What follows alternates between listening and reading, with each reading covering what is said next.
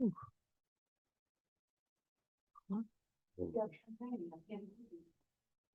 is warm in here. Yeah, just 1 second, please. Which switch?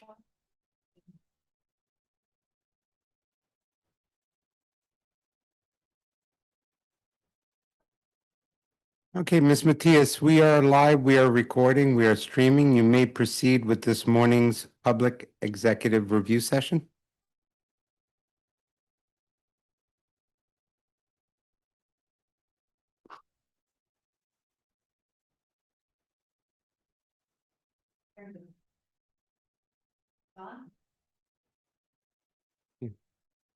Yeah.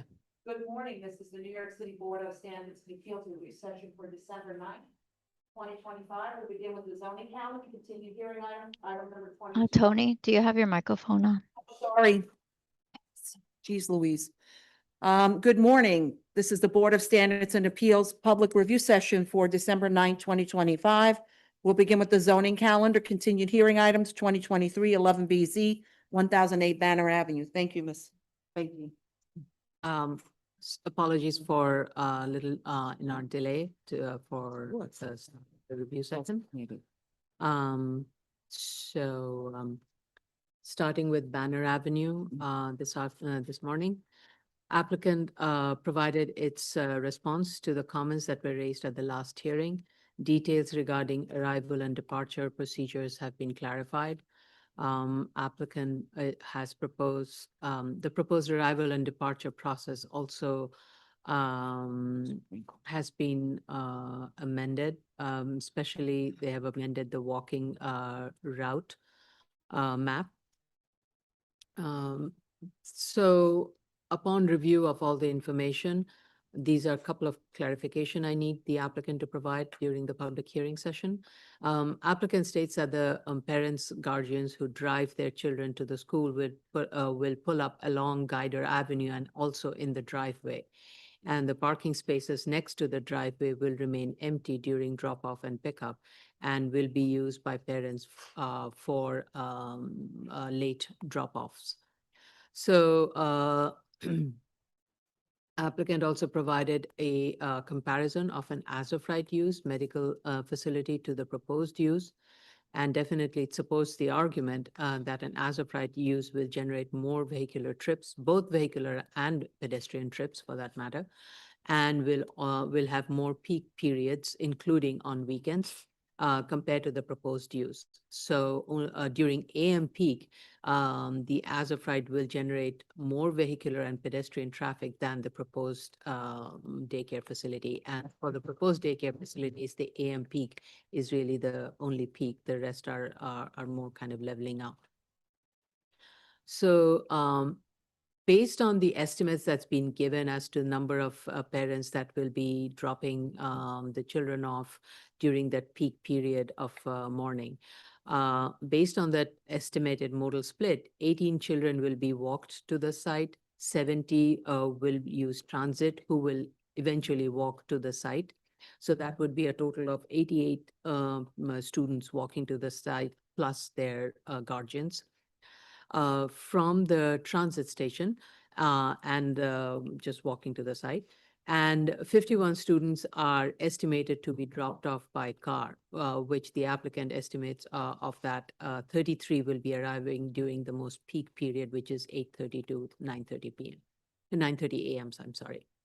Given the estimated volume of vehicular trips, combination of curbside drop-offs and pickup along Guider Avenue, which would accommodate about 4 to 5 vehicles, and the use of the driveway will accommodate 4 vehicles. So this will total to about 8 to 9 vehicles processed in 6.7 minutes.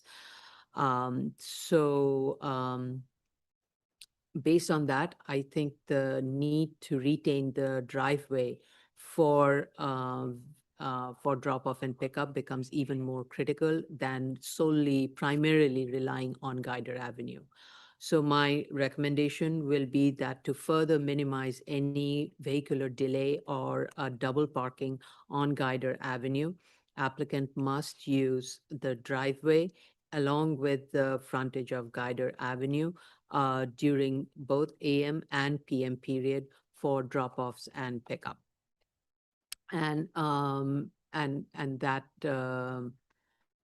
and that would require revision to the statement of facts. I think these are statements that are stated on page 6, page 4,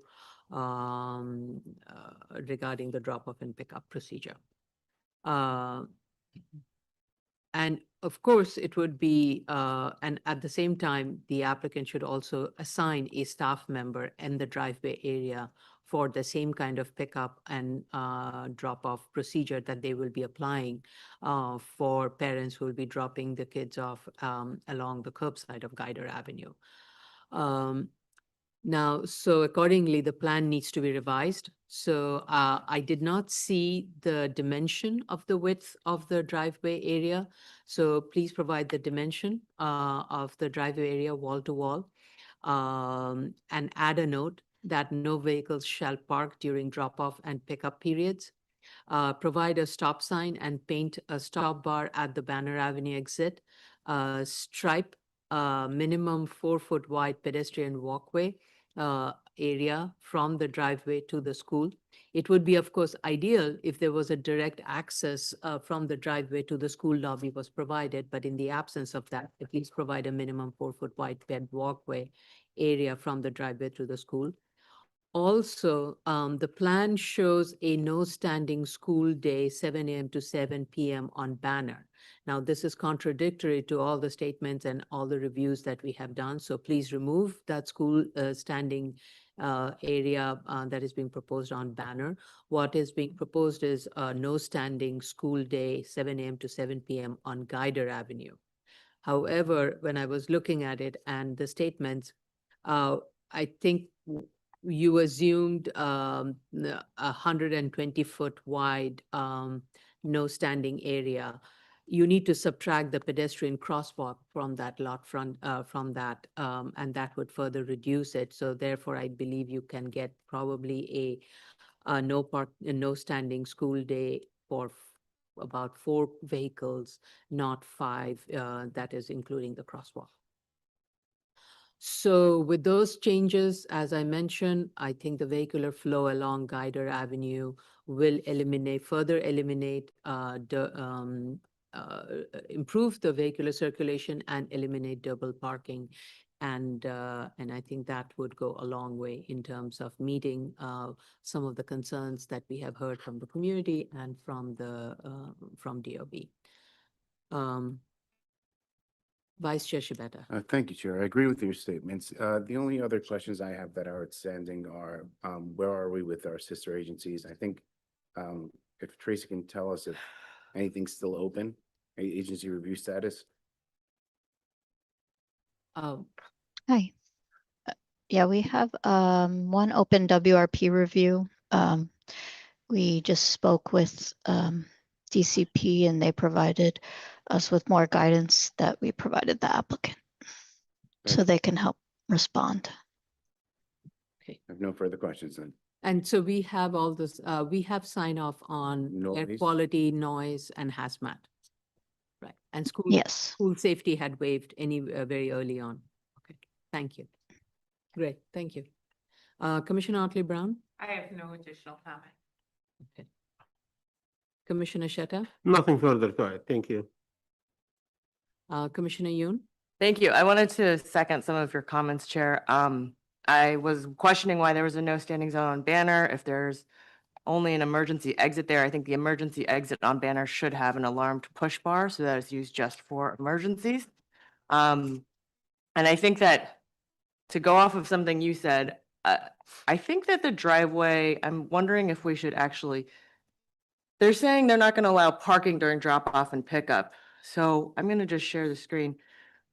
I think that wouldn't it be better to just create a sort of reservoir space where the parking is proposed and create a no stopping zone so that during AM and PM drop off, it will be assured that there will be no cars parked there and that people can use that as really a way of getting in and out of the school in their cars.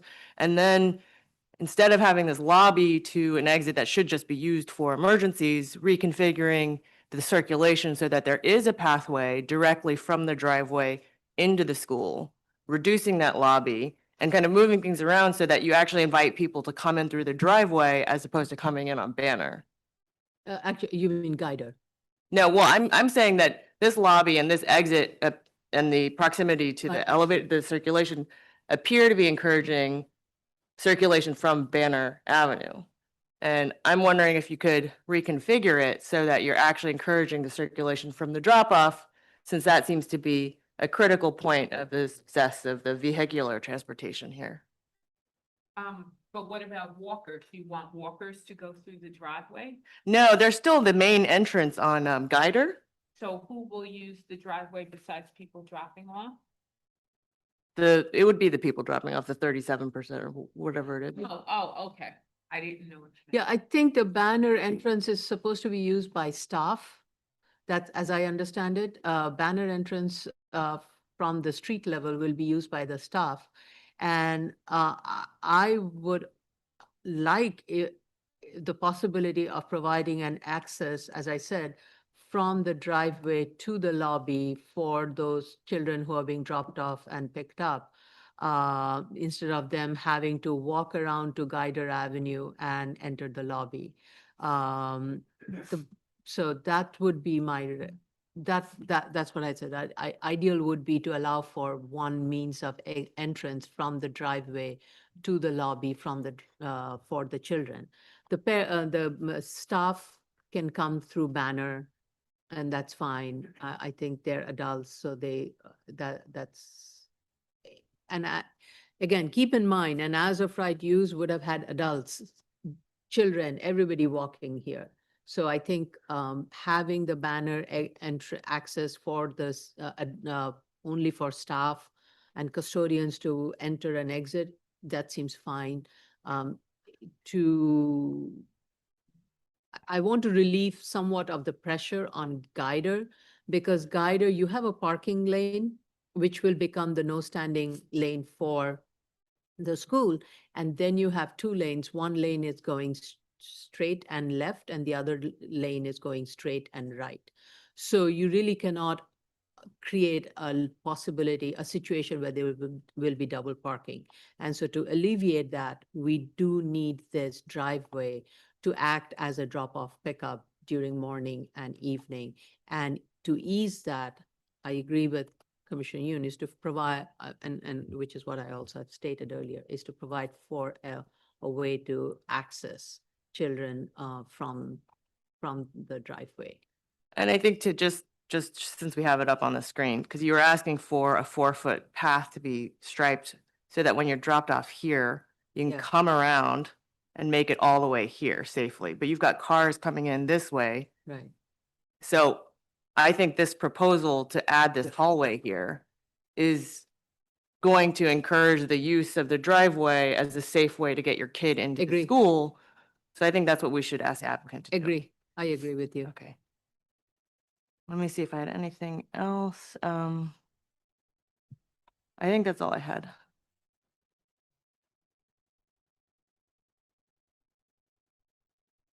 Okay, move on. Yep.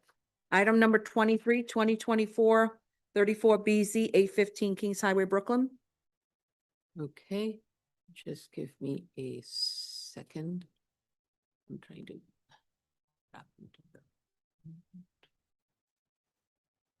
So at the last meeting, board had directed the applicant to revise the plans to be consistent with the operational plan and to simplify the flow and contain the flow within the garage by providing signage, eliminating reservoir spaces in stackers, realigning the curb cuts with garage access way, providing landscaping and street planting to prevent vehicles from temporarily occupying sidewalks.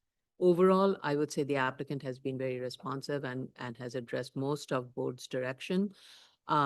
except the realignment of the curb cuts due to the minimum required distance the zoning requires between such curb cuts, which has to be a 60-foot. So for that reason, this realignment, and also the location of the initial curb cut has to be of a certain distance from the intersection, and thereby this little bit of realignment is happening. So I'm fine with that.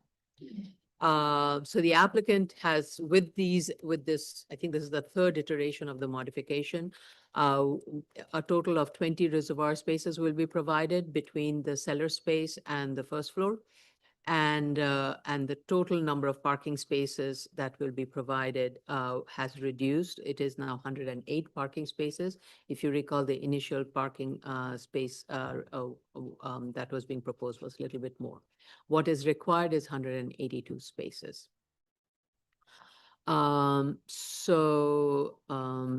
The initial was 119, so it's we lost a few more because the configuration of the interior layout just was not realistic, and it was not going to meet the findings. So because of this realignment, the number of parking spaces that can be accommodated on the site reduced. Applicant has also provided a 3-foot deep planting strip along the curbside. And I want the applicant to dimension that depth of the planting strip in the plan. It's stated in the statement of facts, but it's not indicated on the plan. Add a note regarding the planting type. It shall be shrubs, seasonal planting, and grass. Because oftentimes if we leave it as is, it will just become a sandy pit, and eventually it will be misused. So please do provide a planting detail for that area. So with that, I'm very satisfied with the submission, and I know it took us a few iterations to get here, but I am appreciative of the applicant and his team to respond to the comments. Vice Chair Shibata. Thank you, Chair. I agree with your statements. I found this submission to be responsive. The only thing I'd like to add is, as we were talking about the loss of parking spaces, they did try to create a method in which there be parking spots reserved in advance through an online payment system. And I think that is kind of a forward-thinking approach that I think we could think about in other cases. We would definitely encourage that, but it's a business decision. Sure. No, So it's going to be, yeah. of course. And I'm sure every parking space is going to get savvy with this because it just improves their business. Yeah. But we'll keep that in mind, definitely. Yeah, thank you. And that is definitely going to happen in this case. Commissioner Otley Brown? I think the combination of the reduction in the reservoir spaces and the operational plan that aligns with moving clients in and out in an expeditious manner results in a far better plan. So I'm supportive of this. Okay, thank you. Commissioner Shetta? Thank you, Chair. I'm satisfied with the application. I have nothing further to add. Thank you. Commissioner Yoon? Thank you. I have nothing further to add. Okay. Item number 24, 2024-62BZ 78 Fort Place, Staten Island. Okay. So at the initial hearing, the board had asked the applicant to apply the City of Yes regulations and show if the existing structure can be repurposed for an as-of-right residential development. This is a threshold factor. So the applicant did provide a zoning clarification applying the City of Yes regulations. And based on that, and as supported by applicant's statement, conversion of the convent to a multiple dwelling unit is permitted, and the existing FAR and the height, the existing built FAR and the height of the structure, which exceeds the maximum FAR and height, is permitted to be converted to multiple dwelling unit. So per City of Yes, a maximum 1 FAR is permitted and no parking is required since the site is located within a greater transit zone and qualifies as a qualifying residential site, and therefore that residential FAR bump up. The existing building is built to 1.24 FAR. So upon review of all of this, before we can consider the revised proposed plan, which the applicant has provided, in response to some of the comments that were raised at the initial hearing, we need to determine if there is a hardship since the site can be converted to a multiple family residential development as of right. And in its statement of fact, applicant cited functional obsolescence, the narrow 40-foot depth building floor plate, failure to make marketing as in marketing an as-of-right development, and that repurposing to an as-of-right community facility use is not viable, and expanding an existing building as-of-right is also not permitted. So of the four listed, failure to market and repurposing to community facility and expanding to capture 1960s R6 density is not an acceptable hardship at all. The question only remains is the building functionally obsolete? So at the last hearing, in the absence of this zoning analysis that we have today before us, I had stated that functional obsolescence has been established and agreed that a 40-foot width was difficult to repurpose. However, this submission that we received has changed my opinion. Also, two BSA variance cases that were cited for functional obsolescence, Beavers Street and Bond Street, are different from the subject project. Both projects were in zoning district that did not permit an as-of-right use. In the case of Beaver,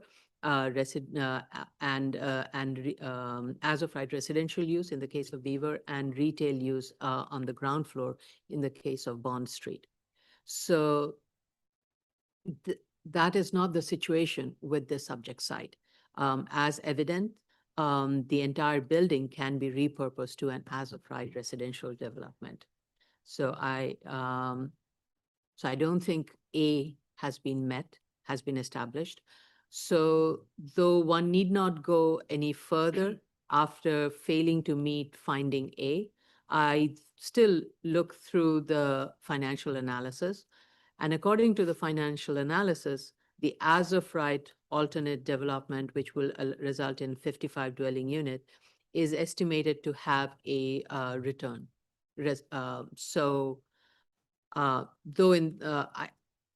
I do not think board needs to go any further in reviewing the project as demonstrated, where an as-of-right residential conversion is permitted as of right and is estimated to have a return. Now, the decision to build a micro unit versus a different mix of unit type is a market decision. It is not a hardship, and it is not and does not qualify as a uniqueness finding, which we had stated at the last meeting also. So, Vice Chair Shibata. Thank you very much, Chair. I agree with your statements.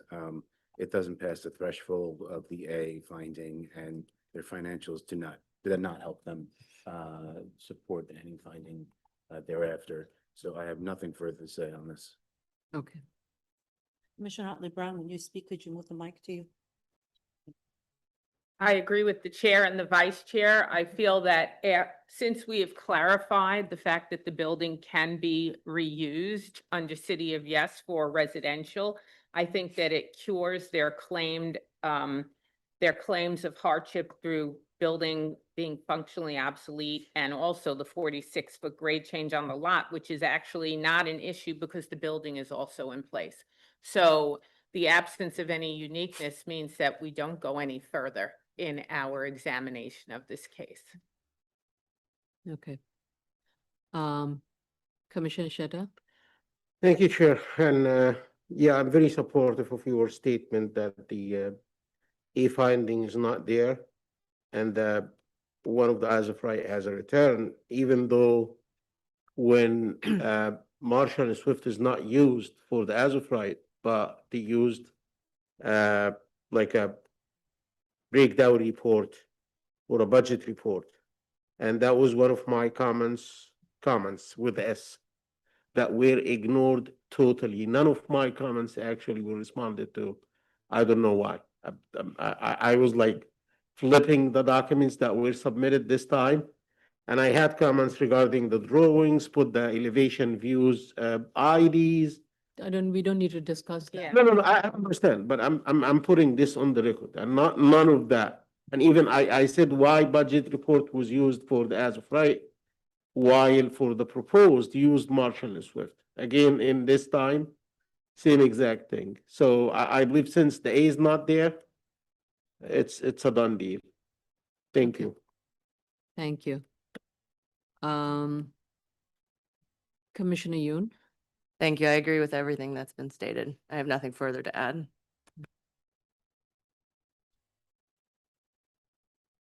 Item number 25, 2025 12BZ 220-26 Jamaica Avenue, Queens.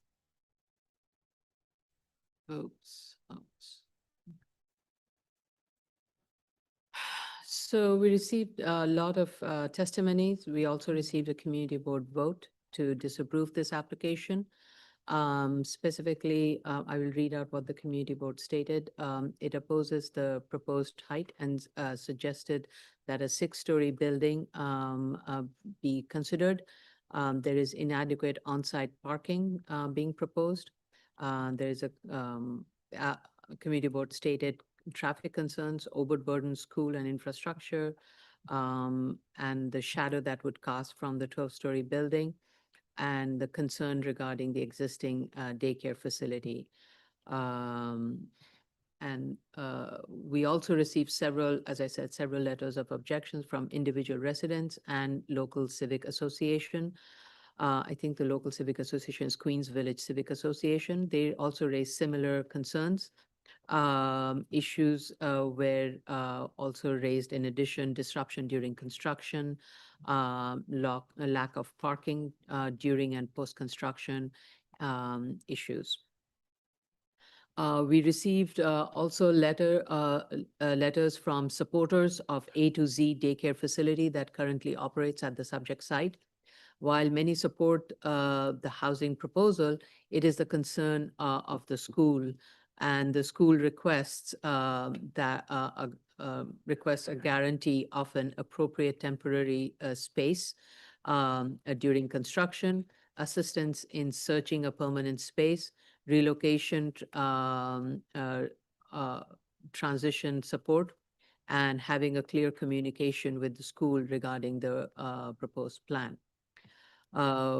We also received a letter from Councilmember Williams urging the board to weigh the need of the affordable housing alongside the concerns of the surrounding community regarding the neighborhood context, infrastructure, and community stability. So first of all, most of the comments that's been raised about the quality of life, these factors are going to be analyzed on through the EAS process. And the applicant has provided an affordability feasibility study, where it compared a 6-story building and it ranged from 6 all the way to 12-story buildings in developing a 100% affordable unit. And in that analysis, it showed that there would be a significant financial gap with a 6-story apartment building. Since the government financing is based on the number of affordable dwelling units and increase from 140 dwelling units in a 6-story building to a 310 affordable dwelling units, makes it financially possible for the project to meet the funding requirements that it is seeking. Furthermore, with regards to the daycare facility, the board can't condition this, but I would strongly recommend the development team to work with the daycare facility in addressing their concerns and if needed, work with the local elected officials in helping keeping the school in the community, if not on the site, and working and maintaining a clear line of communication with the school and also with the community board. And I want not only what I've stated, but that's just my personal opinion, but I want the applicant to provide a very clear response to all the comments that we have received so far from the community board, from the civic associations, from local residents, and from council member. So, as I mentioned, this is an application for 100% affordable housing that will be funded through the ELA program. And at the hearing, the board had asked the applicant to explore the possibility of setting back the top 2 floors from Jamaica Avenue. Applicant has provided a reason why a setback along Jamaica Avenue along 10th floor, above 10th floor is not feasible because it would result in loss of several affordable units. And as I stated earlier, any loss of units makes the building not financially viable and therefore would not meet the funding requirements of the ELA program of the affordable housing program. The revised plan responded to the comments that were posed by swapping the social service space away from the residential use. I do still have some questions, and it really requires cleaning up the drawings. The revised plan shows opaque fencing along the accessory parking lot and the residential portion of the open space on the ground floor. It is not clear from the plan if the fencing will be continued along the courtyard to that is going to be used by the community facility provider. Please confirm and revise the plan accordingly. Also, as shown, it seems that the open space designated for the residents will be accessed, can only be accessed from the accessory parking area. However, I did not see a gate that is providing such an access, so please provide that. And confirm how many people will access this I want the applicant to confirm how the residents will be accessing this parking lot. Because it seems there is a gate according to the plan, but would it be an automatic electric gate or an armed barrier? And the reason for asking that question is you need to secure the entry to the accessory parking space. A gate system will be that measure of security, that would be that measure, because it would prevent any loitering in the parking lot, and thereby it would further secure the outdoor open area that would be used by the residents and for the and also to the by the community facility. Indicate on the plan the proposed setback dimensions, the minimum and the maximum as the street kind of tangentially runs from the front lot line where the publicly accessible open space is proposed. The community facility floor area on the plan set is inconsistent. So please go through all the analysis, all the documents, and make sure all these informations are is correct. Community raised concern regarding the neighborhood context. It is a balance between the need for making affordable housing available and the built context. And as of right development would achieve, as I'd mentioned, 110 units. Applicant is proposing an addition of 200 dwelling units, which is needed to make the project financially viable to meet the terms and conditions of the housing loan program. HPD also provided a soft commitment letter for the proposed development, which further supports the programmatic need and the minimal that is needed to make this project viable. In addition, in the November election, New York City saw a strong endorsement for creating more affordable housing throughout the city faster. The subject site is a large, deep site located in a zoning district that generally does not support high-rise building. I agree with that. However, this site, being a large and a deep site, it also has a Long Island Railroad embankment along the rear lot line. So all these factors makes it difficult for one to place a building on this site. But I would say the design of the building has been very thoughtful and it has taken advantage of the depth of this site by providing more density away from the street frontage. And in addition, the front portion of the building is set back from the lot line to further reduce the appearance of the height and maintaining a larger distance between the building across Jamaica Avenue. Jamaica Avenue at this location is 100-foot wide. By setting the building back, you're actually further making the presence of the building even, you're minimizing that.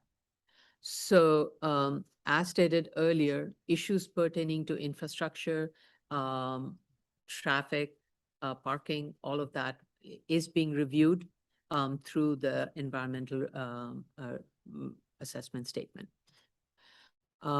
We do have, LPC has signed off on landmarks, and also we have a closed hazmat. What is open is air quality, noise, transportation, community facility, and open space. Ms. Benke, correct me if I'm wrong, if there's any other updates that I need to know about. That's correct. And HPD had issued one comment. It was mainly just a change a bit of text in the EAS. Okay, all right, thank you. Vice Chair Shibata. Move the mic. I'm sorry, I know Thank it's you, Tony. inconvenient, but you know. Notwithstanding everything you said, I found the application, the submission to be very responsive. I found it to be responsive to the community board. I do want to note that the Queens Civic Association wants a 5-story building as opposed to the community board that suggested a 6-story building. And as you stated, both would be unfeasible because they wouldn't be able to get the proper funding to let this happen. But I do second your opinion with that the applicant should work closely with the daycare center as well as the community board and Queen Civic to see if there's any amends that can be made to be a good neighbor. Yeah. I have nothing further than that. Okay, thank you. Commissioner Otley Brown. I agree with your comments about cleaning up the plans. For instance, I also didn't see that door that would make the rear yard accessible to the residents of the building through the accessory parking garage. And also, I looked at the rendering and it was not apparent to me where the publicly accessible green space is. It wasn't depicted in the rendering and it didn't even look as if the building was set back. It is, if one can show the plan, does any? I got it. Okay. Jella's got it. So it is there. If you look at the note, which is publicly accessible open space, that's. Right, yeah, but look at the rendering, because it's in the rendering that I didn't see it Oh, when you're looking straight on. The, the elevation? yeah. Yeah, Okay, so I guess, maybe, so that's a good question. Mr. The Teresa. applicant should provide more clarity as to how that open space is going to be treated. What kind of planting and what kind of features will be provided. I'm assuming this is going to be a passive space, but do need to provide more detail. yeah, I was wondering could you bring that up again, Chris? Oh, Jella had it. Oh, Jella, sorry. See that little thing that sticks out on the left side of the drawing? Is that the green space that they're talking about? No, it really should be the green space that is in front of the building. It runs along the entire length of the building. Right, yeah, so if they could just. Yeah. I don't know if they rotate it so that it's not exactly looking straight on, but kind of looking in a downward angle. So an instead of kinda axionometric, okay. Apparent. Yeah. Okay, I wanted. So with to an do that. axiom.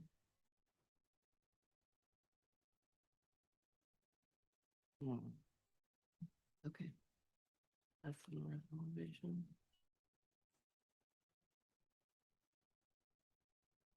Okay, thank you. Commissioner Shetta? Thank you, Chair. I agree with you that the applicant need to pursue some communication with the daycare and see if he can temporarily like relocate them and then get them back to the site when the construction is done, or even permanently. This is one thing. Also, I urge the applicant to reach out to the community and elected officials and explain why the size of the building need to be the size of the building. I mean, 12-story building instead of 6-story, but at the end of the day, we should be supportive to this kind of like construction because of the need of the city to affordable housing. Thank you. Jella, let me talk to Commissioner, find out what Commissioner Yoon has to say, and then I'll let you go. Okay. Go ahead. I'm still in support of this project. I wanted to note that in the statement of facts, they note that the existing daycare provider A to Z is intended to occupy the space in the new building. So I think the gap is really understanding what happens during construction. So the applicant should discuss whether there have been any discussions about temporary relocations already, which would be customary if you're already working with them on becoming the tenants of the new space. I have nothing further to add. Okay. That's great. Ms. Pringa? Ms. Branca? I just wanted to note, I apologize if you noted this, I don't recall, maybe I missed it. That we received a soft commitment letter from HPD on Friday. Yeah. Thank you. Yeah.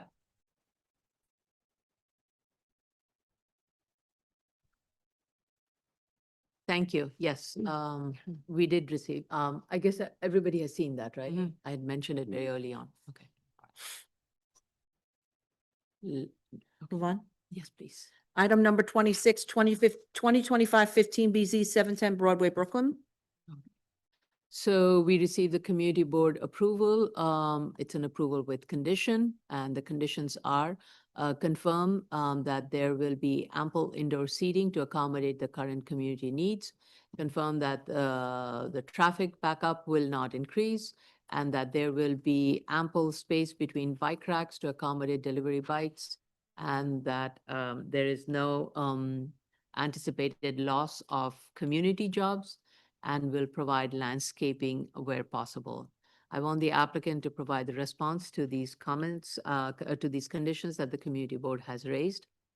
The board cannot weigh in on the community jobs. That's a business decision, and the applicant, I will recommend that the applicant consider finding jobs, but it's not a requirement that the board can impose. Applicant has submitted a revised plan. Based on this revised plan, additional bike parking racks along Broadway frontage has been provided. And this responds to one of community board's concerns. Revise the noise programmatic diagram for 2 menu boards that is being proposed, and the trash enclosure material has been indicated on the plan. However, the height has not been indicated on the plan, and also we do not know the nature of the trash enclosure gate. So add a detail to the trash, bless you, add a detail of the trash enclosure in the plan set indicating the material, the height, and the type of gate. Add a sample of a good neighbor sign that is going to be placed along the rear lot line. Add that to the site, to the plan set. Regarding the lighting note plan on page 006, remove note number 2. Regarding the treatment along southern lot line, area construction manager of McDonald provided a letter justifying why landscaping along the southern lot line is difficult. And I am accepting that reason. Applicant reached out also, we had asked the Okay.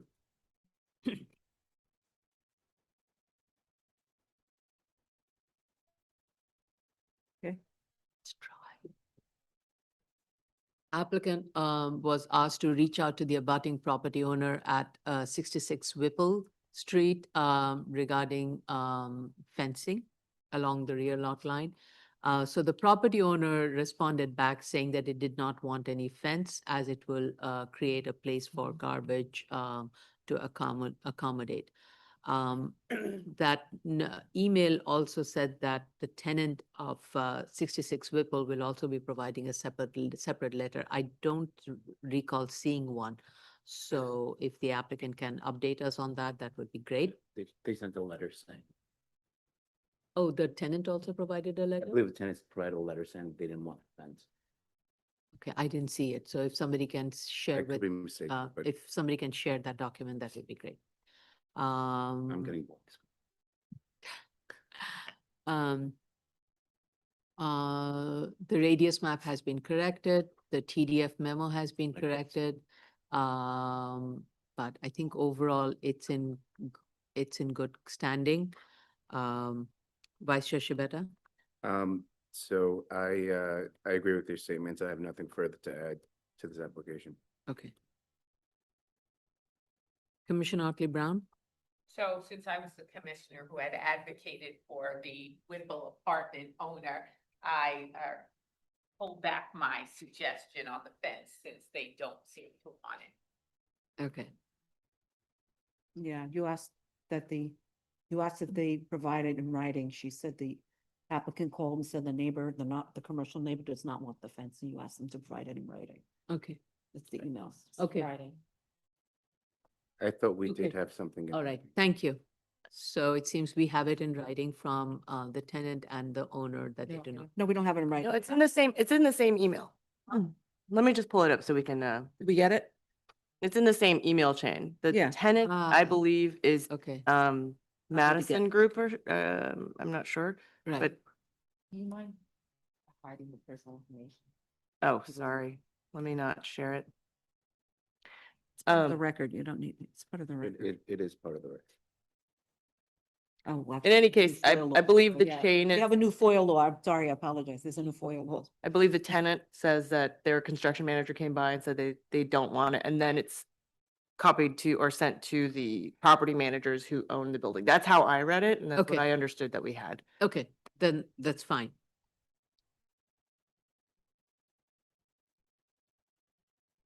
Okay, good.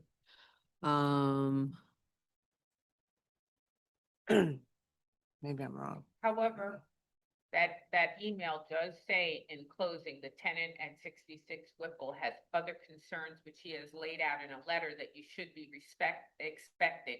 I just saw that, so Yeah, I might so be wrong there. There may be other issues we probably should be a little waiting on before. Okay. Miss Chu has, Uh, Yes, can you hear me? I just wanted to say that the email does say that a letter will be coming from the neighbor with more details, but we didn't receive a separate letter. So we need that, and we need to know what those other concerns are regarding 66 Whipple.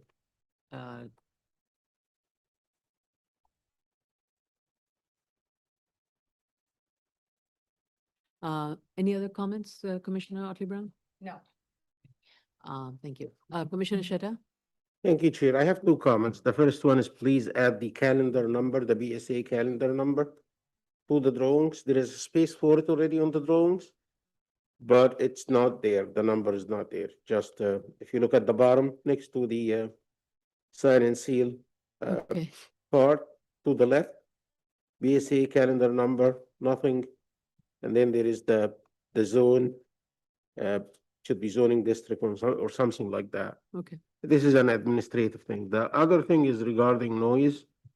When I look at the plan, it's not showing shading. Shading means that you shade the areas between the contours.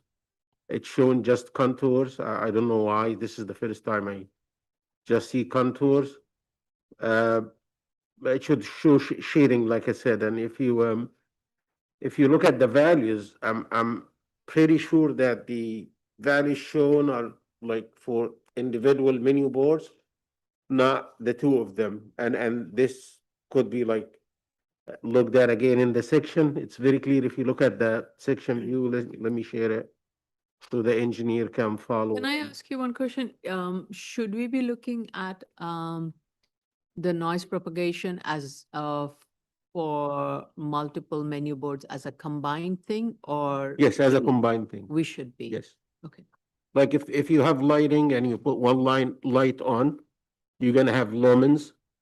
When you put the second one, they're gonna add up. It's not like adding 2 to No, 4. what I mean by combined, I'm sorry, I think I wasn't clear in what I was asking for. Combined meaning overlay of the two, or is it combined total as one? Are we going to show two noise propagation diagram overlaid on each other to see which? No, it should be one diagram combined of- that shows the additive value of both. And Okay, again, let me show the section. It's clear on the section. Working simultaneously, that's the question I have, because when I do go to these, fast food places that have two menu boards, it almost seems like there's one person who's just alternating between both. So it'd be great if they could fill us in on whether they're simultaneously speaking to customers or if it's just, they're just allowing them both in queue when they're going back and forth. That's what I'm not sure of. I've seen both. I've never used drive-through, but I generally like to stand in line and see the operational. It gives me a little mental break. So when I'm watching that during peak period, I do see two people taking orders. Yeah. Now I don't know whether there are two menu boards or one menu boards, but non-peak period, I see one person standing. It really depends on the volume, but good I'm question. curious, yeah. And I want the applicant to. It's like everything in engineering design. When you design something, you design it for what we call it the The worst case. extreme scenario. event or the worst case scenario, yeah. Yeah. Yeah. I'm just curious. Yeah. I would like to better. No, understand. that's a good question, and I understand what you're saying, Commissioner Shetta. In this case, it really shouldn't be an overlap as shown. It should be the total of the two and shown as one. It shouldn't be the Propagation. two separate. If you look at this Yeah. section here, you see the first contour, Yeah, 73, the next one is 73. right. That This is, should be- this it is has to be- 67, 60, so it's like putting, yes, you should, when it comes to, from here to here, it's one, up to here, it's one, but from this point and going to It's the right, aligned. we should add the two should be together, two. yeah. And again, the addition is not 2 + 4 = 6. Probably it's 2 + 4 = 4 point something. Because it doesn't add, Right. It's not It incremental. doesn't. linearly, it Not adds incremental. logarithmically, yeah. yes. Got it. Okay. Is that it? Yeah. Commissioner Shetta? Thank you. Commissioner Yoon? Yeah, I had similar questions about, I mean, the section is better, it's improved, but it doesn't address the questions that I think Commissioner Shetta had raised at the last hearing. That's Okay. all I had. Thank you. At least it's to scale this time. I think the horizontal is scale, Yeah. but it's clearly. a We're cut getting and there. paste. We're We're getting getting there. closer. Item number 20. Chair, sorry. Yeah. We're still also waiting for the response to the EAS comments that were previously sent for this. Okay. Thanks. Sorry. What are the outstanding elements? We had issued comments in September, just asking for some more information to be added to the EAS regarding in-ground disturbance, the air quality, mobile screen, and the noise screen. Okay. So this is not a type 2. No, that was a error that was for a different case. I rechecked. Okay. In-ground noise, and what was the other one? Air quality. Okay, thank you. Thank you. Okay. Okay, item number 27, 2025-19BZ, 5832 Broadway, the Bronx. Okay, based on the photos provided, graffiti has been removed and the rear lot line has been cleaned up. And I would say it has been cleaned up much better than the rest of the lot on the site. So I would strongly suggest that the applicant use the measure of site improvement in the way it has been carried out in the rear lot line for the rest of the site. Applicant states that the fence will be placed, that a fence will be placed and it would be a new 6-foot high chain link fence along West 239th Street. And it would be in place in 2026. The statement doesn't correspond with the proposed plan BSA 001. The note states a 4-foot high chain link fence. So please clarify. It should be 6, not 4, anyway. Sidewalk restoration will be done pursuant to DOT standard. It's not clear as to when that would be done. And the subject site itself requires a lot of cleaning, the asphalt pavement and other needs a Should be like good skim coated, a lot of washing, a lot of cleaning Certainly. up. Certainly a power wash first, Yeah. and then the skin coating. Yeah. And the applicant is proposing a 6-foot high masonry wall trash enclosure with metal gate. Statement of fact is still missing the explanation regarding meeting the threshold of 11-411. So please provide that. Those are my comments.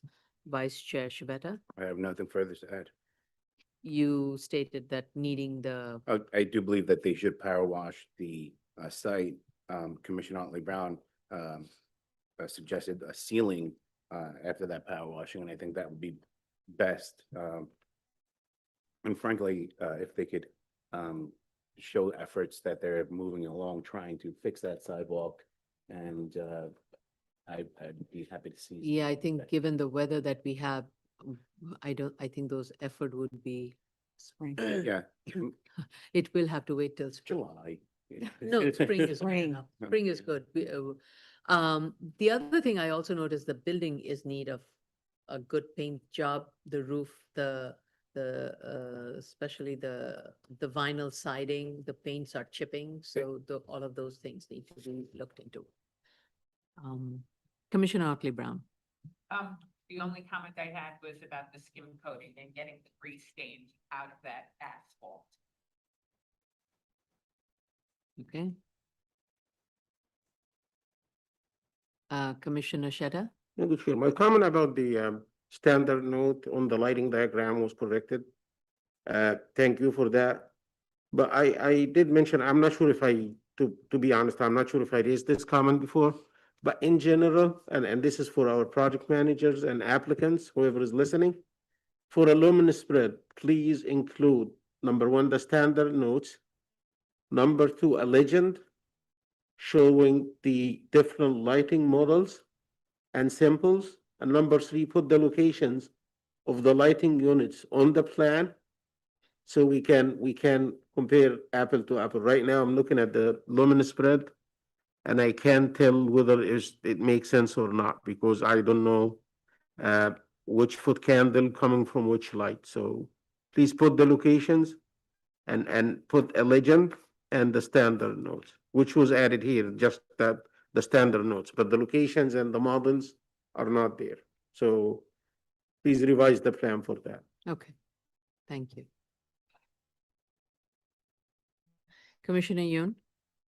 Thank you. Let me see. I think the only thing I had to add, in addition to what's been stated, is making sure to add a note that the sidewalks will be redone according to the DOT standards. Because Yes, it's noted in I'd like notes on the actual sidewalks. I agree. Yeah, because it's not so clear if DOB is looking at this, that the scope of work would be including the sidewalks. I agree with you that the note should be there. It has to be reconstructed and to DOT standards. Yes. Okay, that was the only thing to add. And should be on the plan set. Yeah. All right. New cases, item number 28, 2025-22 BZ, 51 Little West Wall Street, Manhattan. We received proof of initial filing and hearing notices. Community Board voted to disapprove this application. Community Board in its resolution states that all lots in the areas have similar subsurface conditions, did not consider uses that would be viable, including boutique hotels, single-use commercial or residential homes. Citing proposed Gansevoort Street project is premature. Most of the development will be museum space. Former building on the subject site was undermined by the construction of a standard hotel and DOB requirement demolition. So pre and post construction of the standard hotel application, hotel applicant did not take a proper protection measure and legal actions for the damage and health it was self-created. We also, yesterday, we received a letter from Greenwich Village Society of Historic Preservation in opposition of the application. Applicant must respond to these comments, especially why an as-of-right office space, gallery space, showroom space is not feasible at this site. This is an application for a use variance pursuant. Chair, I'm sorry, can I just stop you? Ladies and gentlemen, this is a review session, not a public hearing. Once the public hearing starts, you'll be able to comment, so please put your hands down. Okay, go ahead, Madam Chair. Because everybody's raising their hands and hands. Yes, we will have, please hear us out first. And then there will be a public session where we will be hearing everything that's, that the applicant has to state and the community will have, and the public will have to state on this. So we'll give everybody the chance to speak their thoughts and we will be here to listen to all of them. This is an application for a use variance pursuant to zoning resolution section 72-21 to develop a 14-story mixed-use residential building with a ground floor commercial use on the subject site. So this is a waiver of use. The applicant needs to correct the narrative regarding the previous building height. Somewhere in the document, it says it was a 4-story, somewhere it says 5 stories, so please correct it. As I mentioned, it's what the applicant is proposing, a mixed-use 14-story plus cellar development that would consist of ground floor commercial use with residential above and I think there is one on-site parking that is being proposed.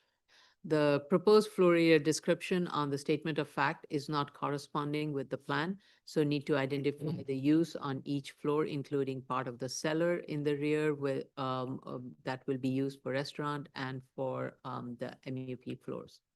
I do not see the justification for a 20-foot high unenclosed terrace for the restaurant on the second floor. If I can guess, it is to allow for added height to place a third floor above the height of the High Line. So with that, let me start the findings regarding A.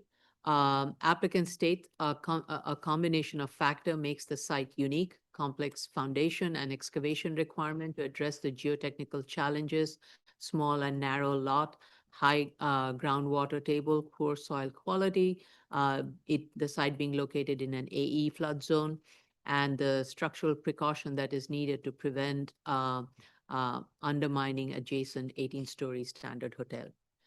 So a uniqueness study was conducted, and based on that, I would say of all these other uniqueness conditions that's been outlined, the only one that I think that is relevant is the uniqueness of the narrow site condition. The subject site is narrow, but not a shallow lot. All 13 sites that were studied, that were identified are also narrow, but not all are shallow sites. And only 5 are less than 90 foot deep. So of these 13 sites, 8 are developed with buildings with more than 2 FAR. So about 5 are lesser built. And of those remaining sites, except the subject site, are all developed.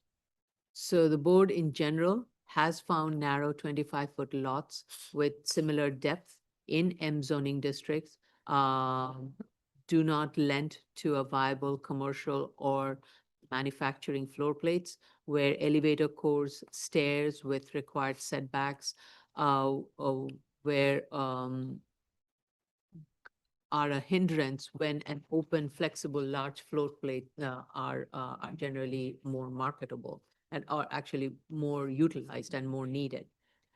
A note to the applicant when preparing the uniqueness study, along with the uniqueness area map, provide a table of all the sites that are being analyzed with the block and lot number, lot area, FAR, building height, and the year built to help support the graphics and the narratives. So the applicant, while has provided the geotechnical report to justify the soil conditions that warrant a complex structure, I eagerly wait to hear what Commissioner Sheta has to say on that. But based on what I have understood being on this board and what I am reviewing, being located in the AE flood zone is not a unique condition and it's not a hardship. And regarding the geotech analysis and the soil condition associated with it, it's a cost that one would have to bear even for an as-of-right development. So it's not a unique cost associated with this proposed development. So remove that based on that. But as I said, I want to hear from Commissioner Otley Brown and Commissioner Sheta on this matter. So same goes for finding B. Analysis has been provided. I just have one question as to the cap rate that is being proposed for the residential for this proposed project, if that is acceptable. And the premium cost, I don't think there is a premium cost associated with it, so how that should be factored. With regards to the neighborhood character, proposed height of 176 feet for a mid-block, when comparing it, so the proposed height is 176 feet, and that is located in the mid-block portion. So while I would say that, yes, the area, in this area, it is changing, the neighborhood context is changing, but that still does not, based on what I have seen from the neighborhood study that has been provided, such a tall building in the mid-block is not responsive to that context, so it needs to be scaled down. Typically, such proposed height is located along the avenue frontages and on larger sites based on the evidence that we received from the applicant. So applicant needs to provide a streetscape study of the existing and the proposed and an axionometric. I agree that the neighborhood has undergone significant change from an active manufacturing use to commercial and now a mix of residential with commercial use. While I would be okay, I would support the change of use, and the change of use will not change the context, but I'm not convinced at all about the proposed height.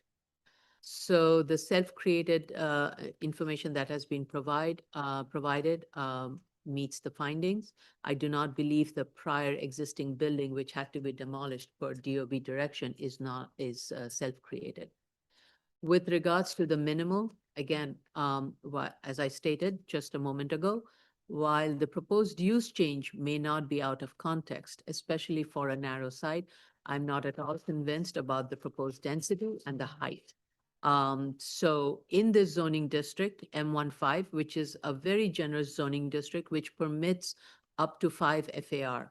So my direction to the applicant will be to change the scope of the project to a 5 FAR, total of 5 FAR of development on this site within the envelope that is permitted. Furthermore, I state that because we received letters from Parks Department, and there could be a shadow impact associated with this project.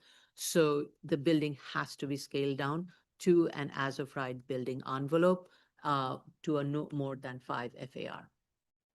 We have, in terms of the environmental review, WRPs closed, air quality, hazmat, I think there's an E designation on this for hazmat, and transportation screens out.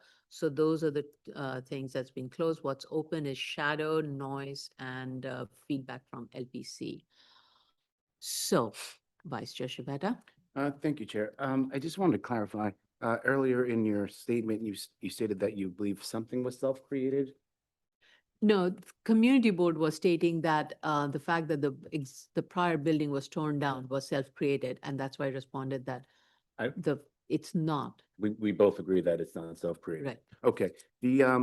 So I agree with you entirely. I believe that this board has a very long history of accepting a 25-foot wide zoning lot as a unique hardship, but that is the only thing I see as unique, despite the DeSimone report. The high groundwater table, the whole entire area has a high groundwater table, it has poor soil quality, and it is all located in the A flood zone. If we were to, this would be much more of a a ULURP question as opposed to a variance question. So I think that it needs to be scaled back to just that one unique hardship. I am actually interested in hearing from Commissioner Schertzer with regard to the argument that being next to the adjacent building creates a hardship in that engineering report. I'd like to hear what your thoughts are on that. Isn't that a very standard practice in city of New York? Exactly, there is no single law. Constructing next to Yeah. other buildings, Yes. that large, small. So if there was nothing special to this, then we all, okay, so we can all agree on that. Yes, there's nothing special. If you have a lot that's not adjacent to an existing building, this lot is unique. Well, in which case, Commissioner Otley Brown. Okay, Commissioner Otley Brown. I'll start with uniqueness. Microphone. Move the microphone. I'll start with their uniqueness claims. As for the small and narrow lot size and configuration, they're actually analyzing this from the perspective of manufacturing not being feasible here. But the bottom line is they're really analyzing an as of right that's office. So if they're talking about small and narrow lot size and configuration, it should be discussed considering the office building as of right that they're proposing, not manufacturing. As for the high groundwater table, it's not unique to this area. It's almost on the waterfront. So I'm not really getting that. Everybody's going to suffer from that situation. And if you are constructing in an area with a high groundwater table, why are you going underground with a cellar? Isn't that amplifying Mhm. your hardship? That's my other question. Poor soil quality, they're saying the site is landfill and it's located in an area of Manhattan created from filling in the riverbed. That's not at all unique. Large swaths of the west side of Manhattan have been created from the riverbed being filled in. So I'm not recognizing that as uniqueness. So I'm not really sure where we go from this point because I'm not seeing anything that is unique to this lot that's causing a hardship. There may be some issues that cause a hardship, but it's affecting everybody in that area equally. So I'm not on board with the uniqueness finding yet. Not even the narrow width. Well, they haven't analyzed it in terms of what it means for an office building. Okay. I'm not saying they can't make that argument. I'm just saying they haven't yet. They're talking about manufacturing large machines and no circulation area because of the large machinery and needing areas for storage. Let's talk about it. What does it do to the office floor plate? As for the return, I've reviewed the financials and I'll just go down the list of questions that I have, starting with the site value. The comparables that they're using all have residential potential built into their zoning. So it's not just a floor area situation that they can isolate by going down to price per square foot. So what they're doing is they're adjusting all of the comparables down by 5% to account for that. But I think that's too small of a downward adjustment because having the potential to build residential is very valuable, which is why they're seeking it here. So 5% discount on those sales is not enough. They're also talking about the sales were adjusted upwards for the subject's potential to have water views. But they're too far from the river for that to be a factor here. So that upward adjustment should be taken out. The fact that they're getting this beautiful view of High Line should be a big factor instead. I mean, yeah, some people could say that's a factor and some people then say that's a problem because it leads to a lack of privacy. Because if you open your shades, people are gaping at you. Oh, wow. look at Not that when naked you're, body on the not third when you floor. see all those luxury high-end apartment buildings that are fronting High Line. So True. It's at a premium, so. True. I mean, I do get that point, but I would not allow for them to jack up the price of the site based on that. I agree, Okay, I agree. because then it's going to drive the I fee was ask. being. Oh, just okay. Facetious. Oh, all right. So then let's look at the restaurant leases. And what they're doing is they're telling us that they're going to adjust all the comparables downward for subject location being far from the interior areas of Manhattan on commercial strips of public transportation. I don't think that's an appropriate adjustment here because they're neglecting to say that this subject is actually in an extremely touristy area between the High Line, the Whitney, and that Diller Island complex. Even in the coldest of winter, it is drawing scores of tourists, and tourists love to eat in restaurants. So I don't see that you would necessarily negate those restaurant leases due to location. So I don't agree with that. As for your office leases, at this point, I'm just going to leave it at that. I want to see further the argument they make as to why as of right office won't work here. And we could talk about the leases. Right now, it's $60 a square foot for the gross floor plates. At least they're doing it based on gross floor plates. That's how it should be done. Okay. So now we go to residential condos. There are 12 two-bedroom, 1.5 condos here, the 1.5 bathroom condos. This is a very small building. All of the apartments are the same. There's hardly a difference except for the higher you go, as in any building, you're going to be slightly more valuable in terms of square foot. The comparables are similar in size and relatively recent, but however, the largest adjustment downward is an adjustment due to the subject's lack of amenities, because they're saying this building only has storage, but they're negating the fact that this building also has balconies. And in an area where you're saying that they possibly could have a view of the waterfront, a balcony is a valuable amenity. However, they're downgrading the price or the value of that balcony by saying that the balcony should only be 30% of the indoor space. Well, we know that balconies are and terraces are generally valued at 50% of the indoor space. So I would like to see it at 50% here, because while in the site value, they talk about, ooh, we have the possibility of waterfront views. All of a sudden, when we're talking about the apartment sales, we're saying, no, there aren't going to be any waterfront views. And so then they're downgrading the value of the balconies as well. So there's So inconsistency. there is an inconsistency. You can't have it one place to jack up the cost and then have it somewhere else to depress the value. It's not appropriate. They have an average adjusted sales price of $2,563 a square foot. So that's after adjusting for all of the negatives that they were talking about. But then they put those sales prices into a stacking plan, and then for some reason, the average price per square foot goes down to $2,548 a square foot. Well, why is the average from the stacking plan less than the average adjusted sales price? There's no need for it. And I'll even argue that in a building this simplistic and this small, you don't need a stacking plan. Basically, they would be better off just basically saying there is 9,800 square feet times the average adjusted sales price and get the total value of the co-op sales based on that.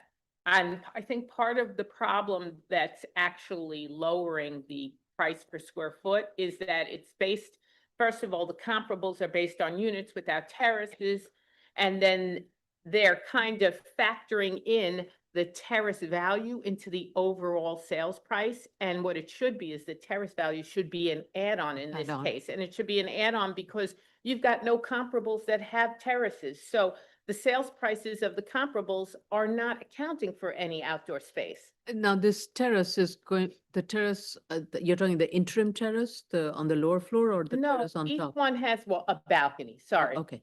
Each one, I'm talking about the balconies Oh, in the okay. front of the building. Okay. So each one has a balcony. But because your comparables don't have balconies, if that average that you're getting from that, even if you're adjusting it, you should then have an add-on for the balcony in the plan and not have the balcony be an outpouring of your adjusted average. Okay. That's how I feel. I think it's kind of muddying the waters as to where the value is actually coming from. As we can see, when you look at the stacking plan, it's depressing the average so that it's actually falling lower than the average adjusted sales price. I think the difference could be as much as 1.4 million Wow. in value taken for the whole building. This is just for the balconies. It's not for there's not that many amenities There's not. There's also, there's amenities. storage. Only There's storage. balconies and storage. Right. So I think that personally, they should set up, if they're going to have a stacking plan, which I would argue they shouldn't, but if they're going to have to, they should take the 9,818 net residential square footage, multiply it by the 2,563 adjusted average sales price for the basic apartment without a terrace and only the small storage amenity, then add 30 to 50%, and as I said, I would argue for 50% of the adjusted sales price, times 165 square feet for each terrace. Get a total amount, then you could arrange it in your stacking plan any way you want to, but at least then we'll know you're accounting for both of them. Each balcony, not terrace. Balconies, I'm sorry, balconies. Because then they're gonna. Right, yeah, balconies. As for the construction costs, why are the premium foundation costs by the cost estimator higher in price for the proposed when both seller footprints are the same? And Yes. this is something that Go ahead. even Commissioner Shetter could answer if he wants to address it. If not, I think they should give us an explanation. as to Because of why. the number of the piles. The taller, Okay. the taller the building is, the more the piles you need and the higher the cost. Okay, great, because I didn't see that explanation. I probably just glossed over it. So for the proposed hard costs, they're using good Class B luxury residential elevator building. And they're doing that because they say that they're compensating for the fact that the building might have its views taken away from the by the Gansevoort project. But if you look at the actual construction, the construction itself doesn't meet the standards that are listed in the good Class B luxury residential high rise.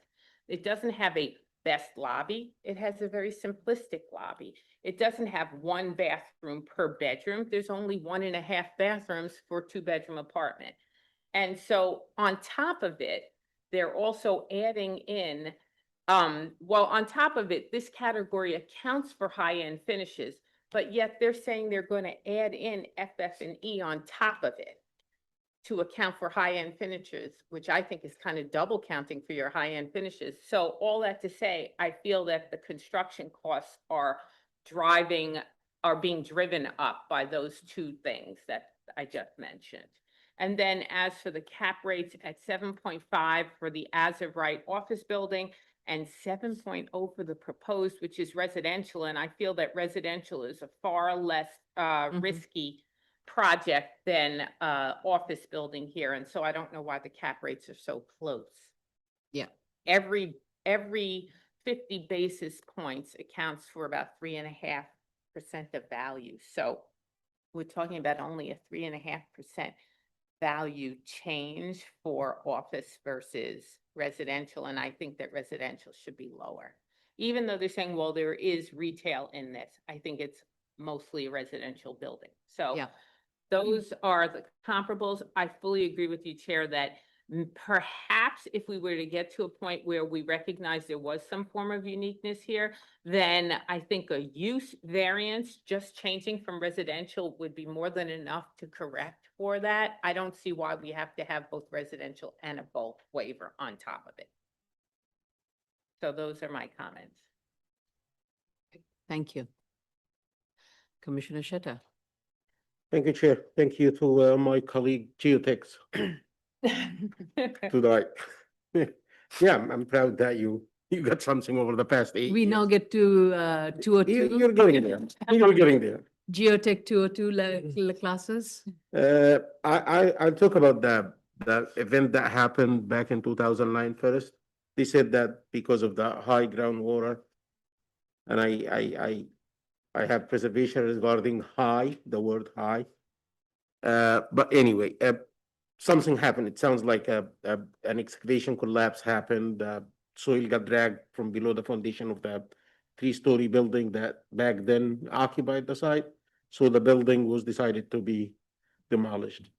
This is an event that happened because of a construction mistake, most likely. So if they got any compensation for that, I would love to know about that. So this is one thing. Also, with respect to the vacancy, they are talking about the combination of conditions, including again high groundwater, that made this site subject to hardship because the cost of foundation and dewatering and the temporary work during construction of the foundation is higher than it was before. And they are talking about that the groundwater went higher. It was in the back, it was like low, but now it's higher. I'm not sure where they got this from. I didn't see that in any of the technical reports that were submitted. And if someone is claiming that since 2009 or 1960 up to like 2025, the groundwater was like raised significantly, I would love to see a document saying that. I don't think it exists. But regarding the subsurface conditions, the claim is the site has soft soils, and the presence of that soft soil is causing the foundation cost to go significantly higher. From this point forward, I'm gonna start sharing my screen, and I promise it's gonna be quick.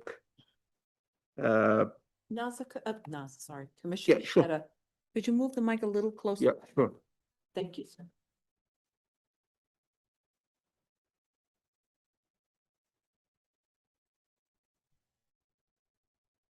So this is the geotech report by GZA, and this is the pillar based on which the argument about subsurface conditions and the soft soil existence should be located. If there is information that we're like drawn from something about soft soils and high groundwater, it should be from this document here. What I'm gonna do is I'm gonna zoom to that. Come on.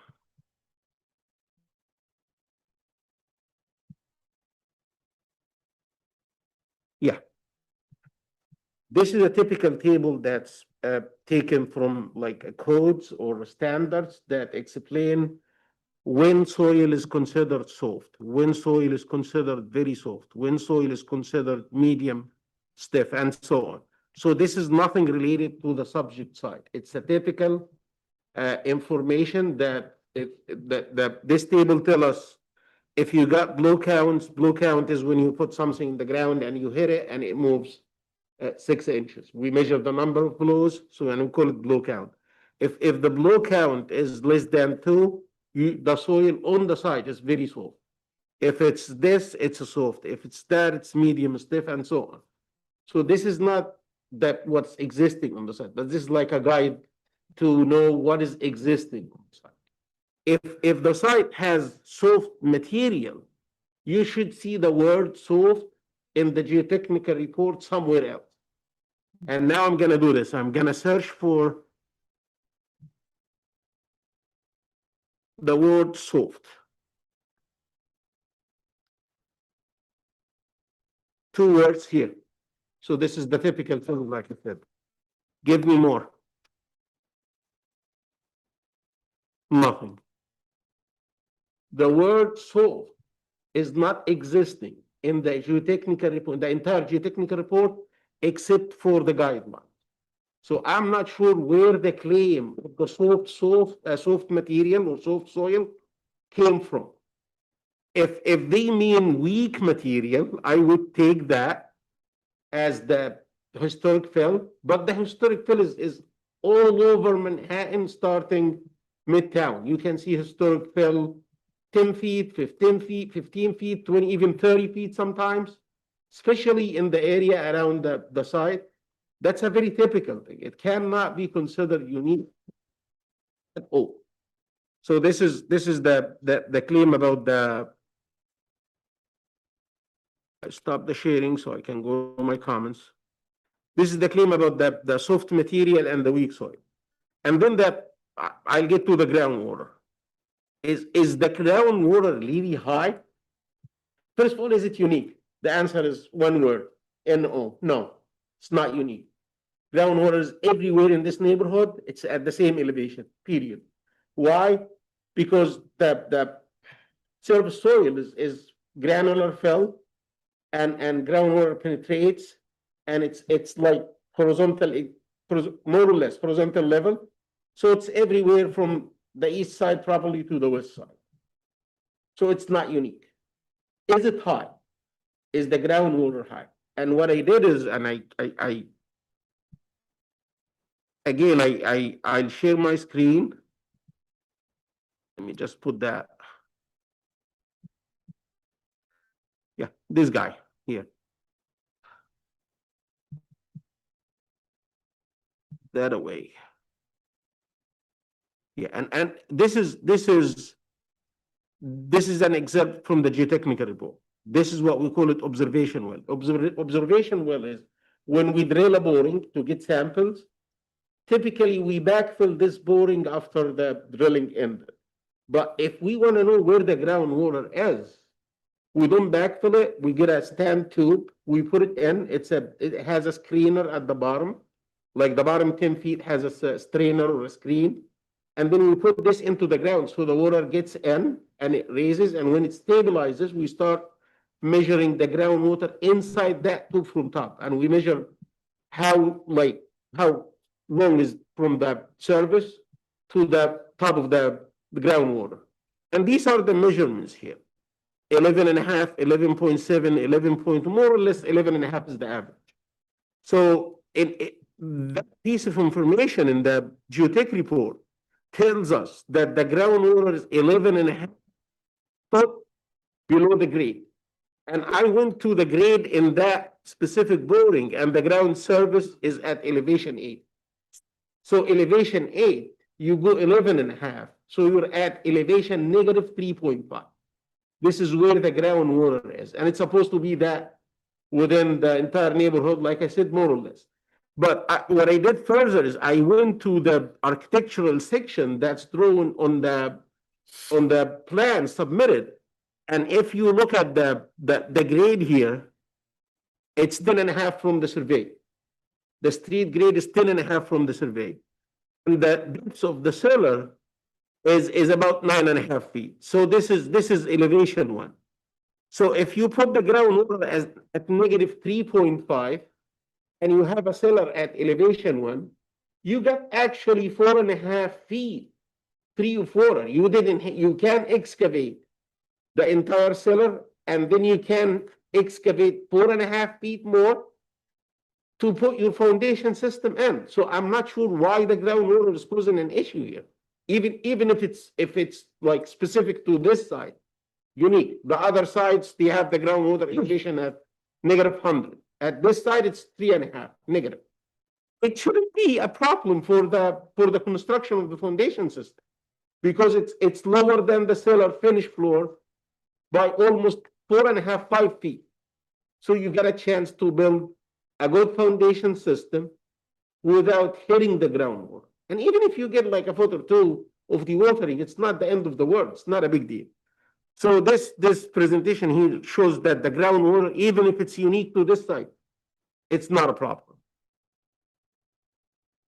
And again, they say that the site is in flood zone.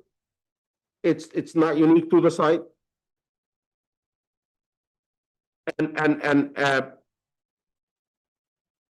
the next point is they say that the site is adjacent to an existing building. We're gonna need excavation support, and you wanna use tangent pile system. And I did look at the report coming from DeSimone, and DeSimone is a very good structural engineer, but with all due respect, and this is an advice, this is not a comment, this is an advice to the construction team or to the project team. If you want to put something that prevents groundwater during construction from entering the excavation, it's not a tangent pile wall. Tangent pile wall is not to cut off groundwater. There is something called either sheet pile wall, which is not desirable in New York because it needs vibrations and the adjacent building could be affected. But there is something called secant pile wall. And if you want to build the cellar below groundwater, you're going to need that. But for this case, like I said, you're not hitting the groundwater for the foundation system. So I just wanted to put this on the record just in case.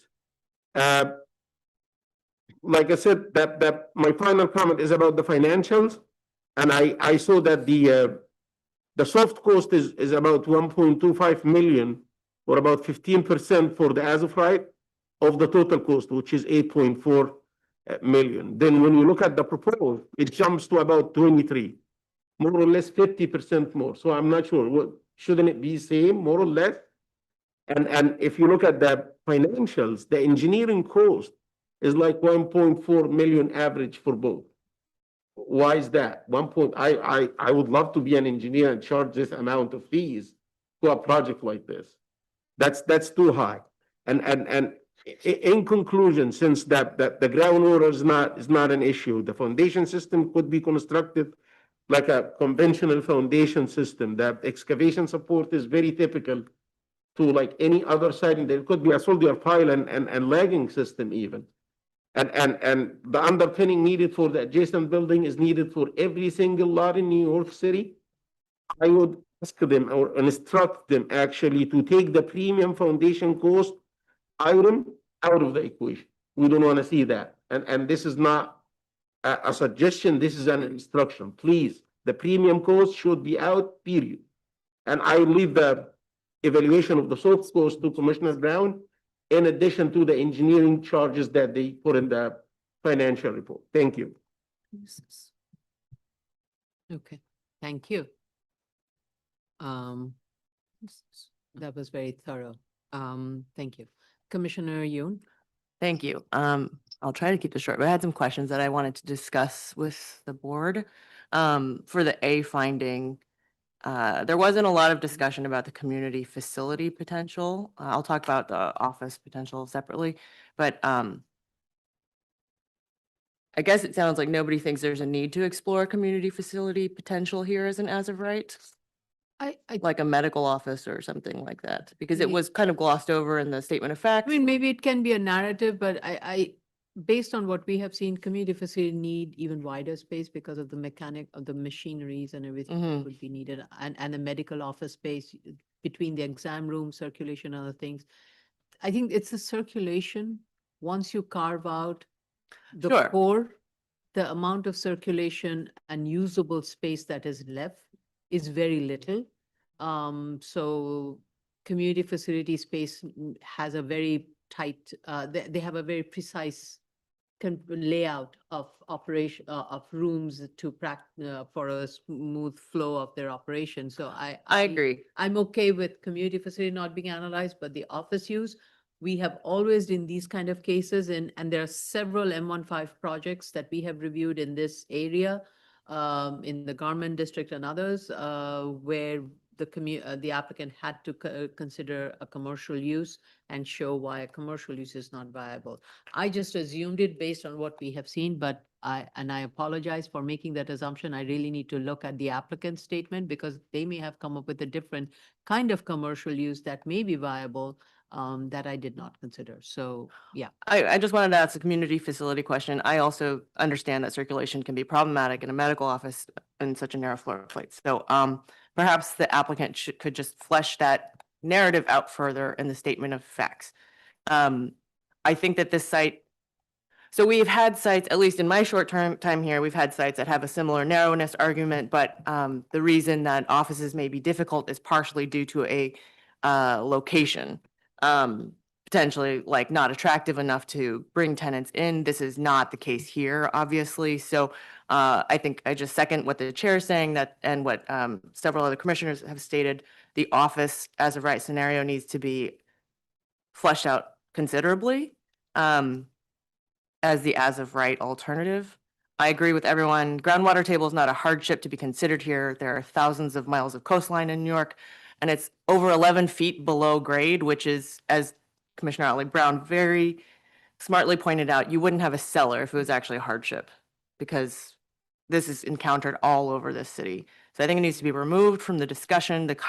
There's a cited case at 40 10th Avenue, the Solar Carve project, that has a number of unique site conditions that create an overall site hardship as that board determined.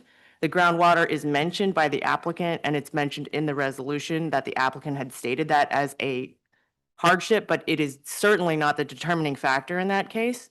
So I would say that that is not a relevant case as far as supporting a groundwater argument here.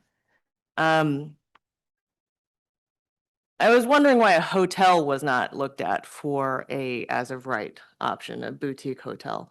I don't know, given the text change that has happened, you could have an as of right hotel here. You would need to go through a special permit.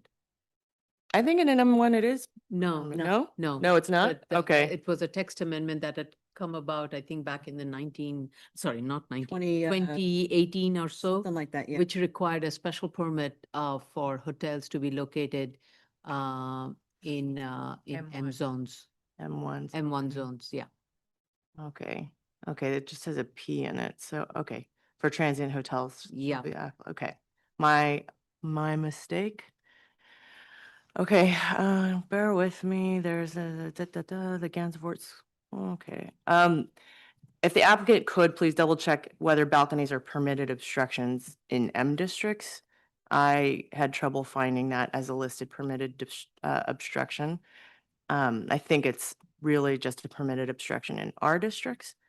Also, the applicant in its statement says that there is no residential equivalent to an M15, but typically don't we often ask the applicant to look at the nearest district that has the residential? This would be something like R6 or R8. I think the nearest one is a C62A, which has an R equivalent of R8A. R8A, okay.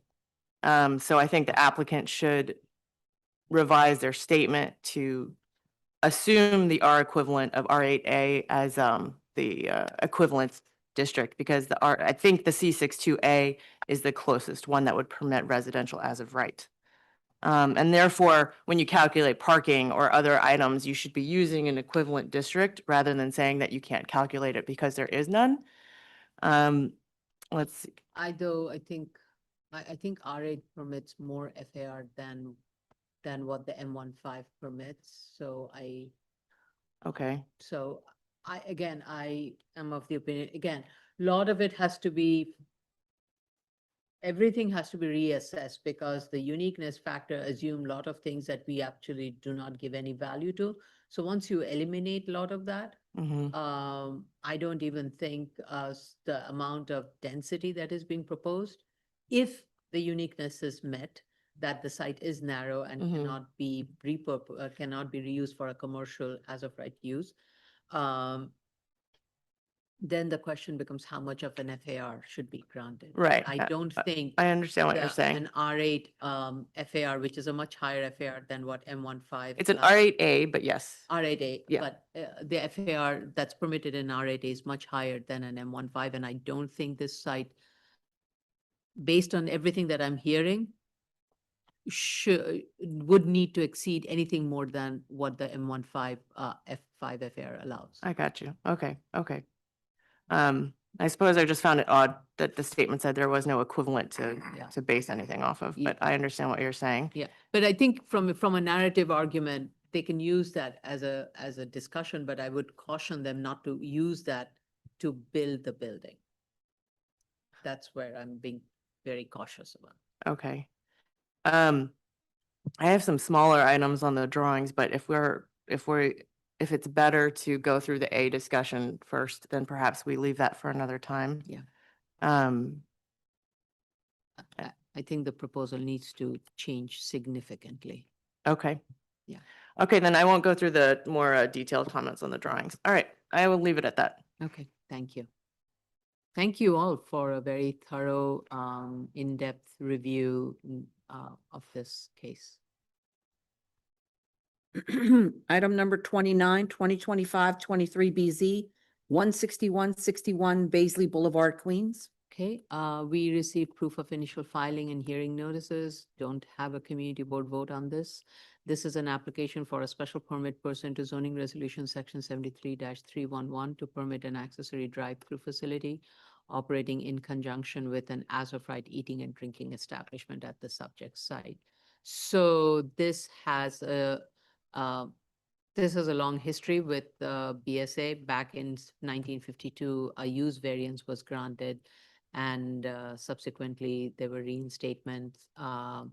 And now the applicant is proposing a new construction for a commercial use with 3 retail establishments, including the proposed eating and drinking establishment for Popeyes with accessory drive-through. So the total building zoning floor area is of, well, it's going to be an as of right. However, what I would say, the total building floor area, zoning floor area that has been shown of 7,225, it is not consistent across the document. There is inconsistency between the zoning chart and the plans and the statement of facts. So please make it all consistent. Same thing, the report prepared by Stonefield for TDF and queuing analysis and drive-through assumed a different floor area for Popeyes and the total building floor area than that's stated in the document. Is it 2,782 square feet versus 2,917 square feet? So please revise the analysis, applying the correct proposed FAR for the traffic analysis also. So we have to go through the findings of 73-311. The queuing analysis prepared with regards to finding A, the queuing analysis prepared based on Popeye's drive-through at 122-10 Guy R. Brewer Boulevard, which is the abutting lot. Based on that, the projected hourly demand, actually, no, I just jumped A. I went straight to B. I'm sorry. My apologies. Let me go back to A. In terms of the number of queuing spaces that's proposed, applicant is proposing 10 reservoir spaces. And has provided a queuing analysis. And that's why I was going into the queuing analysis part of it. So the projected hourly demand during the peak weekday evening, which is the most volume expected, will be 32 vehicles entering. And based on the drive-through queuing analysis at 95th percentile, 9 vehicles will be in the drive-through. So the proposed amount of 10 applicant states, 10 reservoir spaces would be adequate to address the proposed operational plan. With regards to finding B, I would like to know, I think the document is not clear as to the proposed hours of operation for Popeyes. Overall, a conservative assessment was done, but in reviewing the trip assessment on page 5 of the TDF report, it what I want to know if DOT does allow trip assignment when there is double yellow line. And that is of the way some of the turning movements are being analyzed. Similarly, in statement of facts, page 8, second para, question regarding the turning movement to and from the site with double yellow lines on Guy R. Brewer Boulevard and Baseley Boulevard. Are you allowed to account for the vehicles that will be making the left turn crossing the double yellow line? How does DOT assess that? On the site plan, show the roadways abutting the site, the directional signs, turning lanes, bus stops on the site plan. And these are critical information when we are assessing drive-throughs and their location and placements of the access and points.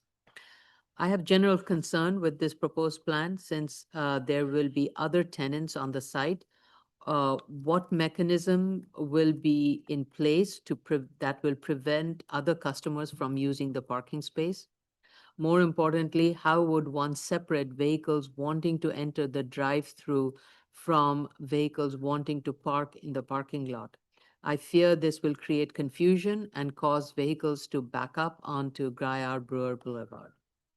What is the justification for a 10-foot wide walkway along the drive-through lane? This has the potential for added vehicles and pedestrian conflict with the drive-through lane and would cause a further backup. If any customer of Popeyes chooses to park in the parking lot, then the access to the building has to be maintained along the sidewalk and not through the drive-through lanes. If this paved surface is only to delineate the drive-through lane, then instead of a paved surface, convert it into a landscape area to prevent any pedestrian access way. Also, I'm not sure the purpose of letting a vehicle to wait in the drive-through lane only to go into the parking lot prior to placing an order, because it's basically the way that where the menu board is and where the bifurcation will happen. To me, doesn't make sense. The circulation plan is concerning and it needs to be thought through fully. While the floor area and the proposed retail uses are permitted, the site is being packed in with all that is permitted and an additional and an addition for a drive-through.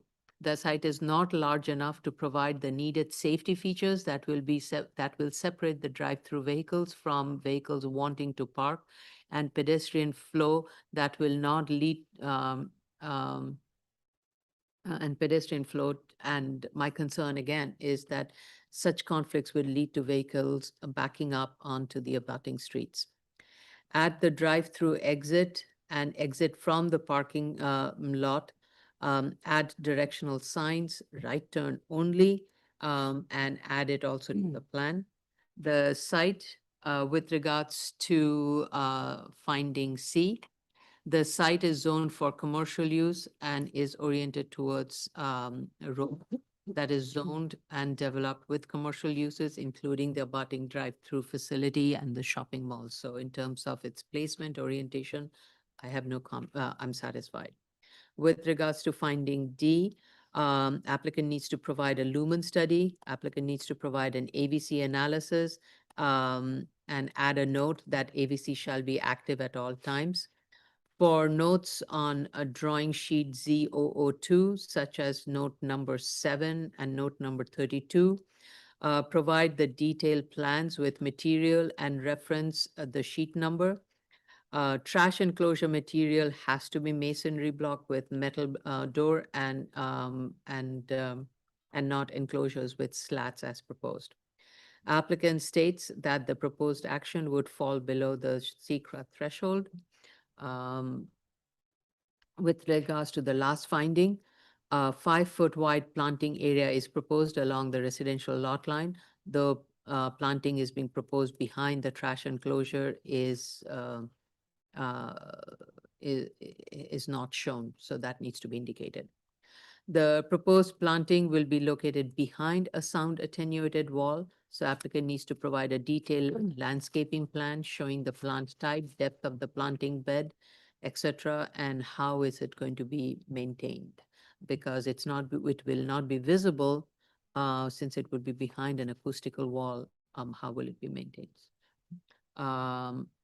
There are 2 open ECB violations related to the building code compliance, so if the applicant can clarify that. But overall, right now, I have concern regarding the packing in of various users along with the drive-through and the safety mechanisms. Can it be even afforded with so many users in place and the tight movements that is being proposed? Vice Chair Shibata? Thank you, Chair. I certainly agree with everything you said, especially with regard to how much this site seems that they're seeking to overuse the site in a way that wouldn't meet the threshold of 73-311. So I share your concerns. I have nothing further to add. Thank you. Commissioner Otley Brown? I have no additional comments. Commissioner Sheta? Thank you, Chair. There is a lumen study actually that's provided, I believe. Let me okay. just check, make sure that I am in the right thing. This is what I was Yeah. There's a lumen study that's provided. This is BSA drawing BSA Z-009. Oh, okay. I will look at it during Yeah. lunch break. Okay. Yeah, and I have some comments regarding that. Number one, if you look at, let me share it. for-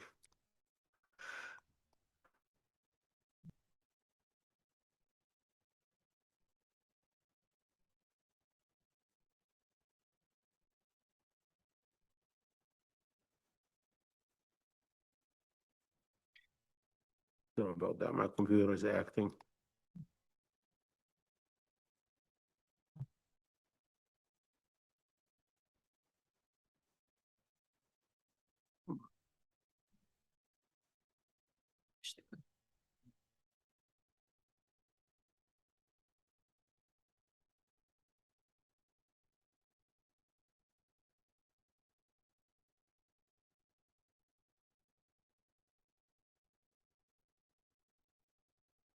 Yeah, right here.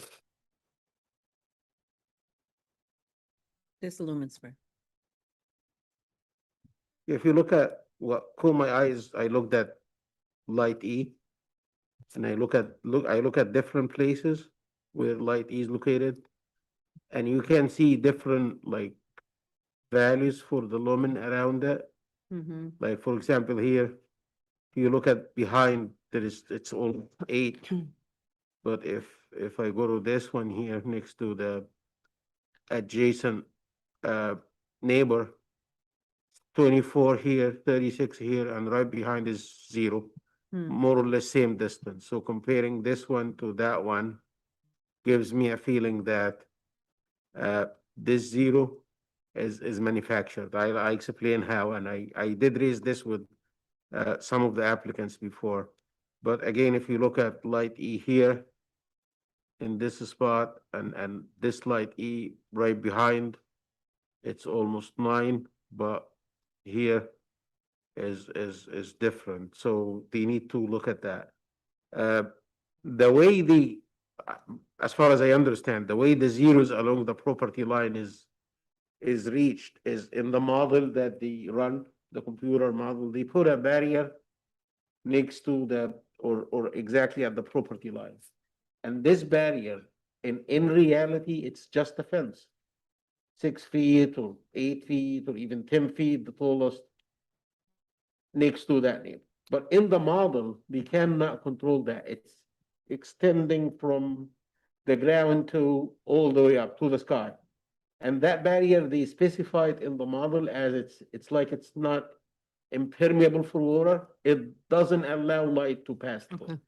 And that's why right next to that barrier, they get straight zeros. Got it. So that need to be reconsidered. This is one thing. Let me see what I have more.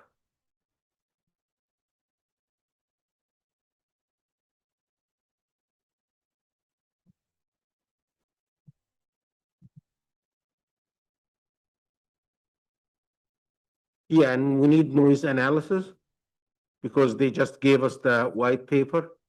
And I said before that just the white paper is not acceptable. We're not gonna do the analysis for the applicant. If you wanna provide the white paper, that's okay, but please run the analysis yourself and submit it. And address operation, e.g. trash removal and so on, in the statement of facts. Mhm. Thank you. Okay. Commissioner Yoon? Okay, let's see. I agree with everything that's been stated. Think they should expand on the timeline for removing the violations and remedying the fence issues that are part of the violations. The circulation is an issue. Obviously, the customers who park have to for any of the stores have to cross the drive-through at various points or walk all the way around and again cross the drive-through to enter any of the stores. For parking calculations, I just wanted to triple check that tenant 4 is a business that's located in the cellar. That for their calculations, they only include the floor area that's on the ground floor, which is a lobby. But in the cellar, they expect 25 people. So just wanted to confirm that that floor area does not contribute to their parking calculation, because if it did, it would likely get them above the waived 25 requirement. Okay. And also that the mezzanines would, whether or not they should be included in the parking calculations. I have nothing additional to add.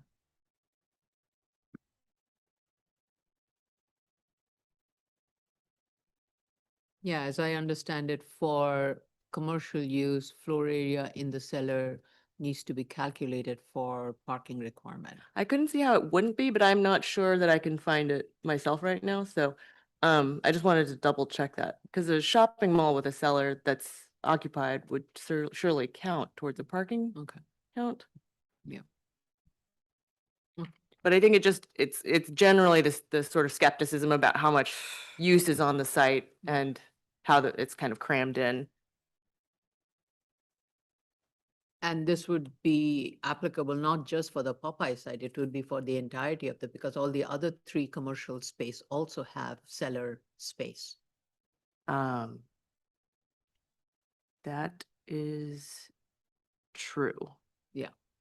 Well, no, sorry. Let me just pull up. Let's see. The tenant 4 takes up a good chunk of the floor area under tenants 2 and 3 on the cellar level. So this whole area is the office space. And then Popeyes does have a cellar that they're claiming is storage. But this isn't this is actually the primary rented space for tenant 4. Right. And that was calculated? It was not. If you go to So the it should be. So you'll see here that in the parking calcs, tenant 4, it just counts the lobby, which is 300 square No, feet. it needs to, they need to justify that. I agree with you that if I understand, and I don't think City of Yes has changed it. I didn't go to that section because since the City of Yes was adopted. But I don't think it has changed. I think that there's a lot of use being proposed here and no parking, Yeah. really. So, okay.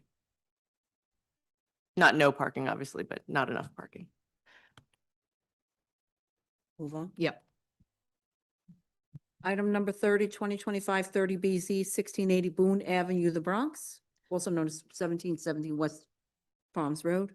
And just to let everyone, this is the last of the hearing. This is the last of the case that we will be here, we'll be talking at the executive session of 2025. Yes. Okay. After that, we'll start the public hearing process. So we receive proof of initial filing and hearing notices. Community Board has scheduled a hearing for this application in January. We did receive 2 letters of support. This is an application pursuant to zoning resolution section 72-21 to permit a development of an 18-story residential development consisting of 340 dwelling units of permanent affordable housing at the subject site. So the applicant is seeking a waiver of the building height, rear yard equivalent, and lot coverage.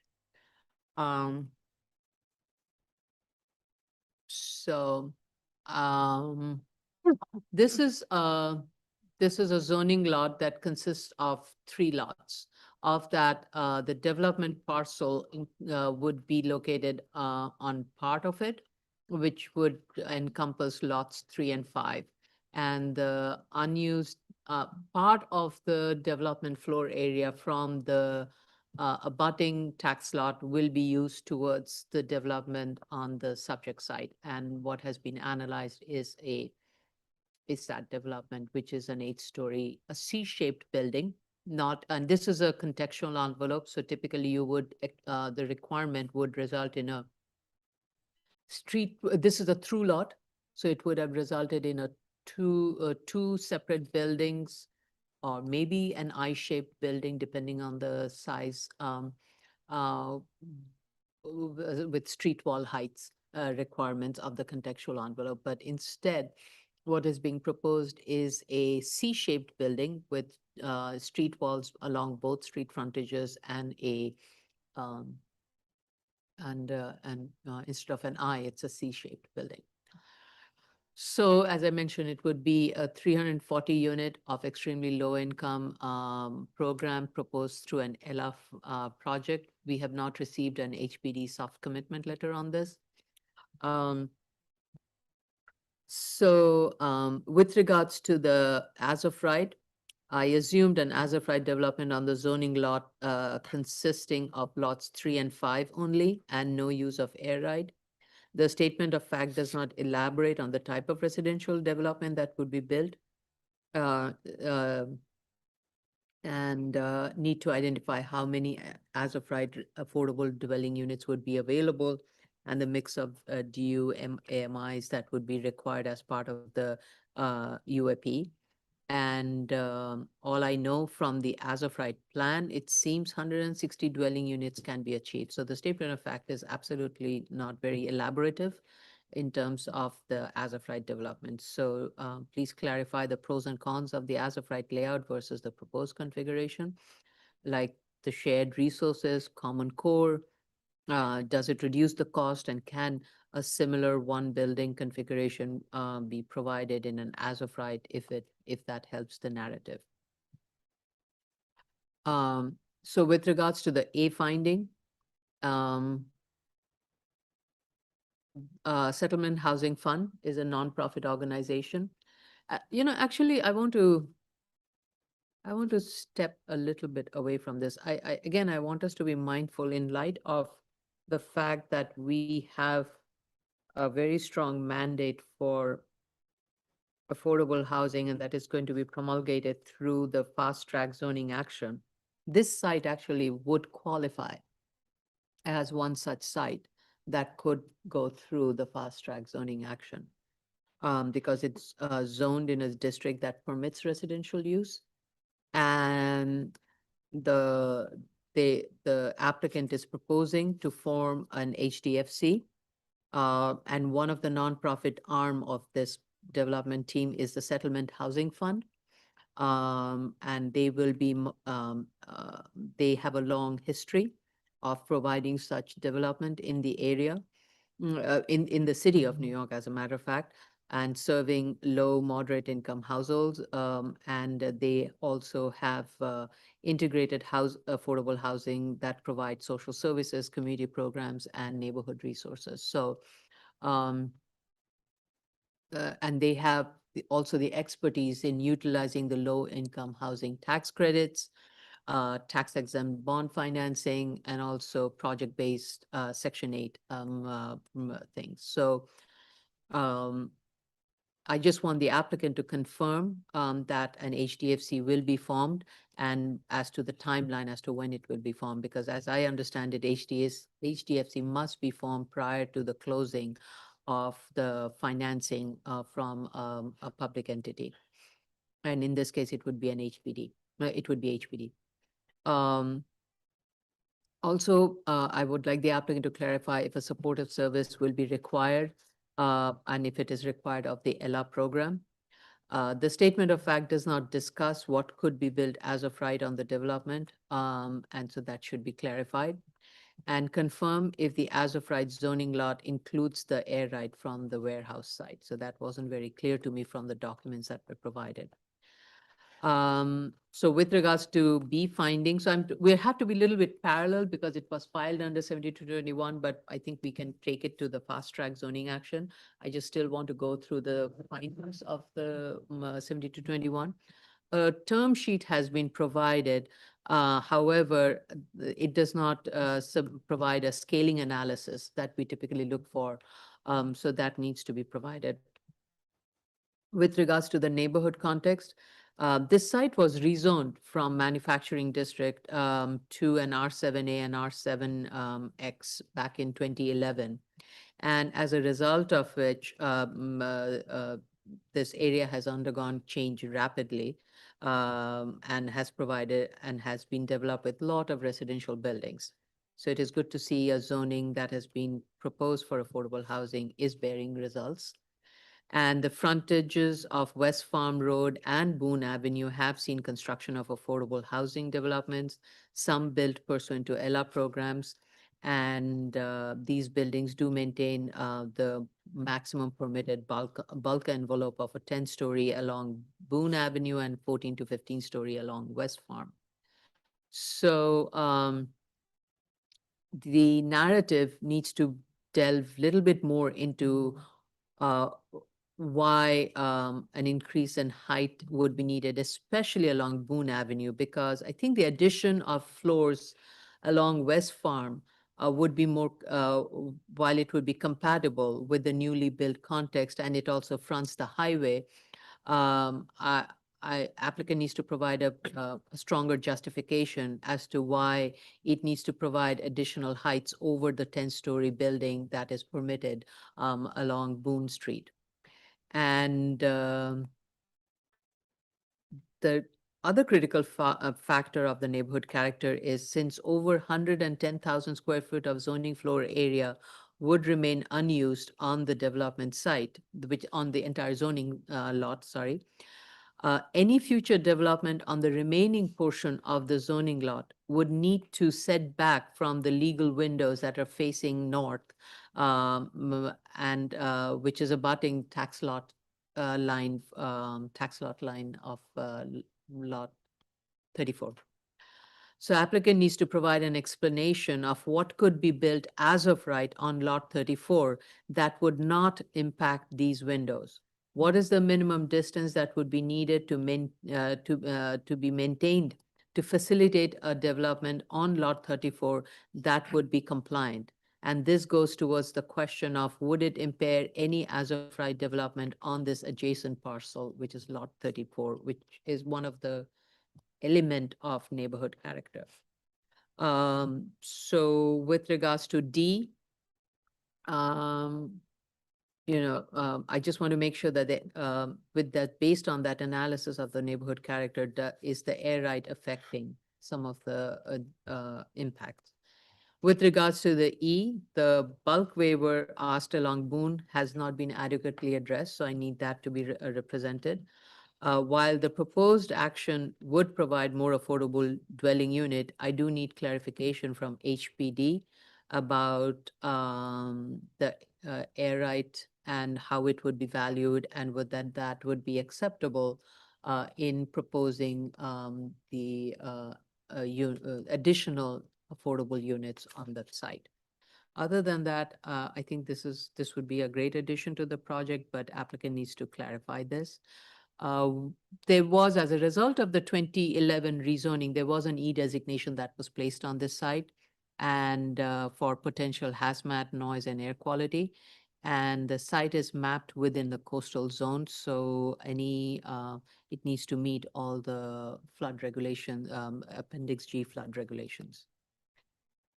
Vice Chair Shibata. Thank you, Chair. That was very thorough. I do agree with you. Sorry, Vice Chair, can you speak to the mic, please? Thank you. Thanks, Carlo. Thank you, Chair. Believe that was really thorough. I do agree that we should put this on the fast track, because I do believe we have that mandate by City Council. I think that this is I'm in favor of this project, but I do hope to hear the responses to your questions. Okay. Thank you. Commissioner Otley Brown? So I'm also in favor of this project, but I would like to see, and I have not found in the paperwork, a sensitivity analysis for the E-finding that just shows that a smaller amount of units would result in a gap between financing and cost and income and expenses down the line. Okay. Thank you. Commissioner Sheta? Thank you, Chair. I'm supportive of the project. Regarding the flood zone thing, I'm not sure. In my notes, I put it's not flood zone, Oh, okay. based on the FEMA map that's shown on drawing. I don't know what drawing it is. This is page. There is a FEMA map actually submitted, as a standalone FEMA map submitted. I can just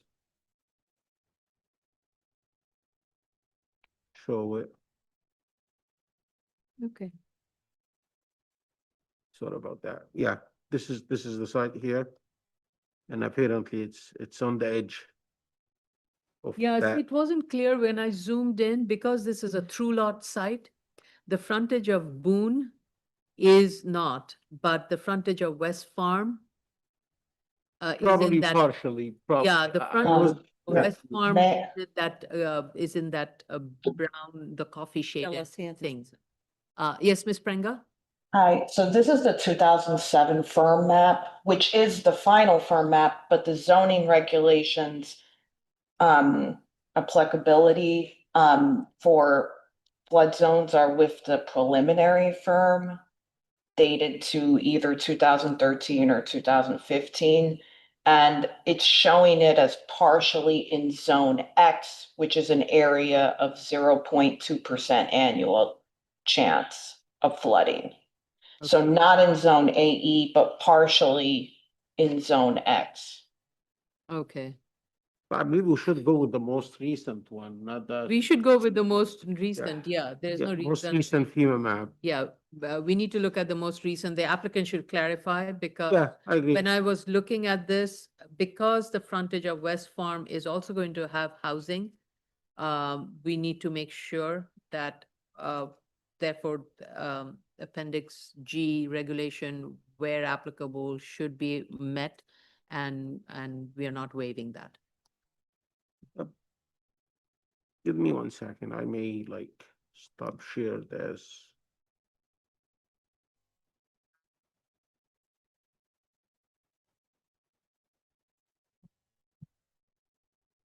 I'm sorry, in their statement of facts, they also indicated on page 5 that the development site is in zone X. Yeah, and in the drawings, this is one of the plans. Z-001, it's showing the site out of the flood zone. And they said that the cellar level is not intended for living, sleeping, or eating purposes and is below the design flood elevation and would be required to incorporate flood proofing. Okay, Yeah, and it would be like better to get some clarification Yeah. from them, yeah. But I'm fine with the project. That I have no further comments. Thank okay, you. thank you. Thank you for that clarification, everybody. Commissioner Yoon? Thank you. I just want to say we should always rely on the preliminary firm maps that are post-Sandy, which are dated after 2011. We should never rely on the 2007s, but I think that's what they're showing in the drawing set, which indicates that it's not in a high flood zone area. What was my question? Oh, the only question I had was an architectural one related to the facades of the lot lines, and I'm just gonna show the drawings. And so we have, this is the east elevation, and you can see, I mean, there are certain requirements about how many openings you can have above an adjacent roof.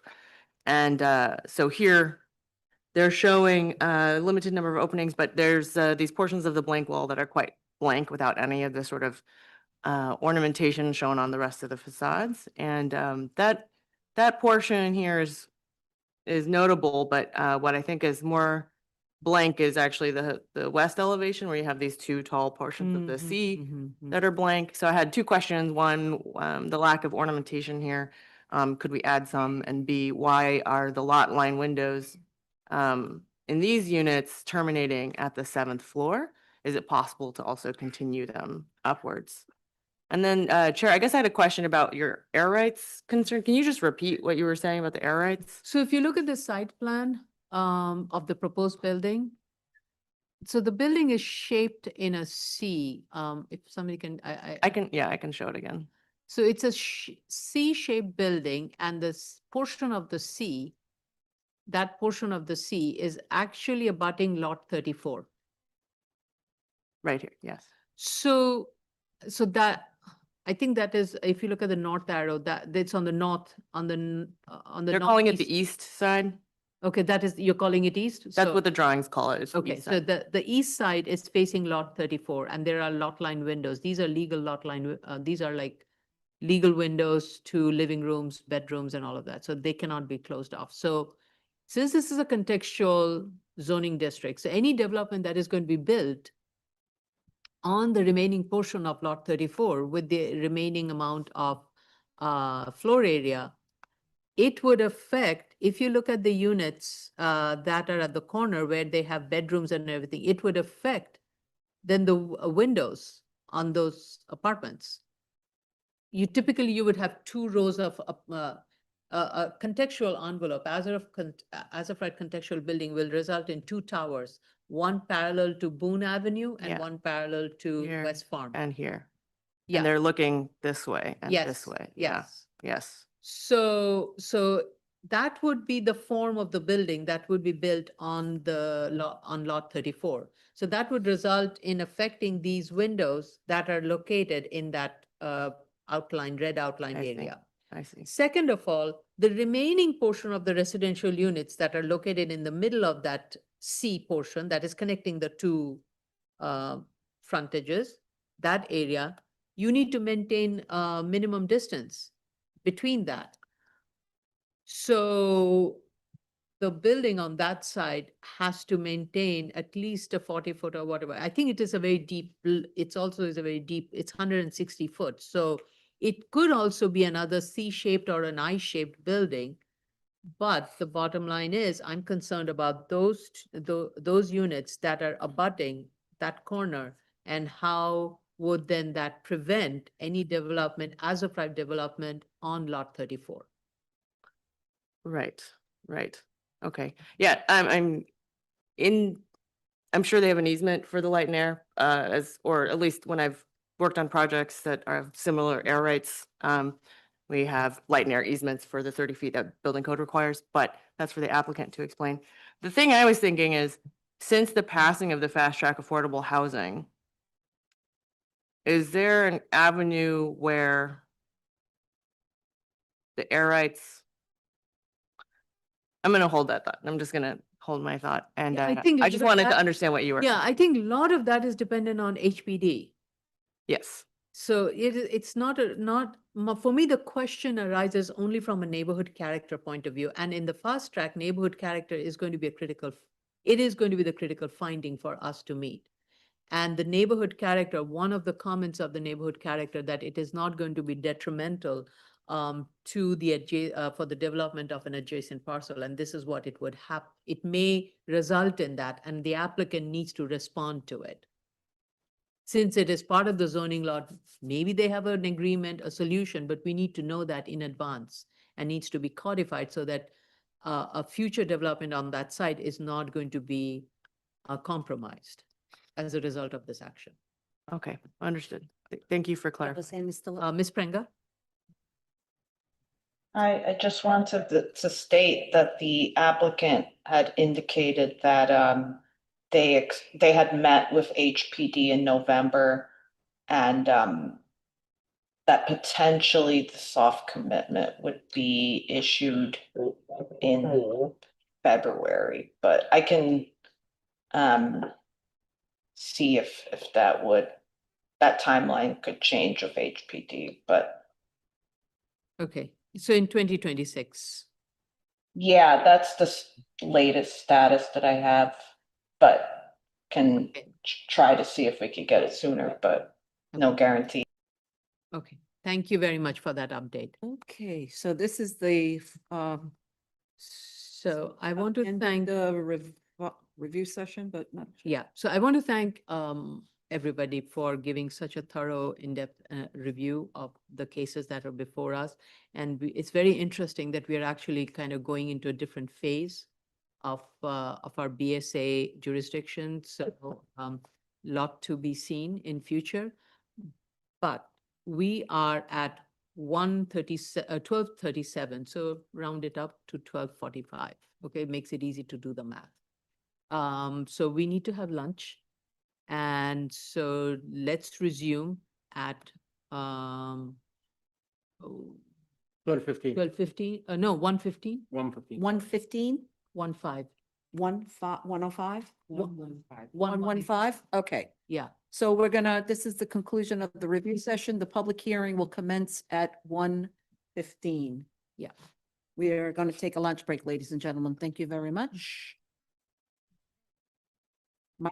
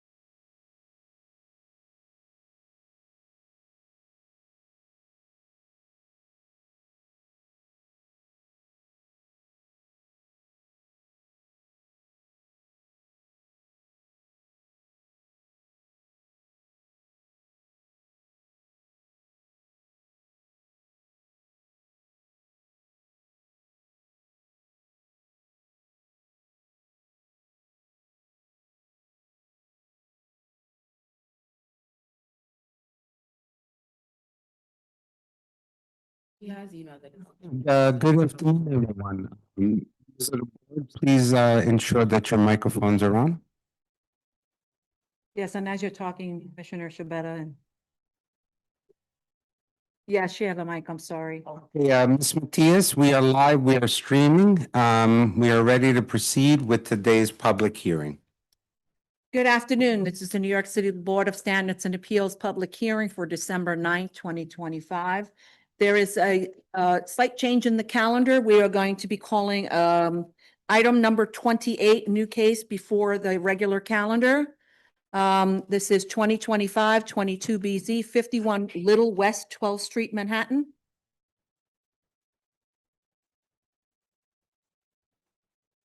Richard Lobel. Barbara Cohen. Faith Ergun. Boris Hatta. Who else? And Jed Weiss. 1, 2, 3, 4, 5. Oh, and Andrew Berman is not with the. Andrew Berman is from the Greenwich Preservation. Okay, can you, Andrew, by mistake, I let. Well, we won't let him speak. No, he cannot speak like that. Yeah. So, Mr. Berman, I'm sorry, we let you in. You're a member of the public, so I won't allow you to be, to speak, okay? Until Okay. after the opening. Okay? Thank you for your patience, Mr. Berman. It's always good to see you. There we go. Okay. Richard, want to unmute? Yes. Okay, so you have Barbara, Boris, Faith. Is that it? Shed Weiss. Jed Weiss. Is he up there? And is Walter Madden part of your team? Walter is. Okay. And Barbara Cohen. And is Faith? Faith, here we go. Is it part of your team? Yes. Okay. There should also be one additional gentleman, which would be the applicant Novak Nuri. I see Novak Nuri, yeah. He doesn't have his hand raised. Okay. Who is Walter Murray? He's a member of the team.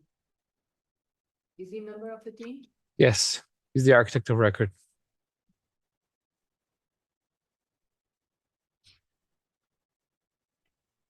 Mr. Nuri, if you want to join, raise your hand or join as panelist. Barbara. We may want to instruct Mr. Nuri how to raise his hand. He's new. Is he? He's in new the to this. number 7787? No, he hasn't. Oh, okay, there I see Novak. Yeah. Okay.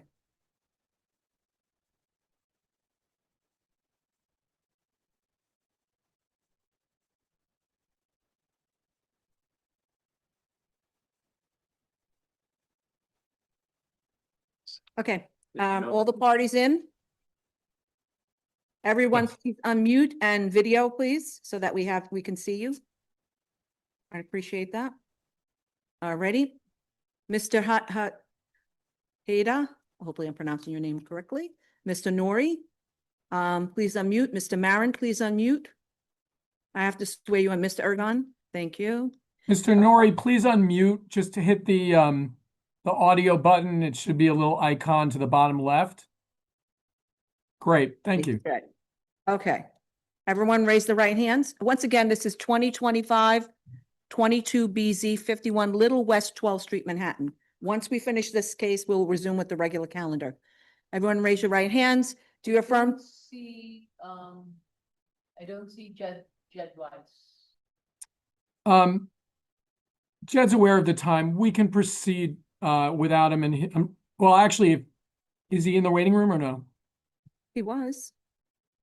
He's the one that got us all into the room, so I'm surprised he's not here. He didn't raise his. There he is. There. Jed raised his hand.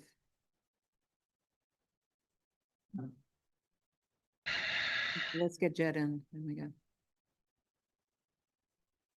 Oh, what's my computer is off. My thing is off. Thank you. My camera's off. Okay. Hey, Jed, how are you? Mr. Weiss. Okay, everyone raise their right hands.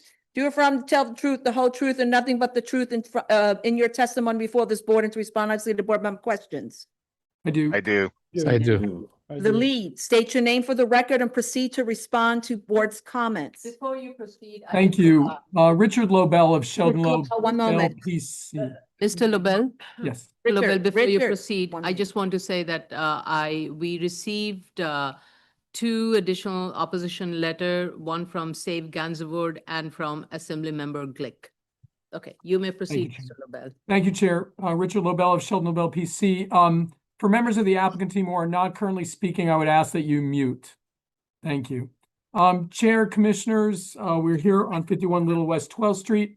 As was previously stated by the board in executive session, the existing lot, as per the uniqueness study and materials submitted by the applicant, is an undersized lot. It is a 25 by 100 lot.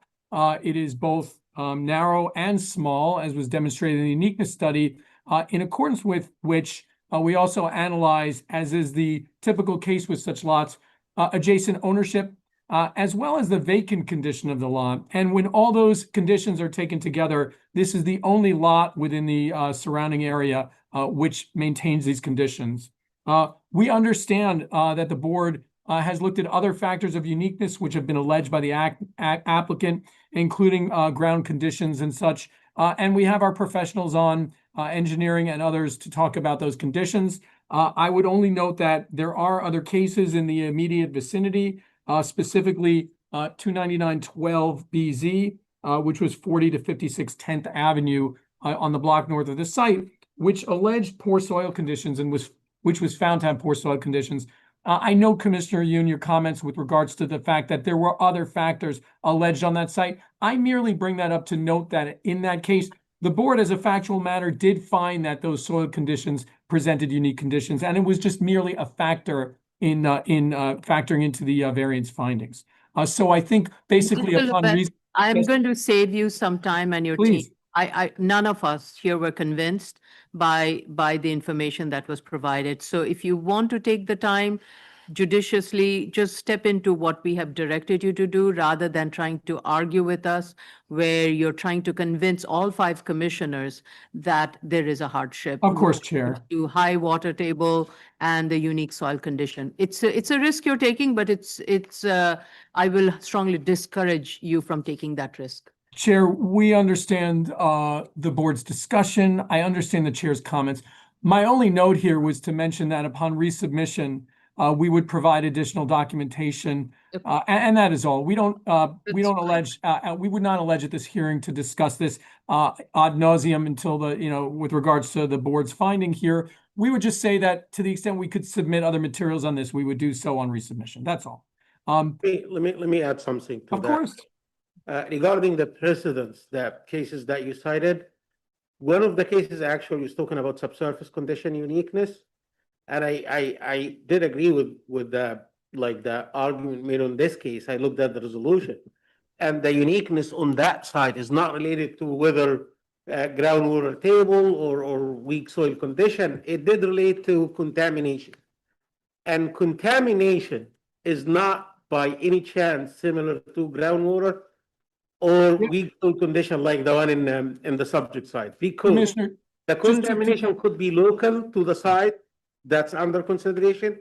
So it may represent uniqueness on a specific site, but not groundwater, not fill condition like the one encountered on this site at that specific location. Understood, Commissioner, and I agree with you. The site that you are discussing, 31408 BZ, 437 to 447 West 13th Street, another variance granted on the block north to the site within 160 feet of the property, alleged soil conditions inclusive of contamination. However, the site which I refer to, 29912 BZ, located at 40 to 56 10th Avenue, did not allege any contamination, merely alleged a high water table and poor soil conditions, which led to finding of hardship at the site and unique conditions. So again, I'm not happy to not discuss this and to submit on resubmission based upon just additional information we'd like to make available to the board. That's all. That's the best. I think that's the best strategy, to submit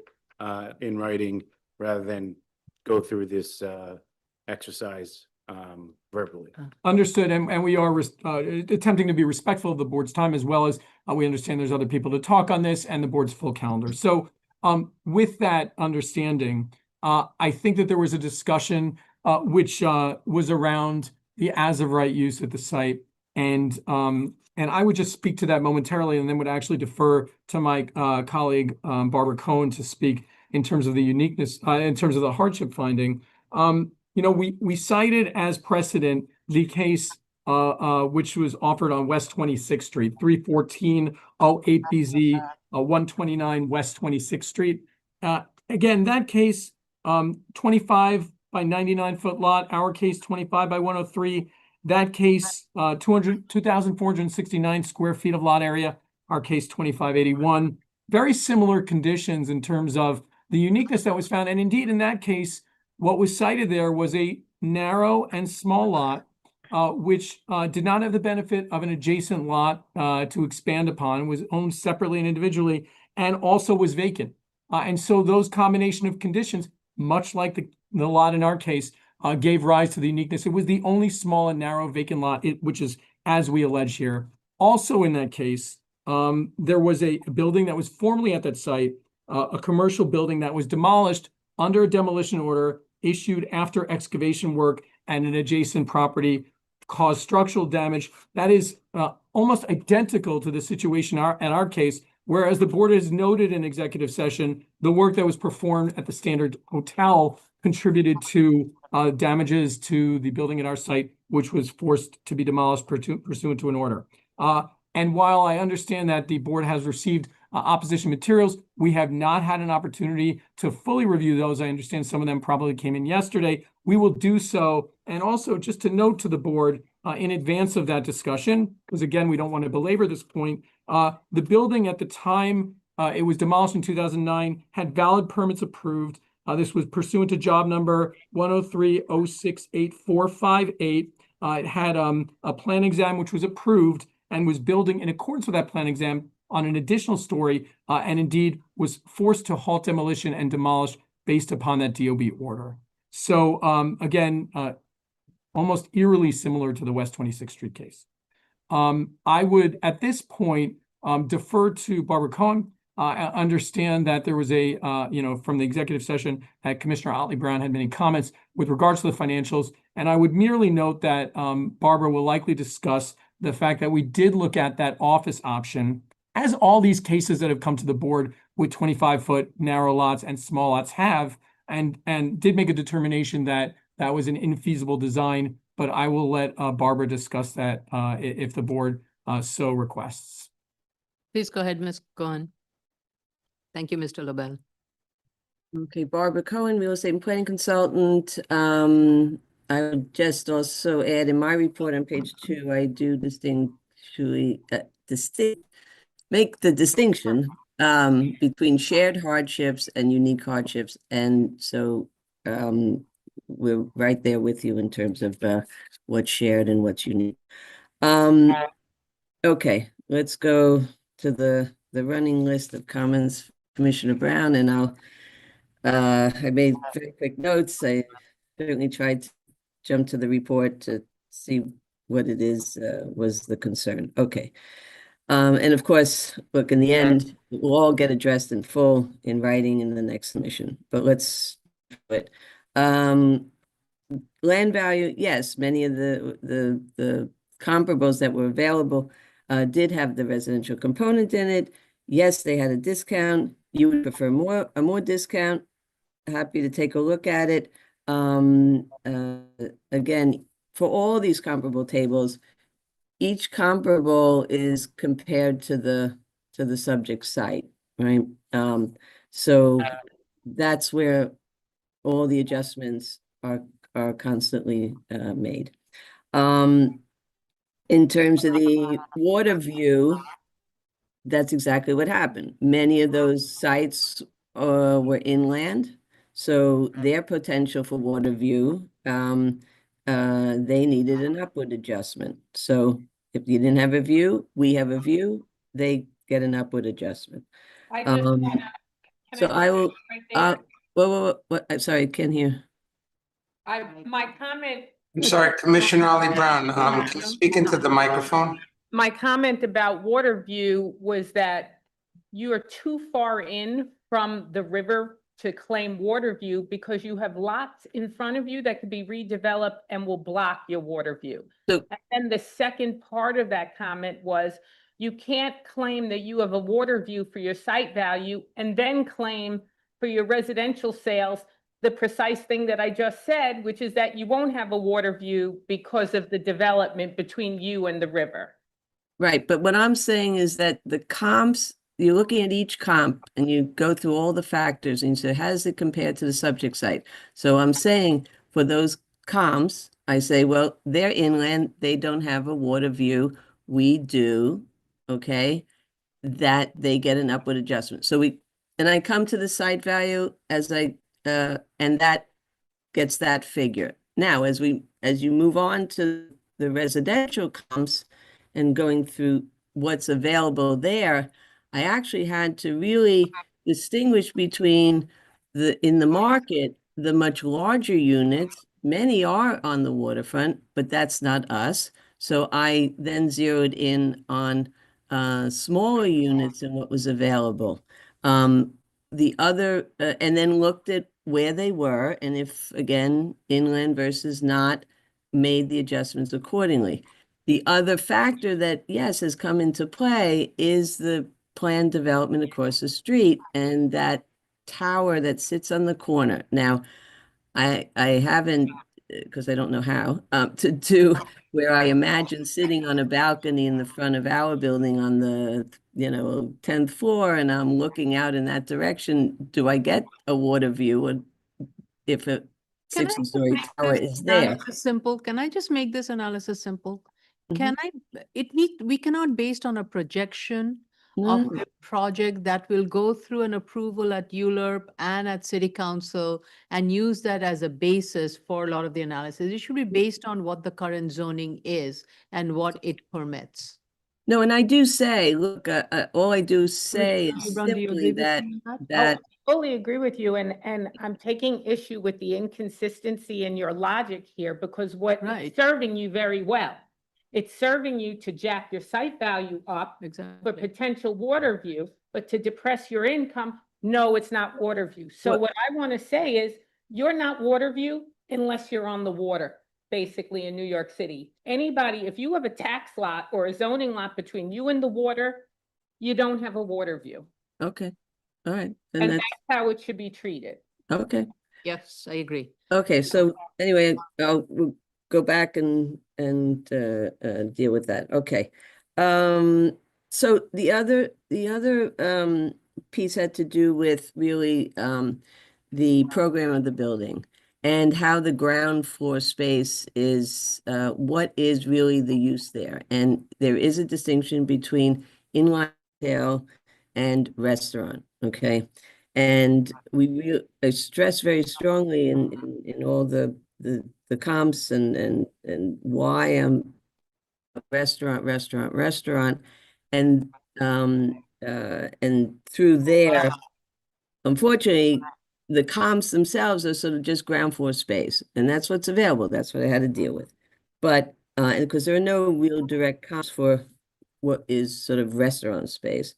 And so again, each comp I had, I made adjustments accordingly with the knowledge that the program was really for restaurant. And with that, really gets into, so why do you have a cellar, right? And why do you have an open terrace? You need that prep space and you need a place to do bathrooms and so on in the cellar. And then Boris will speak to the adjacent building that forces a second elevator, which would normally not do, of course, to go just down one level. But in this case, there are unique conditions associated with that adjacent building that forces that design and, yes, Please extra cost. understand the unique condition and Mm. adjacent to the building that causes it. This is a very standard.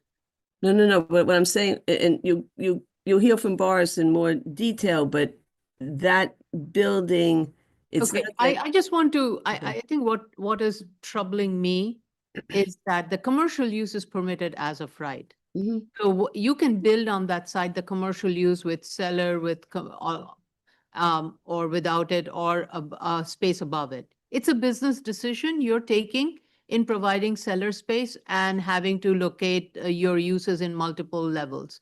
That's a business decision. Well- I'm not sure why that is driving the hardship. No. What I'm just pointing out is that as a restaurant use, which is really the only marketable use in that location, it's not a inline traditional retail that is benefits from a concentration of retail, a retail strip. You wouldn't just throw a shoe store in there, for example, all by itself on a block that has no other traditional retail. It has other restaurants. Restaurants, it doesn't matter if you're good enough, you can operate in the sewer. It doesn't matter. Location is not, the issue. So the restaurant is very specific to this program, the buildings. Otherwise, you would not do a cellar because it comes with a lot of challenges. What I was saying about the adjacent building and what I was saying about, if you look at the design, there are 2 elevators in the design because the restaurant must have supporting prep space, must have the bathrooms. You got where it's all going to be if you're not doing a cellar. So there are specific conditions about that adjacent building that cause the design to generate a second elevator, which is specific to this, to the construction here. That's all I'm saying about the ground floor space. Think restaurant. It's not just retail as anything, and it can be anything. It's very specific to this, the design and which then, look, the upper terrace, that's, again, it's really links with an interior staircase. It links to the whole program of eating and drinking and so on. Okay, can I just jump in? Because I know that you wanted to tackle some of these financial issues, and I kind of think it's premature of you to tackle them here in the hearing. Okay. Because as you're speaking, you're actually contradicting yourself. No. So I'm going to give you an example of how you're contradicting yourself. In talking about the program and how you were devising a program for this site where you wanted restaurant instead of general retail, you made the argument that general retail is not going to do well in this area far from a commercial strip with other associated shops, but a restaurant can be successful regardless of where it's located. Inner city, out by the waterfront, it really depends on how good a restaurant it is, but it could succeed anywhere. Here's where your contradiction comes in. When we're looking at your comps, you're adjusting all of your comps downward because you're saying they have a superior location in the interior areas of Manhattan on commercial strips with public transportation versus the subject site, which is located where it's located on the west side. Now, this is your paperwork. No, That's- and I have to really go back and see. Yeah, you do. No, and I'm not going to say. On the record. No. Why you have to is what I'm saying. Take a few minutes, breathe, sit with it over the weekend, read your report, form your argument with Mr. Lobel. So it's a very cogent argument here that I can't poke holes in while I'm sitting here just, I look, we've been, everything's been moving very fast. I'm trying to answer what I can answer and also, not get into so many details, but also to correct some things that I think are not totally correct. So, for example, In short, though, I think, sorry, Ms. Cohen, I really do believe that this also would be best in writing. All right, I have no problem with that. Truthfully, it takes the pressure off, but and I will go through each and every comment and whether it's, misstated or not or what. I do it all the time, right? So not a problem. We can move forward. We know we're coming back with an adjusted design, so everything gets adjusted accordingly. Thank you very much, Ms. Cohen. I really appreciate it. Thank you, Vice Chair. Yeah, Chair, at your discretion, we would have Mr. Hayda just discuss the geotechnical issues around the site. I know that Commissioner Shedd had raised some points during the executive session, and Boris is happy to, again, address those briefly, understanding that we'll be resubmitting on the matter. Commissioner oh, sorry. Go ahead. Okay. Commissioners, it's an honor to try to present to you folks. And there was certain misstatements, but I want to thank Commissioner Seta for his thorough review. First of all, groundwater was observed 11.5 feet below grade, but it's actually below sea level, which somehow must be an anomaly. Maybe it's being pumped down from neighboring sites or something. So as a designer, I can't use a negative 3.4 elevation for my design water level. Maybe we get lucky during construction and are able to do it in the dry, but very unlikely. And we do have to design for the waters that will occur during a hurricane condition, which is at +11. No, wait. We're talking about groundwater here, right? Right. Yes, we are. Yes, we are, sir. Just bear with me. You're the structural or the geotech? Structural. Oh, that's why. During construction, you don't have to construct during a hurricane event, right? We construct during like nice weather day, or at least we don't have a hurricane in effect. Well, Right? the final construction will have to be designed for the hurricane. We may get during construction, we may not have to invent. I'm sorry, we don't have time to waste it here. You're talking about the design for the basement and or / foundation walls, and maybe the uplift on the piles or the mat foundation, correct? Correct. Okay, if this is the case, you're talking about permanent design groundwater elevation. Correct. I agree with you, and this is not unique to you. This is the same for the entire New York City. You have to design what you have to design for. What we're talking about here is that temporary groundwater that's gonna occur, or is gonna be encountered during excavation, that would mandate dewatering. According to the geotech, and I did go to the observation well, and Yes. I go to the survey, I brought the elevations from there. Ground elevation is 8. The observation well reading said it's 11.5 below the ground the ground surface elevation. That Yes. means it's negative 3.5, and this is not strange. I did measure this myself tons of times in New York. Negative 3.5. Negative 3.5. If you translate this to the architectural drawings, considering that the sidewalk is at elevation, whatever I showed on the section that I showed, then you got the 9.5 feet excavation to the finished floor, the cellar. Then you have 4.5 feet to put a mat foundation, to put a spread footings, to put whatever, without hitting the groundwater. So the groundwater, even in the configuration that was submitted in the geotech report, is not an issue for you. No, but Commissioner. Shown on the architectural plans. If you Commissioner. have something different, please put it in the table. If not, save your time.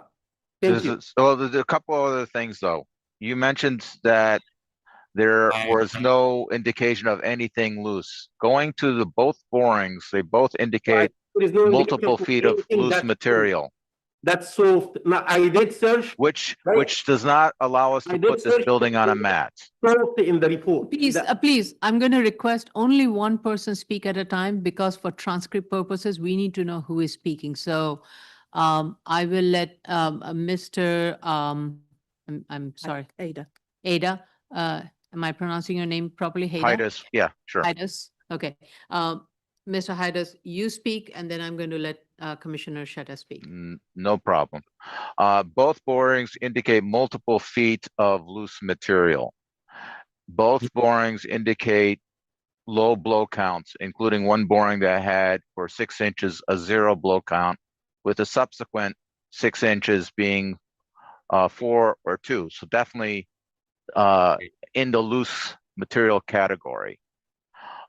You did make a very good point as far as the use of the tangent piles not being watertight, and I agree with you 100%. But there is no room on the site to get a rig that can put in a secant pile system. So we had to go with a tangent wall, but then to provide it the water tightness, which is important to have a useful basement, we then have on the tangent wall, the intent is we put waterproofing, and then we have a liner wall to resist the water pressures. Okay, are you done? Thank you. Thank you. First of all, you're talking about loose material. Loose material, you're not a geotech. Loose material is a granular material. Granular means it could be sand, it could be gravel, it could be something like that. Soft material is a cohesive material or plastic material. What I did during the review session is I said there is no soft soil whatsoever on this site, and I did search in the geotech report for the word soft, and the only encounter was for the guideline table that I showed in the presentation. Loose material, yes, you have loose material. It's fill material, and fill material, even if you get not weight of hammer, even if you get refusal, the building code doesn't allow engineers in New York City to put footings on fill material, meaning that the capacity, the strength of that fill material is 0 per the code. So you cannot put footing on it. Is this fill material unique to your site? No. WSP is a big firm. You design tons of buildings throughout the city. You look at every single one of them. You're going to see a fill material, probably the minimum could be 10 feet. Everywhere, except for Upper Manhattan, of course, because the rock is climbing up and it's shallow there. But for Midtown and coming lower, fill material is typical, and it's you have to deal with it.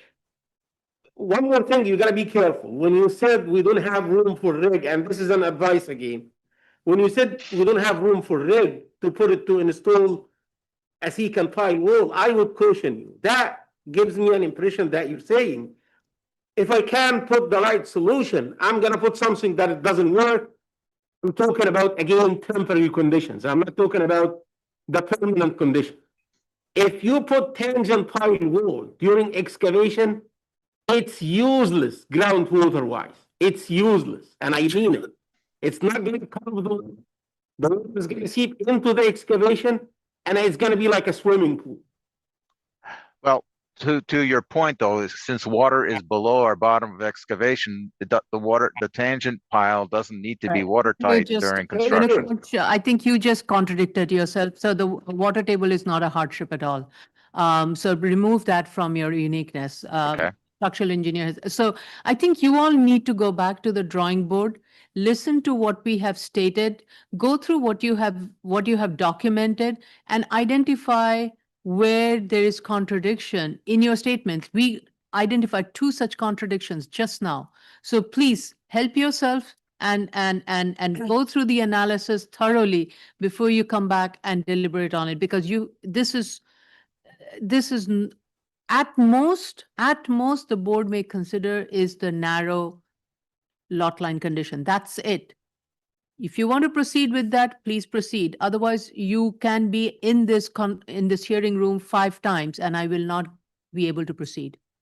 Yeah, Chair, we understand fully the The risk comment. you're taking. Commissioner. Understood. Yeah, we The only thing just, I'd like to add is that you heard Commissioner Otley Brown's concerns with the uniqueness of the 25-foot lot during the review session. So please respond to that thoroughly in your next submission. Yeah. We And will. I would also add to that, and with this site, given the popularity of Gansevoort area and other things, there's so many creative things that's happening. You do need to look into that and provide a very thorough explanation. This is for Ms. Cohen to provide the thorough explanation to establish that why a 25-foot lot on this and as of right development is not at all viable, and which could be a commercial, retail, or an office use. So you need to go through that to strongly establish. I feel you can, but I feel there is a uniqueness, but my fellow commissioners are skeptical about it. So you need to establish that. But be that as it may, there's a lot of skepticism in this room with regards to all the submission that being made. And as it is, a couple of contradictions have been made in this room as we speak. So please revise your narratives and come back to us when you're ready to submit the proposal. I have a question. Yeah. Do you think submitting a lesser bulk variance here, as you suggested, without commercial, if the second elevator is driving or the restaurant is driving the need for a cellar, which is then driving the need for a second elevator, which then somehow drives the need for a second floor terrace, if you just got rid of that entirely and you proposed a no cellar, cellar's up to you, whatever, but the ground floor being a residential lobby with potential amenity space and just residential above, and squishing the building down, eliminating those extra floors of commercial so that you have a lesser bulk variance and we're looking at just use. Yeah, just to respond briefly, and again, we again don't wish to belabor this. We're happy to get the board's comments and to respond in writing. We'll look at that, Commissioner Yoon. My understanding is that as between the return available from putting ground floor commercial in versus having residential, not merely on the ground floor, but on the first and second floor, that likely we would need greater waivers in order to earn a return at the site.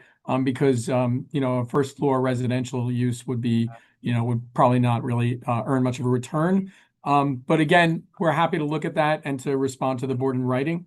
But yes. Put a gym back there, you can reduce the amount of the down, how do you call it? The factor that you give for no amenities. You could actually add back something in that's useful on the ground floor and not use it as. Yeah, parking I'm space. definitely not convinced also about that open enclosed terrace. Sure. Which But is tall 20 terrace. foot tall Yeah. terrace, which is Well- absolutely not acceptable.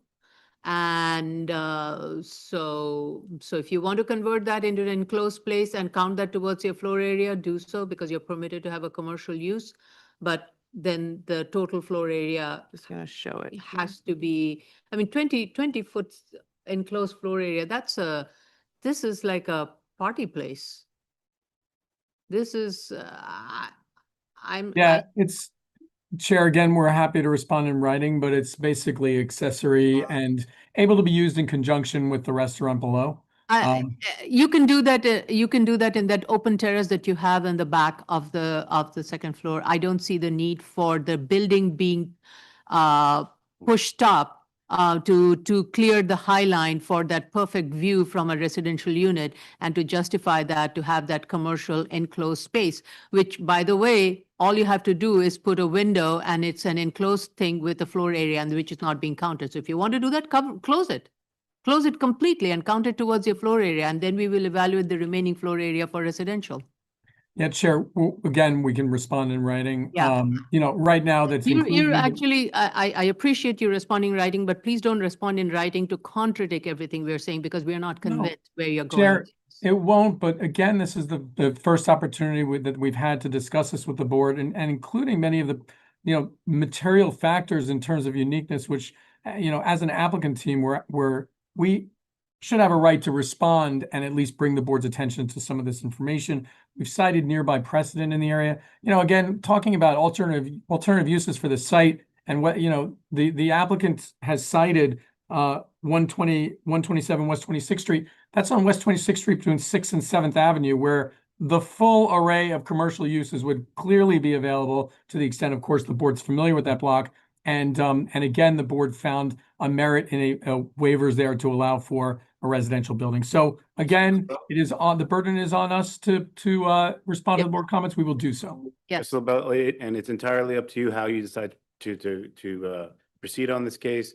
I always think the path of least resistance is best, but you and your applicant team come up with what you think is most appropriate, and we're certain to review it.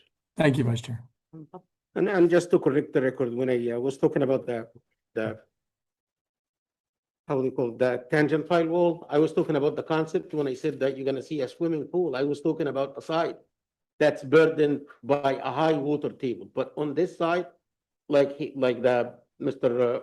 Hera said, it's not burdened. The groundwater is below, that even the foundation level that could be used, and it's not a problem there. That's why I advised them not to use that kind of wall. Maybe a soldier pile wall would be like enough if they want.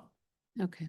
I'd also just like to add, I know that the board's been discussing the nature of the waiver and been using the term bulk waiver. As a technical matter, of course, we're not requesting a bulk waiver. This is a use waiver. And you know, again, as the board is aware, there's no bulk regulations for residential within an M Mr. district. Lobel, yes, you're right, but in this case, there is a bulk envelope that is permitted in an M1. And what is concerning to me doubly is the fact that the Parks Department has sent a letter that is stating is that the proposed development will cause shadow that will harm some of the vegetation on Highline. So with that in mind, I definitely am going to factor that in to scale the building back. And from a neighborhood context point of view, I don't see the justification. From a shadow issue, I do not see the justification. And then the argument that has been presented thus far, I just don't see the justification. Understood, Chair. So Yeah, we get the comments. I mean, we're adjacent to a very tall hotel building in the term of the 19-story standard hotel. And in addition to which, while we understand that the Parks Department has weighed in as of yesterday, there's other applicants, specifically 31408BZ on 447 West 13th Street, who have addressed issues in terms of vegetation on the High Line, and that the applicant in that case noted that a reduction in sunlight would be less significant if vegetation was replaced with more shade-tolerant species. Premature because we're currently discussing this with Parks in terms of our CEQA review, but again, we're taking into account all of the board's comments and are happy to respond. right, and I will strongly suggest that you do not compare your building to the Standard Hotel. Standard Hotel is built in a very different way for a different reason. It was then an as of right use when it was built, hotel, so comparison is not fair. Merely comparing in terms of the immediate height, Chair. But it was built over Highline. There were a lot of other terms and conditions and agreements within which it was built. So I don't think it's exactly apples to apples. So be very careful of what you Okay. say. And from a neighborhood context, that is an unusual building typology to be used as a standard. Yeah, which sadly is adjacent to our lot. Yeah, even though it's called standard, it's not the standard. Okay, sure. Thank you. Okay. For the community? Okay, any other statements from anybody from your team? If not, I'd like to go to the public. Chair, I think we would just expressly, to the extent that there are statements counter to the application, we'd like an opportunity to briefly respond at the conclusion of those statements. Sure. And what I would want you to do is submit a response letter to all the comments that we have received from the community board, elected officials, and the coalitions. We will, Chair. Thank you. All right, let's open it up for public. The case that we're currently discussing, the case that we're currently discussing is 2025 22BZ 51 Little West 12th Street, Manhattan. Should you wish to comment on this application, dial 669-254-5252. At the prompt, you'll enter the webinar ID number 161-801-0009 and press the pound sign. At the next prompt, you'll press the pound sign only. The next prompt, once you're permitted in, press star 9 to raise your hand, star 6 to unmute if you're calling in on the phone, and if you're in the Zoom room already, please raise your Zoom hand, which is the little hand at the bottom of your computer screen. Once you're recognized, you'll have 3 minutes in which to comment. Okay. Someone raised their hand. There's a gentleman here. First of all, I want to note, is there anybody from the community board or from the elected officials? Yeah, I was just gonna say. Those who are from the community, representing the community board elected officials, please raise your hand first. We want to give you the opportunity to speak first. I think he's representing us. I don't know if that's engineer. Mr. Andrew Berman is raising his hand. He's from the community. He's the preservation. He's You're with the, your neighbor? Is You're from the community Katie- also? Is Katie from the community? She's the co-chair of CB. Okay, so Okay, I so will let, Katie, let, okay. let. Thank her you. speak. Okay. And Eugene, you is a community person? Eugene, you is a community? Yes, he's co-chair. Okay, so Okay. both of them should come in then. Okay, thank you for Thank you that. so much. I don't recognize them, that's why. Yes, Katie Bordonaro? Can you hear me? Yes. I don't know how to get I don't have a way to put on my video easily. I'm trying to. Do you have a way of turning on my video? No, it's No. okay. It's okay, just state your name for the record and. your- Okay, yes, certainly. Thank you. Dr. Katie, Young, Katie Bordonaro, a Vice Chair of Community Board 2 Manhattan Land Use and Housing Committee. So much has happened today that I don't really have prepared remarks to respond to respond, because this has been quite a hearing. But I thanking the Board of Standards and Appeals for hearing this case. I appreciate all the comments from the commissioners. We're going to take them into consideration and reflect on them. Thank you to the chair for summarizing our disapproval of this application.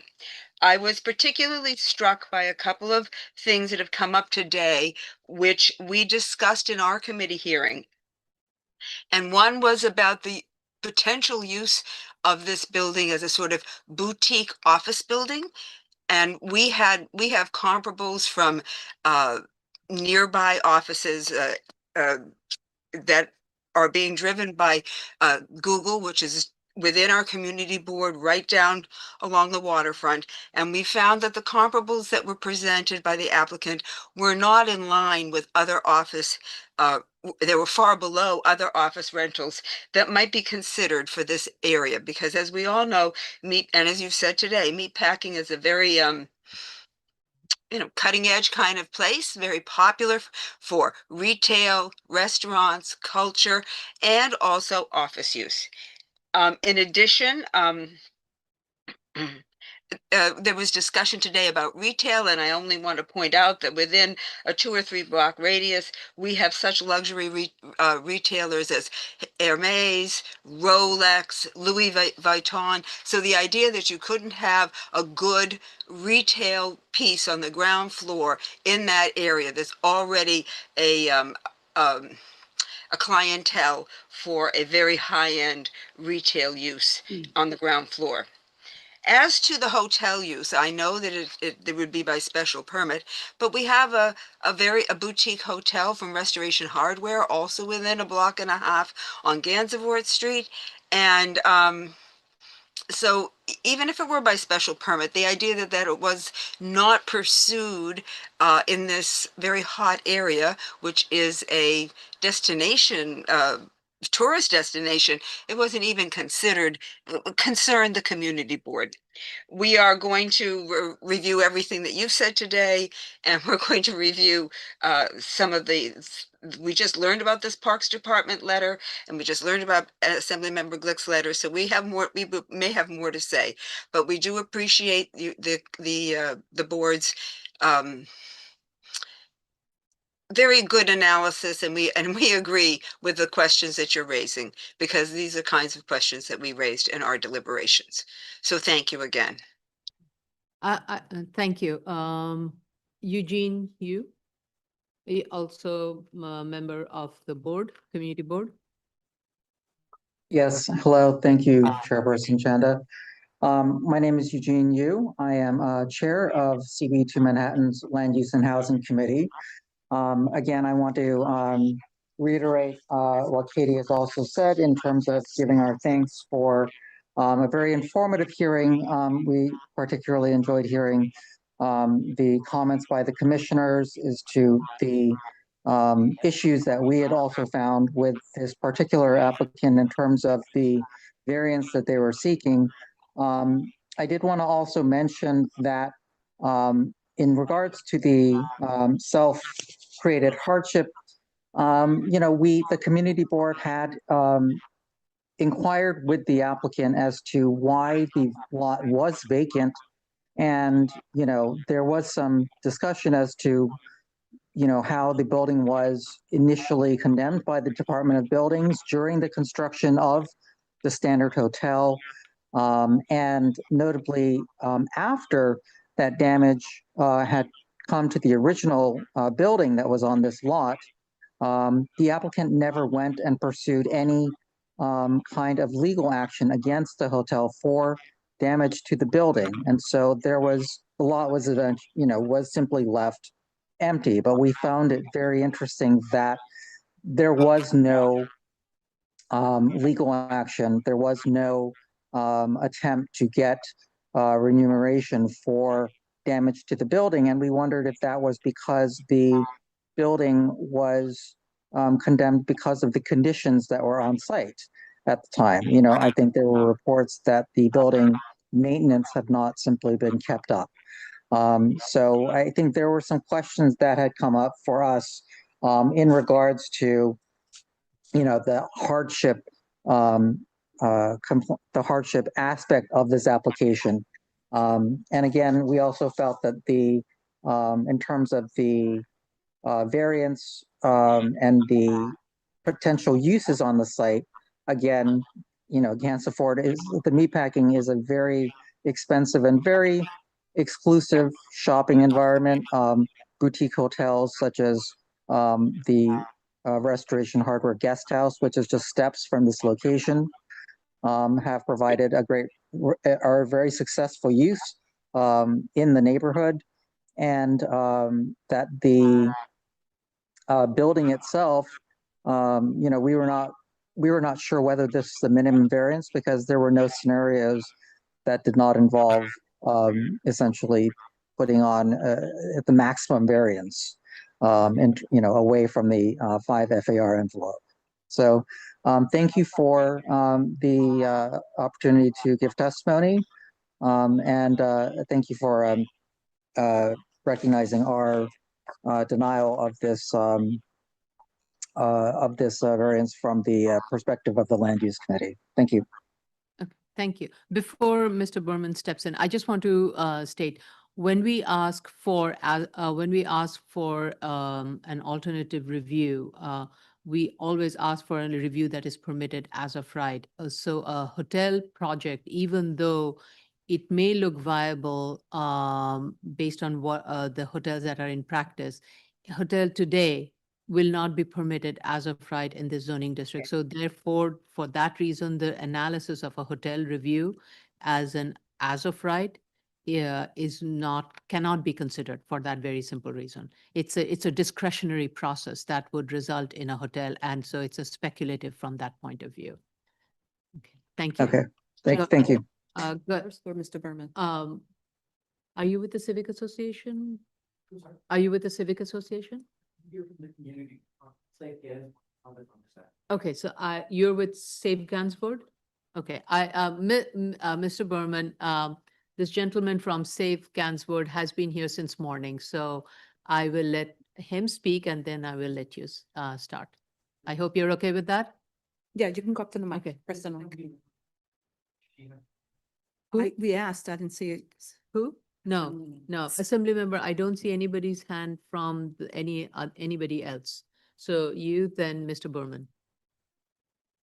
You'll have 3 minutes. Press the button. Please state your name. Sure. Yeah, Commissioners, my name is Zach Weinstein. I'm with Save Gansevoort. We've submitted extensive written comments, of which I will just summarize a few points. Regarding the hardship presented by a narrow and small lot, there are, by the applicant's uniqueness study's own count, 23 other lots in the M15 district that are same size or smaller than the subject lot. Size alone does not make this lot unique, as the uniqueness report acknowledges. The applicant further argues that 10 of these lots are in common ownership with an adjoining lot, leaving 13 similarly sized lots that are not in common ownership. However, we question whether lack of common ownership is a physical and inherent characteristic that can be used to meet the uniqueness finding. Also, since an adjacent lot was for sale at the same time the applicant purchased the subject lot in 1985, and he apparently chose not to purchase it, the lack of common ownership may be self-imposed. Most importantly, the site's vacancy is essential to the applicant's hardship claim. The vacancy results from a 2009 DOB order to demolish the applicant's existing building. The applicant claims his building was damaged by construction at the adjacent Standard Hotel.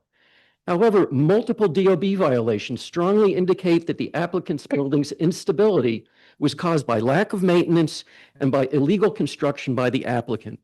And specifically, 2 of the violations actually specify that the instability was due to unpermitted and incomplete attempt to construct a 4th floor on top of the 3-story building. Copies of the violations are included with our written comments. We strongly urge you to review them. Furthermore, as was mentioned, the applicant apparently never attempted to obtain any compensation from the Standard Hotel for the damage. All this suggests the vacancy is likely self-imposed. Regarding the BSA precedent cited by the applicant, the 2 most important situations differ significantly from that of the subject lot. The 2 most important violations, both on West 26th Street within a few feet of each other, were for use only with no FAR waiver. And the residential variance requested at that site was reasonable because the area within 400 feet of those 2 precedent sites were already at least 40% residential, and there were multiple residential buildings on the same block. This contrasts with the subject site, where we believe there are no residential buildings within 400-foot radius. The applicants, regarding the economic analysis, most importantly, it fails to take into account the extraordinary strengths of the subject lot's locations. The subject site is directly across the street from the planned future entrance to the Whitney Museum. It's immediately adjacent to the High Line. It's 1 block from the Hudson River Park and from Little Island. And it's across the street from one of the hottest landmark districts in all of New York City. And as part of this, we agree. No, we also believe that a boutique hotel is a potentially profitable use that should have been considered, if not as an as-of-right use, then certainly as a possible variance use that would have required a minimal variance smaller than what's being requested. Lastly, the neighborhood character study's conclusion that residential use is appropriate at this site is based on an incorrect claim that there are 13 buildings containing residential use in the surrounding area. In fact, at least half of the listed residential buildings do not contain residential uses. Furthermore, the claim that the applicant lived there illegally on the site at some point should not be used as a justification for allowing the site to be converted to future residential use. It's a wrap, and could wrap up, please. Wrapping up, there has never previously been a residential variance in this M15 district. Allowing such use here would certainly set a precedent that should be very carefully considered.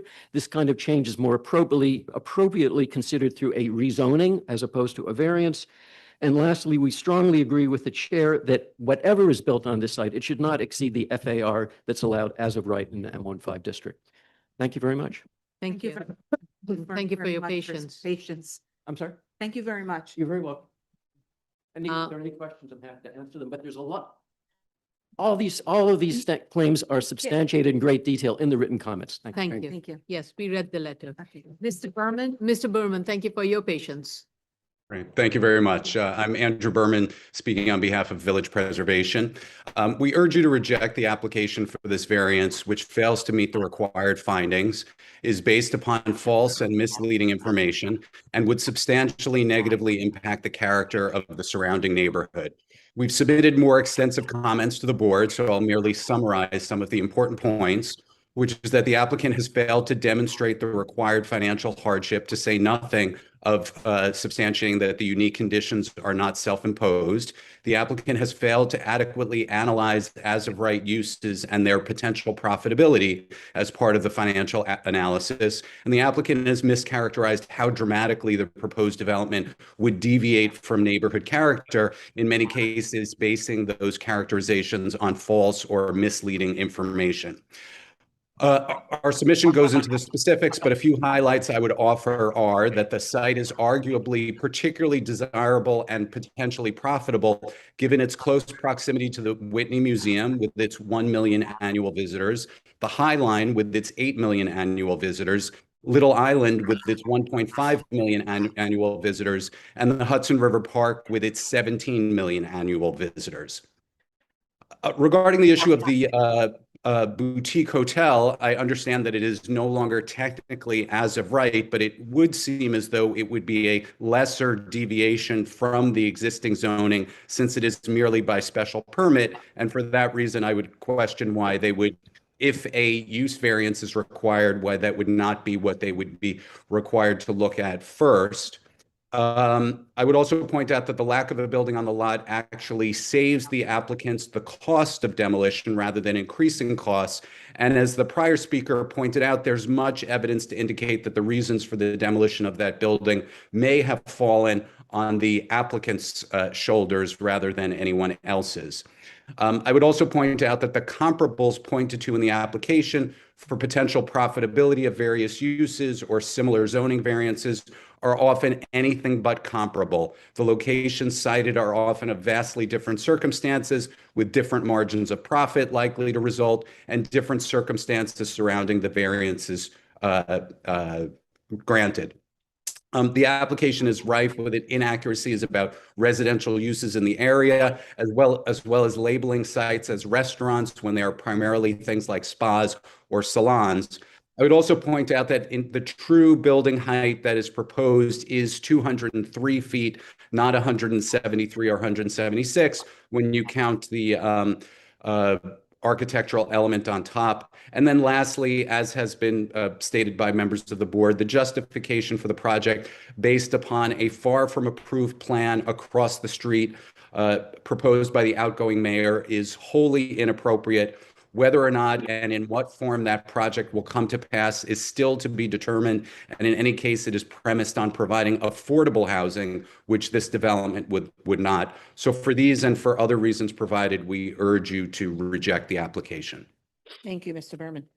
Is there anyone else who wishes to comment on this application 2025-22 BZ 55 Little West 12th Street, specifically any elected official who did not get a chance or a representative of the elected official? I just want to make sure we cover everybody. Yeah, anybody who wants to speak on this case, please raise your hand, who has not spoken yet. Who's not spoken, yeah. Okay. And those who have spoken, if you have any additional comments, you can put it in writing and send it to us. As you have noticed, we do review everything that is presented before us. Chairman, I have an opportunity to discreetly respond with regards to 3 Absolutely, points. yes. Thank you. I just would limit my response to 3 main points. Indeed, the opposition is somewhat baffling, consider the fact that an as-of-right building here would be built to, could be built to comparable height with a 6.5 FAR permitted for a mixed-use commercial and community facility building. So not exactly sure where they are coming from. I would just note, number one, that as the chair and others have suggested, hotel use is not permitted except by special permit, which, as everyone knows, would go through ULURP and would be subject to review and potential rejection by the council for no reason, or as long as that was rationally based. So you really can't discuss a boutique hotel in terms of alternatives.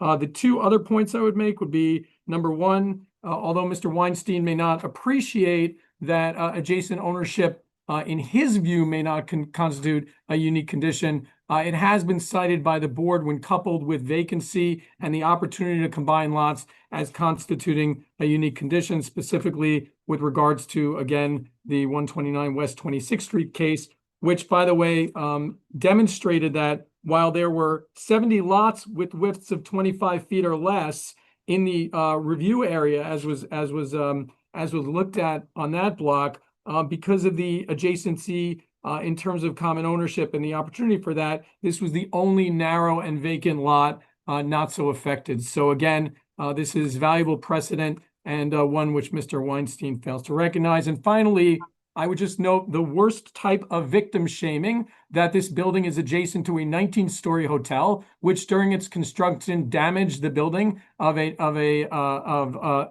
lot which is owned by someone who is an 80-year-old owner who has owned the site for over 40 years. Why do I raise this? He is not a sophisticated developer, and the damage that occurred to the building was indeed not compensated, as was discussed with the community board. To somehow suggest otherwise, that this was done for some nefarious reason, is wrong and frankly libelous. And we will again mention to the board that there was an open DOB application, job number 103068458, which we will discuss in our return materials, which was for a 4-story building at the site, which had to be abandoned given the fact that the building was demolished due to the adjacent building and the lack of concern and care for our applicants. So again, Board Chair, happy to respond to all of this in writing and looking forward to coming back before the board.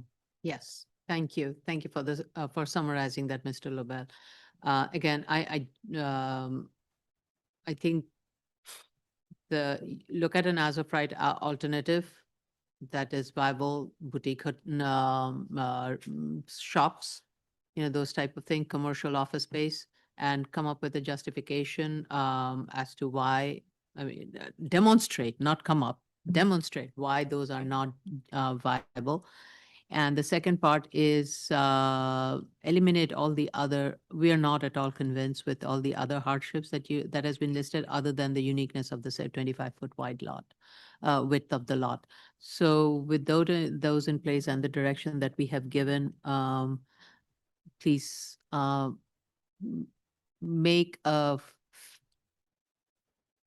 present the case accordingly and not try to convince us otherwise, because we will be having the same discussion at the second round of hearing. And I Understood, Chair. don't want anybody to go through this again. Thank you, Chair. Okay. So I think you need a lot of time to put this together. I would suggest you pick some time in February or so, or maybe even early March. Yeah, Chair, I'm going to somewhat defer to my other professionals. I would say that a February submission would be sufficient for us to respond robustly in writing. And I think that's what we would request here. Okay, so you will get back to our project manager, but I don't think, I would suggest latter part of February, early March, if you're like super aggressive about it. If not, you want to take your time, that's your call. But that's all I'm leading towards. Thank you, Chair. Okay. All right. Thank you very much. And if I don't see you all, happy holidays. Thanks to you too, Chair. Thank you again. Thank Happy you again for holidays, your Mr. patience. Happy holidays. Thank you. Happy holidays, Chair. Thank you. Commissioners. Okay, we are going to resume with the regular calendar. Zoning calendar, continued hearing items. Oh, shall I wait for you to come back? Yeah. Okay. Item number. 5 minutes? Oh, can we take a 5-minute break? Thank you. We'll resume at 2:30. Just give her a 4-minute break. Jella, we're just gonna pause.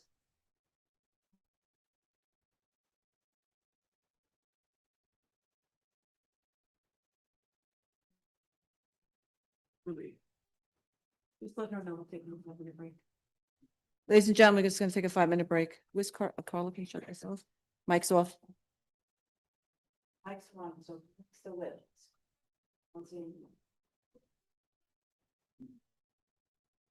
Still recording. Thank you so much. Okay. You need a break? Okay, that's fine. Still recording. All right. Thank you.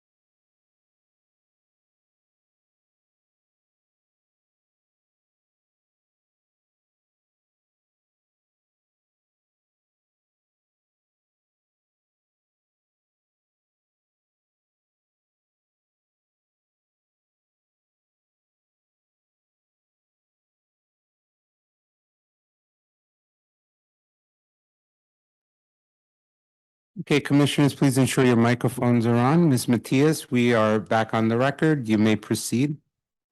Yes, good. Okay. Good afternoon. We're back on the record for this hearings at December 9th, 2025. The next item, microphone's on? We mentioned this. Yeah, I'm gonna say that. I just want, microphone's on? Okay. Please note for the record that Commissioner Sheffa is absent. If you want to. Yeah, because it makes it easy for your microphone so you're not bouncing. If you want to. Can't have those little chats anymore. All right. Okay. Mr. Goldstein is in the room. Yep.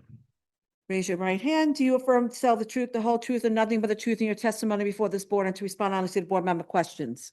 I do. Please state your name for the record and proceed to respond to the board's comments. Good afternoon, Jay Goldstein for the applicants. We attended the review session. We heard the board's comments. The instructions are very clear as to the changes on the plans in terms of the cleanup and the safety provisions. And also I've spoken to ownership and we can reconfigure the first floor to try and provide direct access from the parking area into the building. Wonderful. So we can make those changes fairly quickly and come back. Fantastic. That is great. Okay. Anything else? Any other questions? Any other? So this will require revision to the plan, revision to Statement of facts. statement of facts. Right. And the This was a signage you were saying about the. right. So on banner right now, the proposed plan shows no standing school No, zone. we'll remove it. Right. Okay. Yeah. Let's- And for Yeah. the And we'll take into account the curb cuts for the crosswalk for the Guider Avenue side as well. And we'll install or we'll note the Okay. bar and the stop sign. Okay, because from the plan, it was not clear because it seemed like the distance was same as the distance of the lot.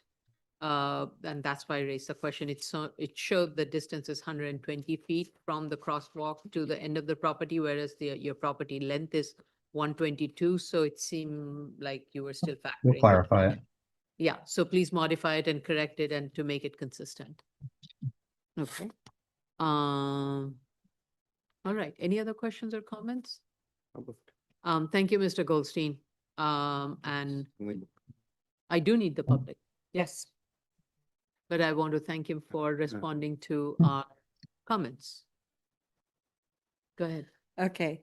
The case that we're currently discussing is 2023 11BZ 1008 Banner Avenue, Brooklyn. Should you wish to comment on this application, dial 669-254-5252. And if the prompt, you'll enter the Weber ID number 161-801-009 and press the pound sign. At the next prompt, you will press the pound sign only. Once you're permitted in, you'll press *9 to raise your hand, *6 to unmute as you're calling in on the phone. And if the Zoom room are ready, please raise your Zoom hand, which is the little hand at the bottom of your computer screen. Once you're recognized, you'll have 3 minutes. Is there anyone from the community board? So I know Ms. Scavo was gonna come. Troy Olson I don't know who that is. but- and, Sorry. oh, so I just saw another, Troy Olson. There are two Troys. Okay, All right. I will let Troy Olson join in. Yeah, I think Carlo Cosenza has his hand up. Is that Carlo or No, Troy? Troy. Troy I'm a Olson. little There's confused. a hand up on Carlo Cosenza. No, Carlo is Carl below. is above the. Yes. name. Oh, that's Troy, yeah. Yes, Please speak, you permitted to speak, Mr. Olson? Okay, are you hearing me? Oh, Teresa, you're, Yes, okay, because this morning I thought the hearing was over and I trashed the link, so Troy sent me his. Good afternoon, I'm Teresa Scavo, I'm chairperson excuse of. me, Teresa, Ms. Scavo, is there two Troys? Yes, Oh, let him in too? No, no, no, one at a time. Oh, okay. Because we can't have, for testimony purposes, we can't have both. So is Troy, I allowed one Troy Olson. Is there another Troy Olson? Yes. What she's saying, she lost her link.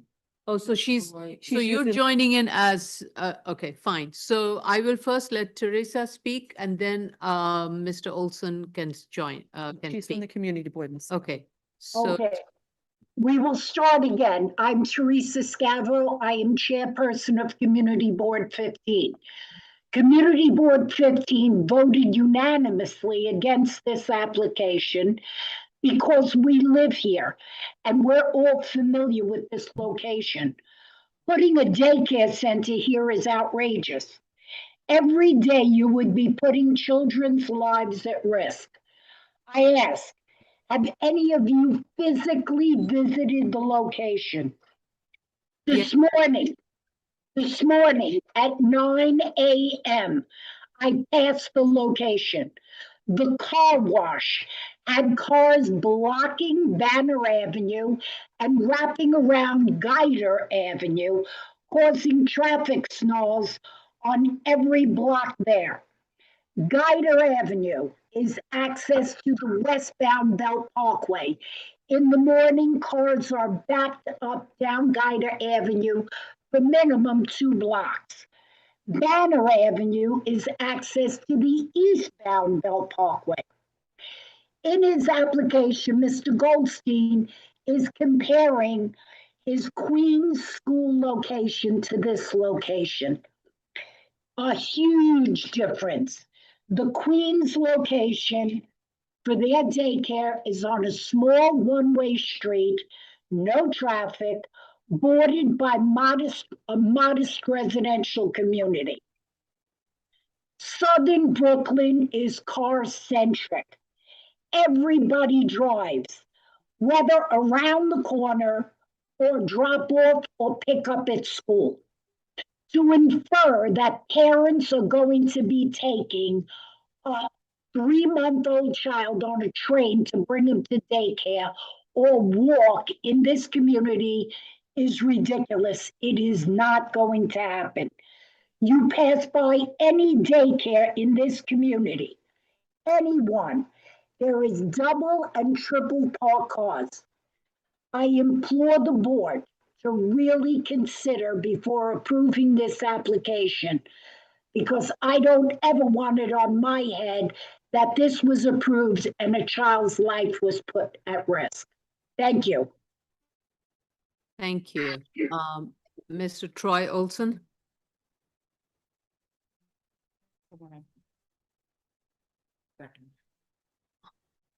He's already in.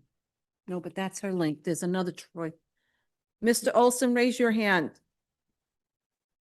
So when you raise it, we can do, yeah, go ahead. Now you can let him in. Is he in? Yep. Okay, go ahead.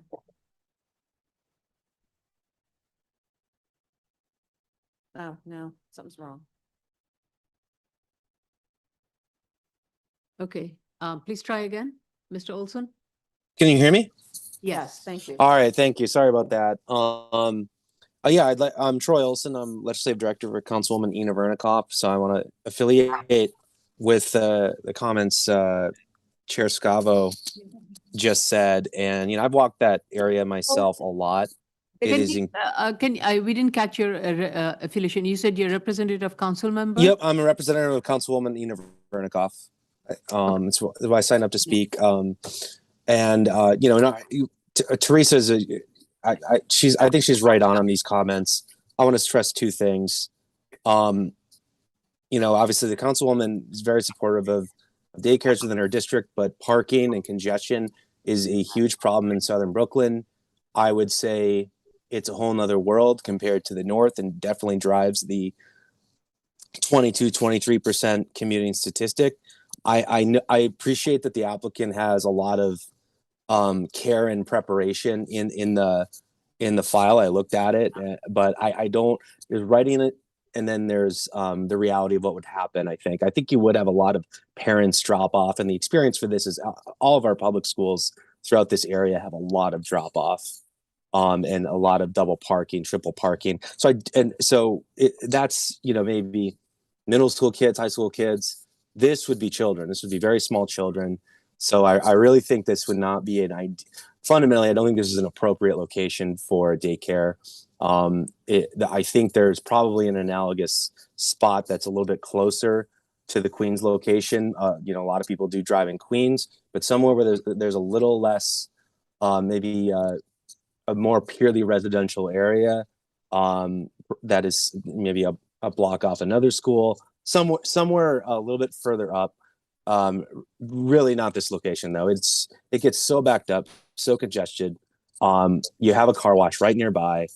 I just do not trust the safety aspect for children of this location. I can't stress that enough. So the councilwoman supports Chair Scavo and the community board's unanimous disapproval or an opposition to this.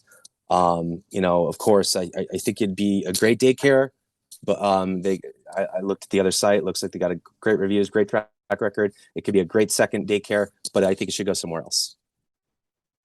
Thank you. Thank you, Mr. Olson. Anyone else from the community or from the public who wants to speak, who has not spoken yet? And if you have spoken and you want to add something, you may put it in writing and please send it to us. We do review everybody's comments.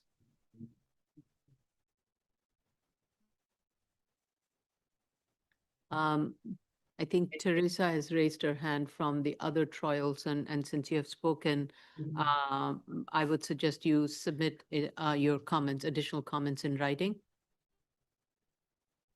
Anyone else who has not spoken yet regarding this subject matter? Okay. I would just add a couple of things.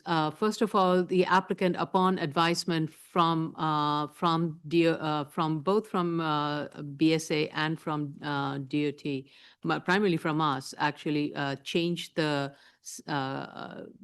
sample site location from the Queens area, because we also felt that this was not similarly placed as the subject site. With regards to the issue of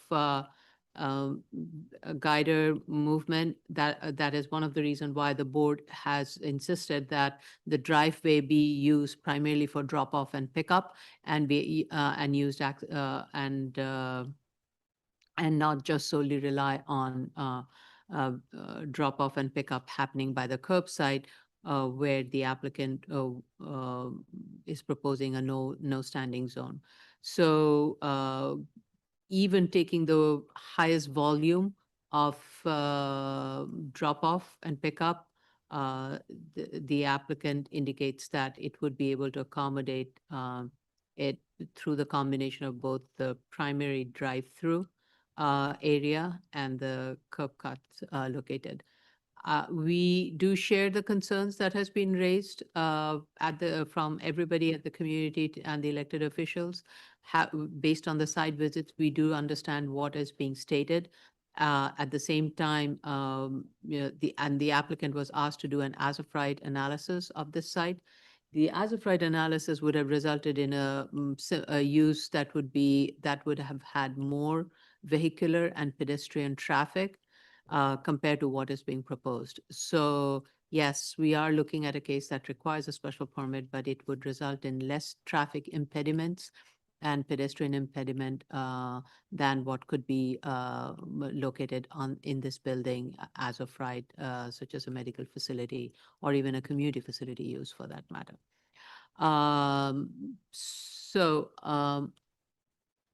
I want to, Ms. Benke, where are we on the environmental review? We have the open WRP, right? Yes, we have an open WRP. So Mr. Goldstein, you need to respond to that as quickly as possible. We're responding to WRP. I would ask if the board's so inclined. I don't think WRP goes to the findings. So if we can close and leave the record open for the response to WRP, I'd appreciate it. Yeah. And going back to the discussion we had, we want you to make the change to the plans, to the statement of facts, and and your operational plan, because your operational plan needs to put an emphasis on staffing for the driveway also. So those need to be Okay. incorporated. Um,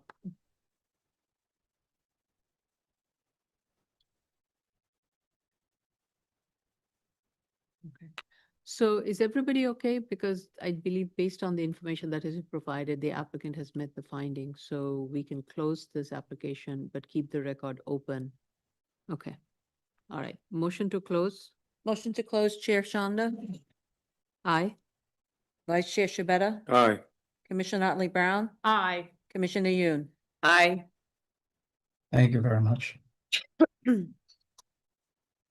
will schedule it sometime, I would say second half of January, That's fine. January 26th, 27th, or February 9th, 10th. You let us know which works for you. Okay, I'll work with staff. It'll depend on WRP. Okay. Item number Yes, that's true. WRP is the outstanding issue. I forgot about that again. Yes. item number And 23. happy holidays. Oh, no, he's here. I'm here. Yeah, yeah. I know, it's too confusing today. Item number 2024-34BZ, not 815 Kings Highway, Brooklyn. Okay, raise your right hand. Do you affirm to tell the truth, the whole truth, and nothing but the truth in your testimony before this board and to respond honestly to the board member questions? I do. Please state your name for the record and proceed to respond to the board's comments at review session. Good afternoon, Jay Goldstein for the applicant. We listened to the review session this morning. We will make the change to the plans to show the planting strip dimensioned with a planting detail. And we'll submit those plans to the board. I believe that was the only comment.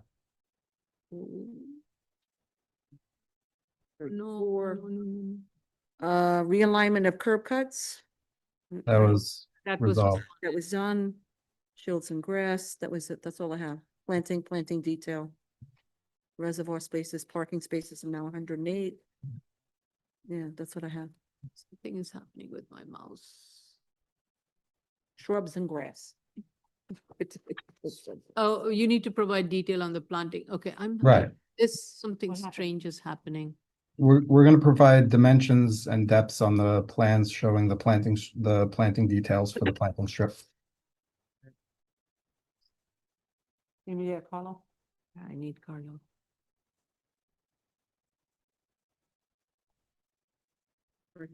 No, it's not going. It's the mouse is acting. You need me to come by? Yes, please. Yeah, I was just calling you, yeah. Give us a minute, Jay. I'm No having a problem. technical difficulty, but okay, based on what you said that you are going to make those revisions to the plans, yes. Right. I think that was the only open comment today. Can't wait to go to the public. Okay, Want to go to the public now? all right, let's go to the public. Okay. Hmm? The case that we're currently discussing is 2024-34BZ, 815 Kings Highway, Brooklyn. I think I got it. Something. Should you wish to comment on the application, dial 669 Yeah, thank you. 254-5252 at the prompt or enter the Weber ID number 161-801-009 and press the pound sign. At the next prompt, you'll press the pound sign only. Once you're permitted in, press *9 to raise your hand, *6 to unmute if you're calling in on the phone. And if you're in the Zoom room already and wish to participate, please raise your Zoom hand, which is the little hand at the bottom of your computer screen. Once you are recognized, you'll have 3 minutes in which to comment on this application.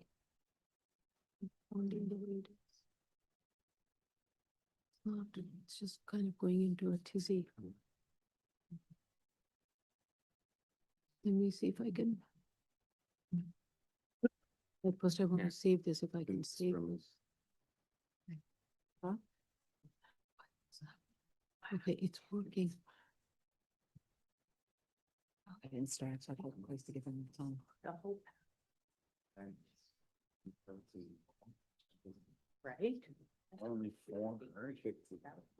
Okay, is anybody from the public, anybody? No. We still got a little more time. I didn't start it. I started it a little late to give you more time. I don't know what's going on.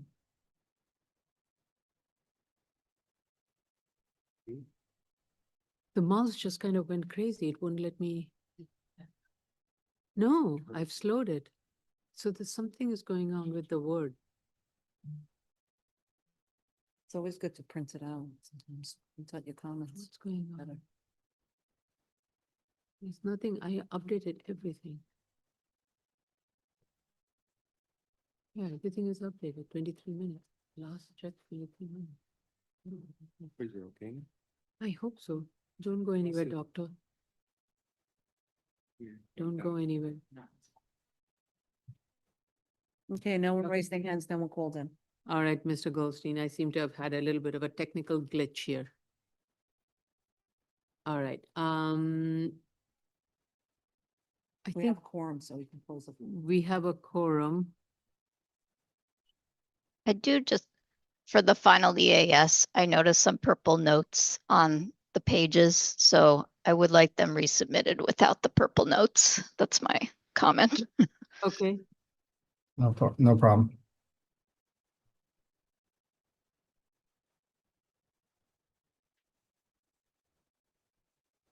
What do you want to do? all right, so let's make a motion to close with the record open for the plans to be revised and also the notes that Ms. Benke was referring to. Okay, motion to close, Chair Shanda, Aye? Vice Chair Shabeta, Aye. Commissioner Otley Brown, Aye. Commissioner Yoon. Aye. Thank you all very much. Have a happy and healthy new year and happy holidays to everyone. Yeah. You as too. well. Happy and healthy holiday. Bye. Call the next case, or wait. We didn't schedule it for decision, but we can, Yeah, we'll call them. We'll let them know. yeah. Okay, call the next one. Call the next case? Yeah. Okay. Item number 24, 2024-62 BZ, 78 Fort Place, Staten Island. Hold on, please. This is Phil Rampulo. Okay.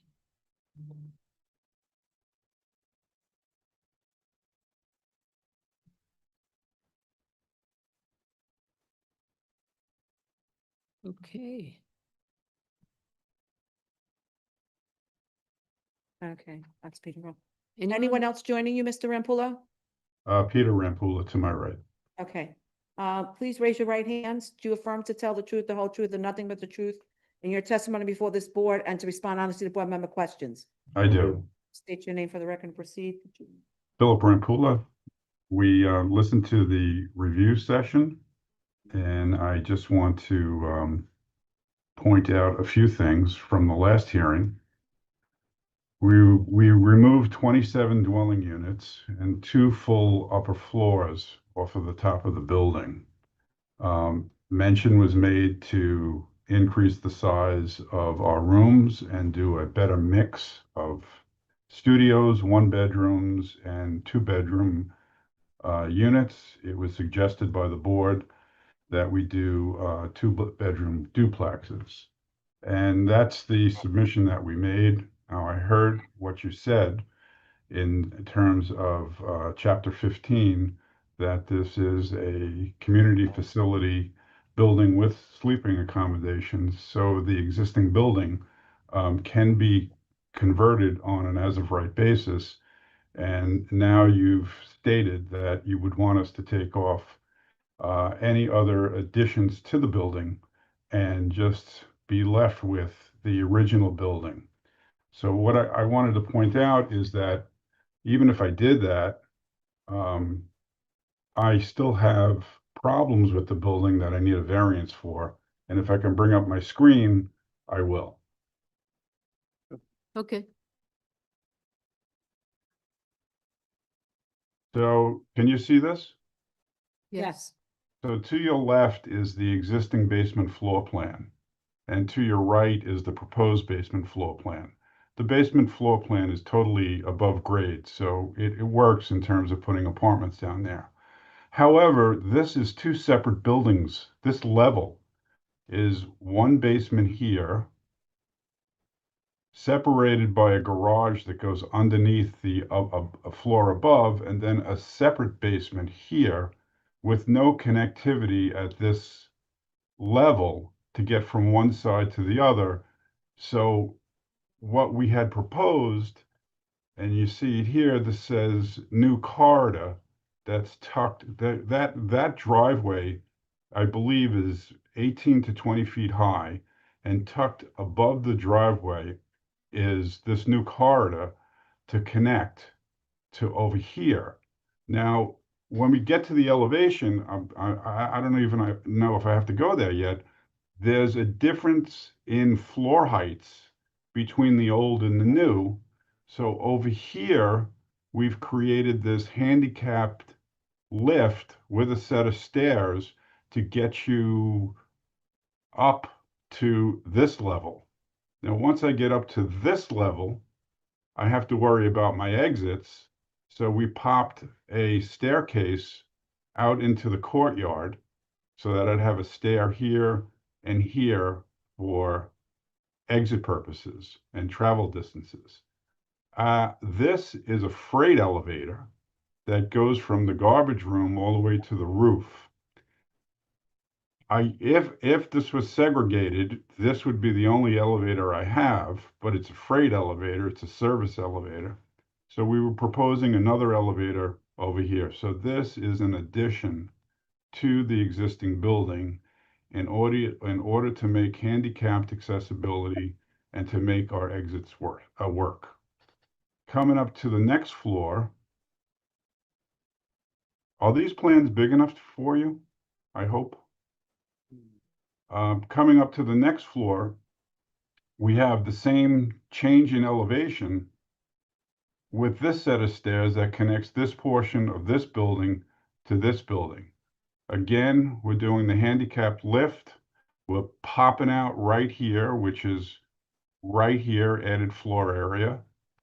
And we're doing the set of stairs, and we're doing the same thing with the stairs here and the elevator and the corridor. Yes? Mr. Rumpel, I'm trying to understand why you're explaining this to us when your own analysis has indicated that as of right, conversion of the building is feasible and it can be done without seeking any approvals at the board. You can just go directly to the Department of Buildings and file a permit. And B, your own analysis has shown that an as-of-right conversion to a residential will have a return. So I'm not sure why you're showing us this you're showing us the proposed, because frankly speaking, there are many ways to design this building, and you have opted to design it in a way for whatever reason. But I think for us, the question is, should we even consider going the next step forward of listening and considering a proposed alternative when an as-of-right use is absolutely viable and has a return? And when that has been proven by your own submission, I just do not know how we can proceed to the proposed. So the 55-unit development that we submitted was for the lesser variance, using the bones of the existing building and not adding any apartments to it. We always had these type of bump outs, even with the 55-unit, to make the corridors work and to make the exits work. That's always been the case, but I think it got past a lot of different people that's what we were doing. It was a lesser variance. Now, the chair, if I may, go ahead.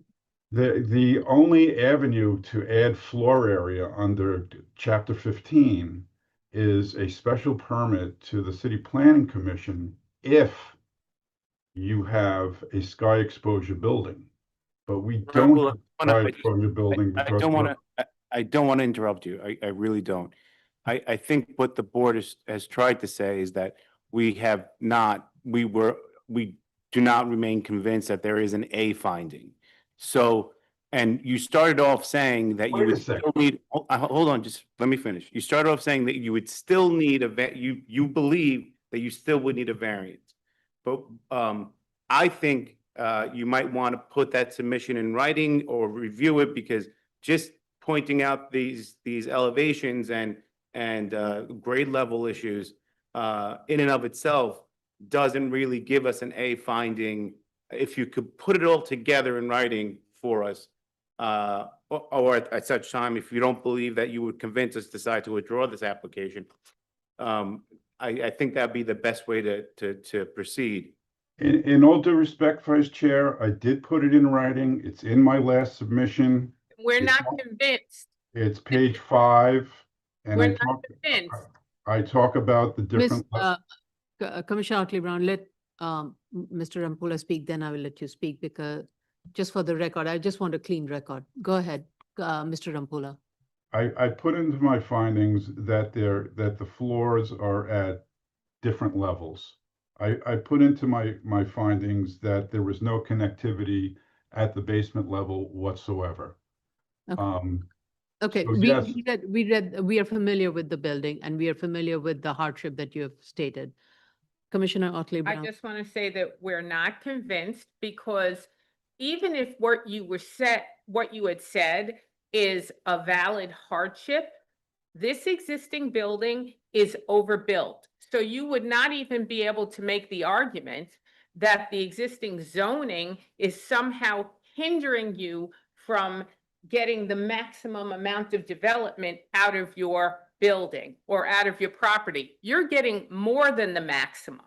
So if you have to shave space off to find what you feel is a better entranceway, exit way, conveyance system between the floors, that's on you, because you already have an extra 0.24 FAR, which on a 38,000 square foot lot is quite a bit of space to figure it out.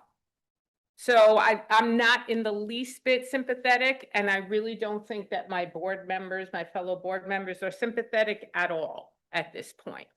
There's nothing about this lot that is limiting your ability to develop it.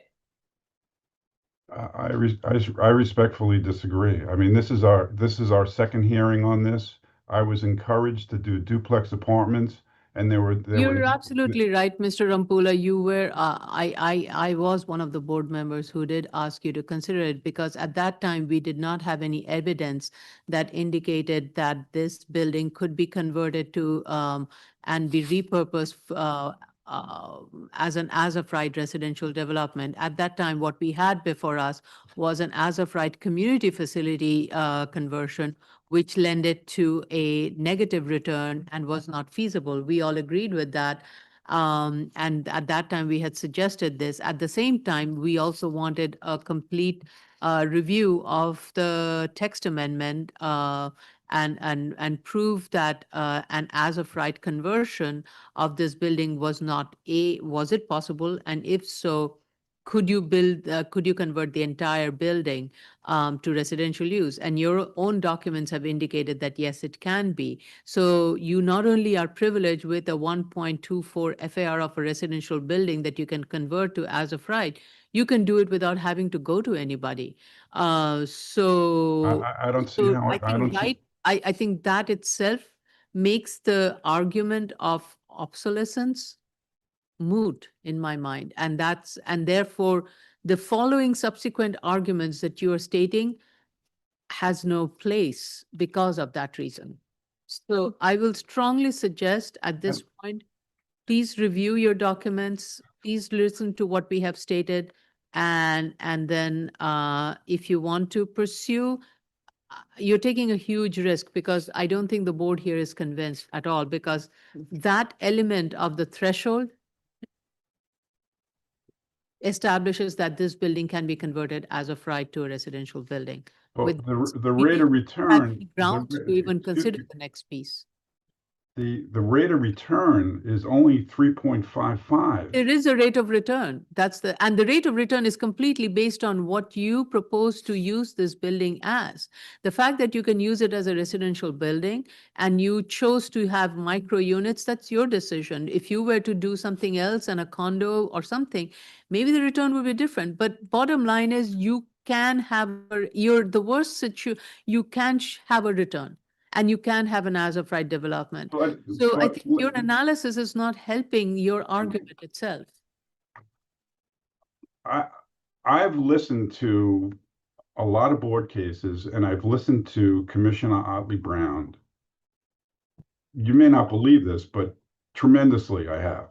And to enter into a risky development, to redevelop real estate, a developer is not looking for a return on his investment that he can get in a savings account, which is more than 3.55. It's usually between 8 and 11, depending on the risk. So the as of right conversion with the work that has to be done on this building as a gut renovation only gives you 3.55. That's not viable. Your numbers don't have to be in the negative not to be a viable project in the development world. But there is no uniqueness. Yes, there is. It's only 40 feet deep for a length of 270 feet. That's a unique physical condition. That two sections of the building are at different heights and different elevations and are connected by stairs. And if I was to make it into any kind of, I wouldn't meet handicapped accessibility. Mr. Rampula, I'm going to just state this one more time, and it's your decision.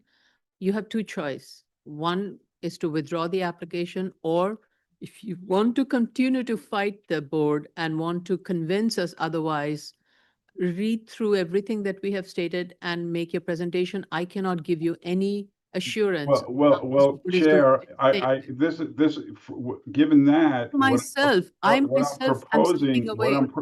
Mr. Rampula, I myself am stepping away from what I had initially stated because of the fact that an as-of-right development is possible on this site. Chair, what I'm asking is this. I will strip away any additional apartments that we put on the top level, take off the second duplex on the top level, and take off this at the garage. What I'm asking for is that I be able to, because I don't have 1521 ZR available to me, that the board give me relief so that I can get circulation to work in this building. I'm not asking for additional floor area to create additional apartments at this point. But this would be, it would not be viable without doing something with these handicap lifts and these smaller stairs. Is it correct to say that the 3.5% return is for the 55 unit with lesser variance proposal? Yes. So then the as of right proposal with a residential conversion would have to then show that you could not make a return, correct? Correct. So I think we're just missing that step here if we were to go another step. Is that correct? Yes.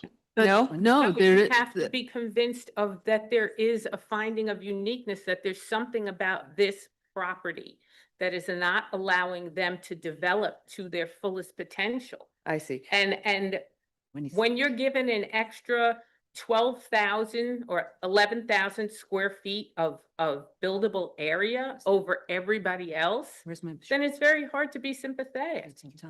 I'm not asking for sympathetic, Well, Commissioner. what I mean by sympathetic I'm is looking for a reasonable return on an investment to make this work.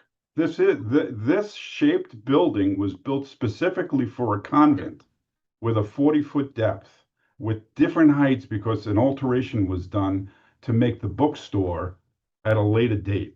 And because of the hilly topography, they didn't match the floor plates. They went up and down. And if you look at the elevations, you can clearly see it with the window alignment. Right there. Look at this window compared to that window. This is at a different level. This is a section drawn through opposite. These are at different levels. One level is a different level than the other one. Now, there's got to be a dozen or more board cases where different levels and floor elevations have created a practical difficulty and a unique circumstance.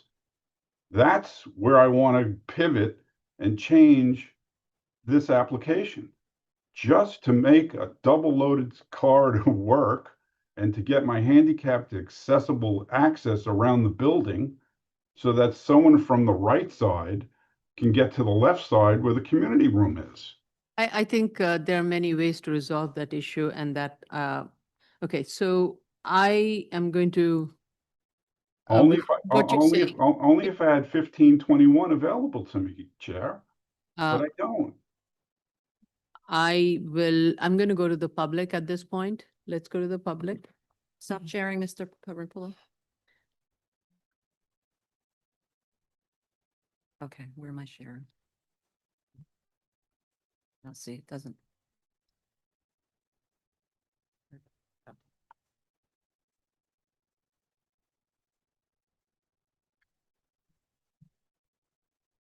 Oh, there we go. Okay. It's not review session, it's public hearing. No, it's not open. There it goes. Is that up on the screen? No, not yet. Okay. That's right. Sorry, we're having a little Technical. technical. Sorry. Nope. It's review session. There we go.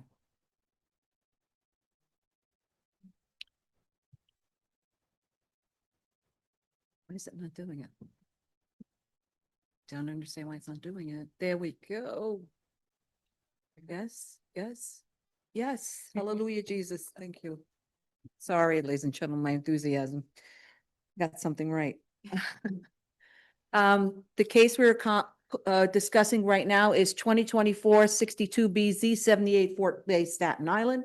Should you wish to comment on this application, please dial 669-254-5252.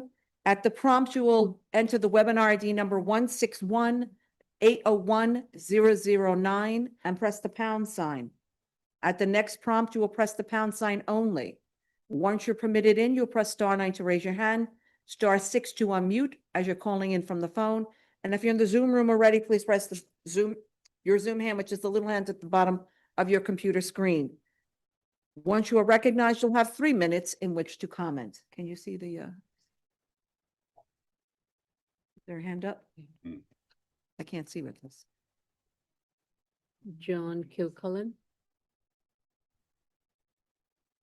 Let that person in. John, yeah, I've let John Kilcullen, sorry.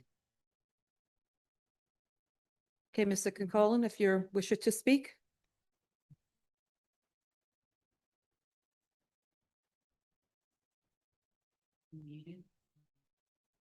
I don't know, can you unmute yourself, sir? It's the little microphone on the left bottom. Yeah. Hello? Yes. Yes. Is my video on? Yeah, it doesn't have to be. It doesn't have to be. It's okay. We'll waive Okay. that. Hi, John Kilcullen, St. George Civic. Wanted to thank the board for their continued attention to this application. I'd spoken in August representing the civic and the community. Our position hasn't changed, and we're encouraged that the board still thinks this can be done within the new city of Yes and the existing zoning regulations. And that's all I wanted to add. And if he does come back, we had some problems, and I sent this in a letter to the board. We did not receive the revised application in a timely manner, so we didn't have a chance to review it, but I'm glad the board did. And we still stand on our position that this site is currently overbuilt within the current zoning, and the applicant has many options to redevelop this site. So that's our position. Thank you. Thank you for your. Anyone else? If I may? Wait, Mr. Rampulla, let me finish, please. Anyone else who wishes to comment? Okay. November Mr. 18th, Rampulla, you right? may proceed. We did email it to Mr. Kilcullen on the same day that we emailed BSA Submit. I believe it was November 18th. And it was Mr. Kilcullen and it was Mr. Luisi from the St. George Civic. So I was not late. I didn't drag my feet. They got it when they were supposed to get it. We did. Thank you, Phil. We did. Neither one of us got it. It might have been a glitch. So we did check our emails, and neither one of us got it. And we had to ask the community board. But I don't believe that. I think John would have asked me. Thank Thank you. There That's could be a not lot something- of thank you very technical much. issues that Mr. Rampulla submitted it, and I'm sure he has he will not be misstating it. And So thank you, appreciate it. And I think we could step away from attacking each other's character. yeah, Thank you. Okay, what do you want to do? all right. So I'm going to recommend that we close the hearing on this matter, and I will keep the record open for Mr. Impula to make his submission in response to the for today's review, and then we'll see. Okay. So Chair, Chair, this is only the second hearing. And I'm getting no support to make the inside of this building work because I don't have a special permit available to me. I only have the vehicle of a variance. I think we're failing to see one critical point is the fact that this building can be converted as of right, and therefore, I think the argument of 1521 is not applicable. You cannot avail yourself. That's not a question for us to, that way many developers will come in and say, I cannot avail myself of the city planning special permit and therefore I need the variance. I'm not quite sure that's the right way to apply zoning variance. The variance process is very clear. It says when you have a uniqueness, when you have an undue hardship in developing the site, in your ability to get a reasonable return. And I think so far all the documents that's been provided, it's not supporting those evidence, and therefore it would be difficult for the board to make a finding where the evidence is otherwise.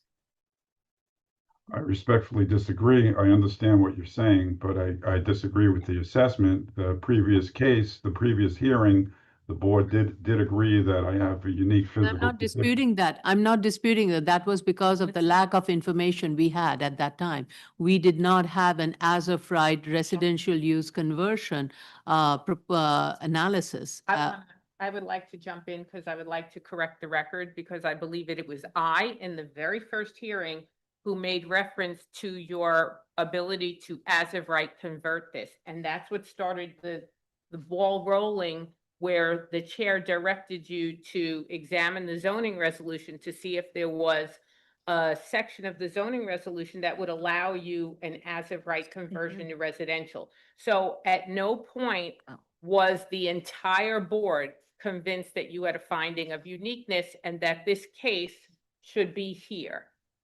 And I just want to correct the record because I was very clear that I thought this could be done as of right from the get-go. So you had at least one board member who was not convinced by any of your arguments. So you can't keep saying, when I was here the first time, the board was convinced or the board agreed with me, because the board didn't agree with you. Maybe one or two people were a little more sympathetic or wanted to wait it out, but the entire board was not unified in agreeing with you. Okay, Commissioner, so how do you address only a 3.55 return on investment being plausible? Because you have to make a finding first that your situation is unique and the hardship that you are facing is somehow preventing you from reaching your site's full potential. And I don't believe that you have met that yet. And I think that we're going to have to agree to disagree because we have been going on this merry-go-round right now for the past 15 minutes. And you're not convincing me. And now I'm going to speak for myself, and I'm going to speak very clearly. You have not convinced me on this second hearing, and you did not convince me on the first hearing. So that the record is clear, should the chair want to grant you the opportunity to come back again, you cannot then say when you come back, the entire board was sympathetic to my case, because it's not the case.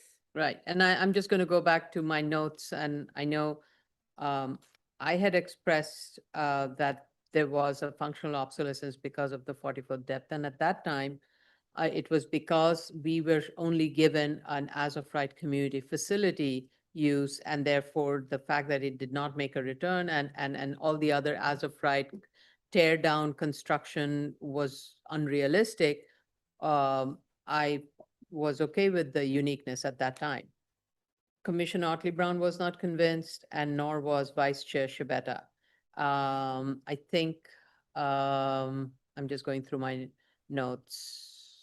I was convinced based on the floor plate depth being extremely narrow and the Right. existing configuration. So I think Commissioner Yoon and I were convinced because of the narrowness of the floor plate. However, the submission that has been made for today's review changed that determination and therefore makes it not possible for me to consider the uniqueness on this. Basically, it makes me question my initial determination. I mean, a 40-foot floor plate is very narrow for a double loaded corridor. Yeah, 60 but you feet could is have, you the could have a up- townhouse, you could have a townhouse. You could have other. There are alternate many space. options. There are many other ways of converting this building to achieve a viable. It is what you choose that you want that is causing these difficulties. It is really not the fact that you cannot make a return. Mr. Kilcullen, you've already spoken. If you have any additional comments you want to make, you can submit it in writing. Okay, so with that, I want to make a motion to close. Chair Shonda, Aye. Vice Chair Shabeta, All right. Commissioner Otley Brown, Aye. Commissioner Yoon. Aye. Okay. And we'll keep the record open for you to make your submission to convince us otherwise or to withdraw. Final submission. Okay, thank you. Okay. Item number 25, 2025 12BZ, 22026 Jamaica Avenue, Queens. Okay, this would be Frances St. Jacques. Who else from your team? Anybody from Mr. St. Jacques' team? Please raise your hand.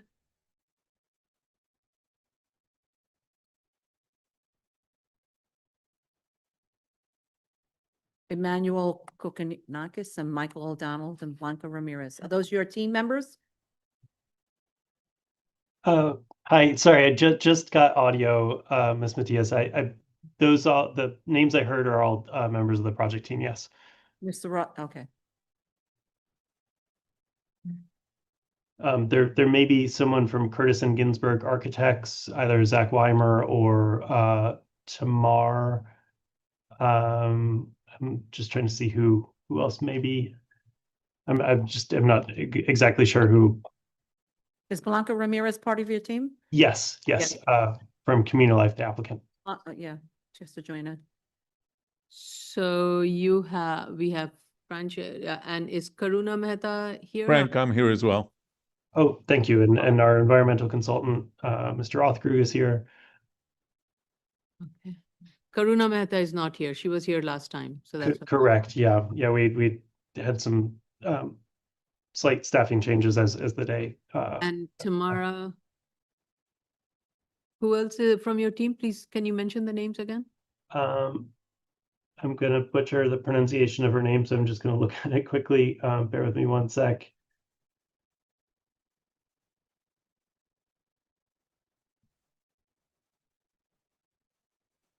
Michael O'Donnell is here. Bianca is here. Who else? Yes, so Emmanuel.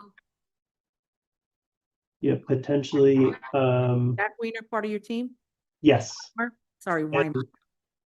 Emmanuel Kokinakis. Correct. And then Tamar Kislevitz. I don't see tomorrow. Maybe you do see it. But Zach Weimer is also from Curtis and Ginsburg Architects, so that should be. Okay. I don't see her. I don't see. Okay. Tamara. We should be good then. And Zach Weiner is also part of your team? Correct. Yes. Okay.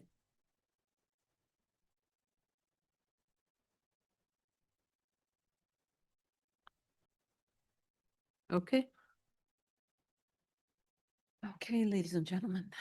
Okay, everyone, is that it? We're ready? Mr. Sanjaki, we are ready?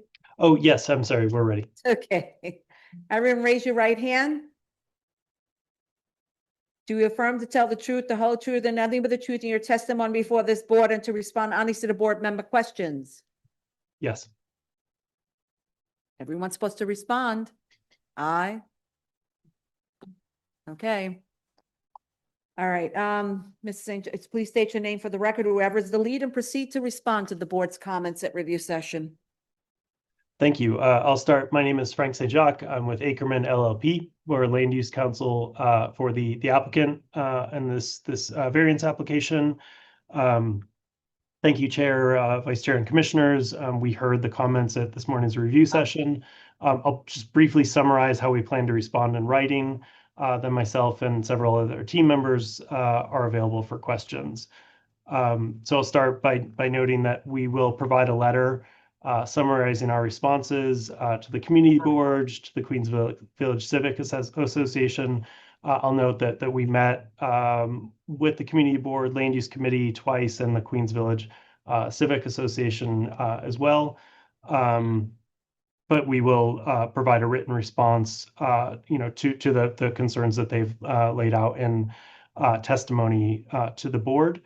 We'll also provide some detail and note that we'll continue to work with the daycare as well as community stakeholders, both with respect to the daycare and then future construction and operations if this variance is to be approved. And then finally, with respect to cleanup of the plans, we'll provide a revised plan set that will clarify and address any of the issues that were noted, including dimensioning of the open space along Jamaica Avenue. I'll note that the depths range from at its widest point along the eastern edge of the site from 28 feet. And then there's a reduction. It's about 25 feet in depth at the middle portion of the site, and then about 19.5 feet at the western edge of the site. With respect to that public open space, we had previously provided renderings that show it, but we can make that more clear either in an additional drawing or somehow in the revised plan set. The open space is intended to be passive. It will be maintained by the applicant Communilife. And those revised plans will also clarify the fencing access to the rear yard and how the parking entry is secured. And then finally, we'll just pick up the inconsistencies with respect to the community facility floor area. Believe we in the interim between the review session and now, we picked up most of those changes, but we'll go through and comprehensively see if we missed anything else. And gate to the accessory parking space. Yes, Madam Chair, we'll make that all clear with notes and sort of a clearer depiction of fencing, gating, and clarify that on the site plan, I believe on the first floor plan. And with that, I'll pause and just note that both the co-applicants, Communilife and Mega, are both here, as well as the project architect and our environmental consultant. While we're here, I'll just pull up the renderings that I think you're referring to. This is an August submission. Oh, that was, yeah. It was part of the last hearing. So maybe the best way to do it would be including it in the plan set Right. that is submitted, so we have it all together. I do Thank you, Commissioner Yoon. Happy to do so. Yeah, I remember. I forgot about it too till he mentioned it, but I was like, I know I've seen this. Yeah, I thank you for digging it out. There's also this view.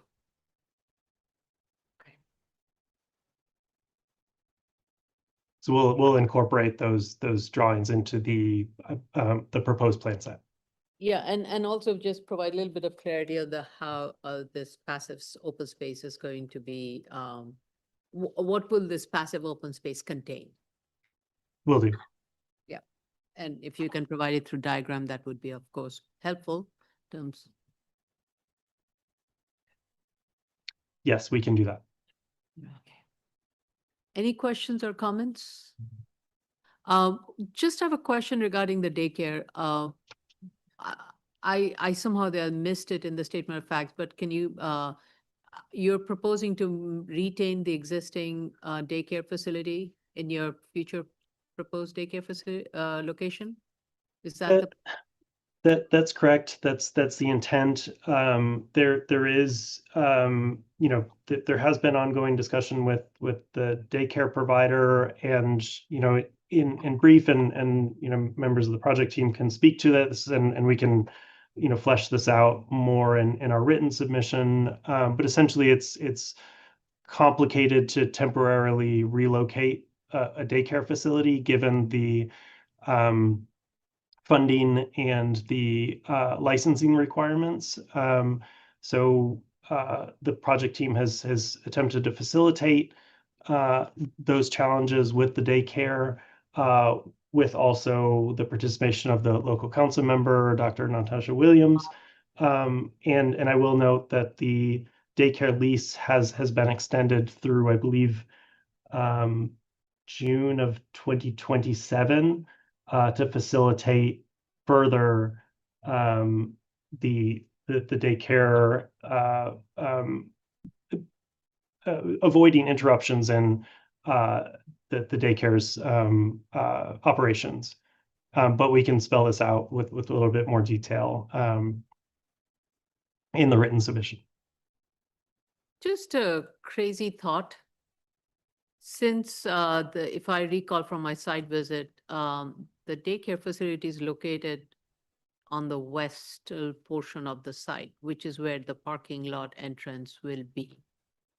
Just a crazy thought. Is it at all possible to retain that portion of the building while in construction? And no, but you're extending it all the way to that end. Okay, no. I mean, yeah. Okay, no. Yeah, it's something that we can look into. And I'll defer to the engineer and architects. It's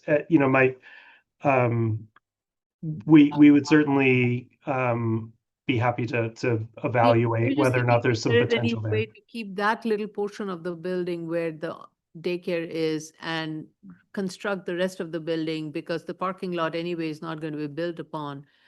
I don't know the exact placement or anything. I don't know if that's feasible. And of course, it may not be ideal, but I'm just throwing that out there. Yeah, we're happy to look into that. And I'll again defer to the technical experts on our team to evaluate that. But that's certainly something we can look into and respond back to the board on. Okay. So yeah, I think it would be helpful if you can provide some clarification, because there's a large part of the concern is coming up is regarding this. I think the rest can be addressed through the environmental review, which I know we have open matters that needs to be addressed. Right, and my understanding is that the submissions have been made with respect to the open chapters, with the exception of transportation, which is still very actively being worked on. I believe it's on the applicant team to make a revised submission at this point. But as it relates to open space and air quality and community facilities, I believe those submissions are in. So we'll continue to work with staff to refine those as needed. And our goal is to get transportation in as quickly as possible. I'm checking on that. I didn't see the air quality noise, but let me check on that. Great. And if for some reason you don't have those, I'll work with Hiram to make sure that those get in.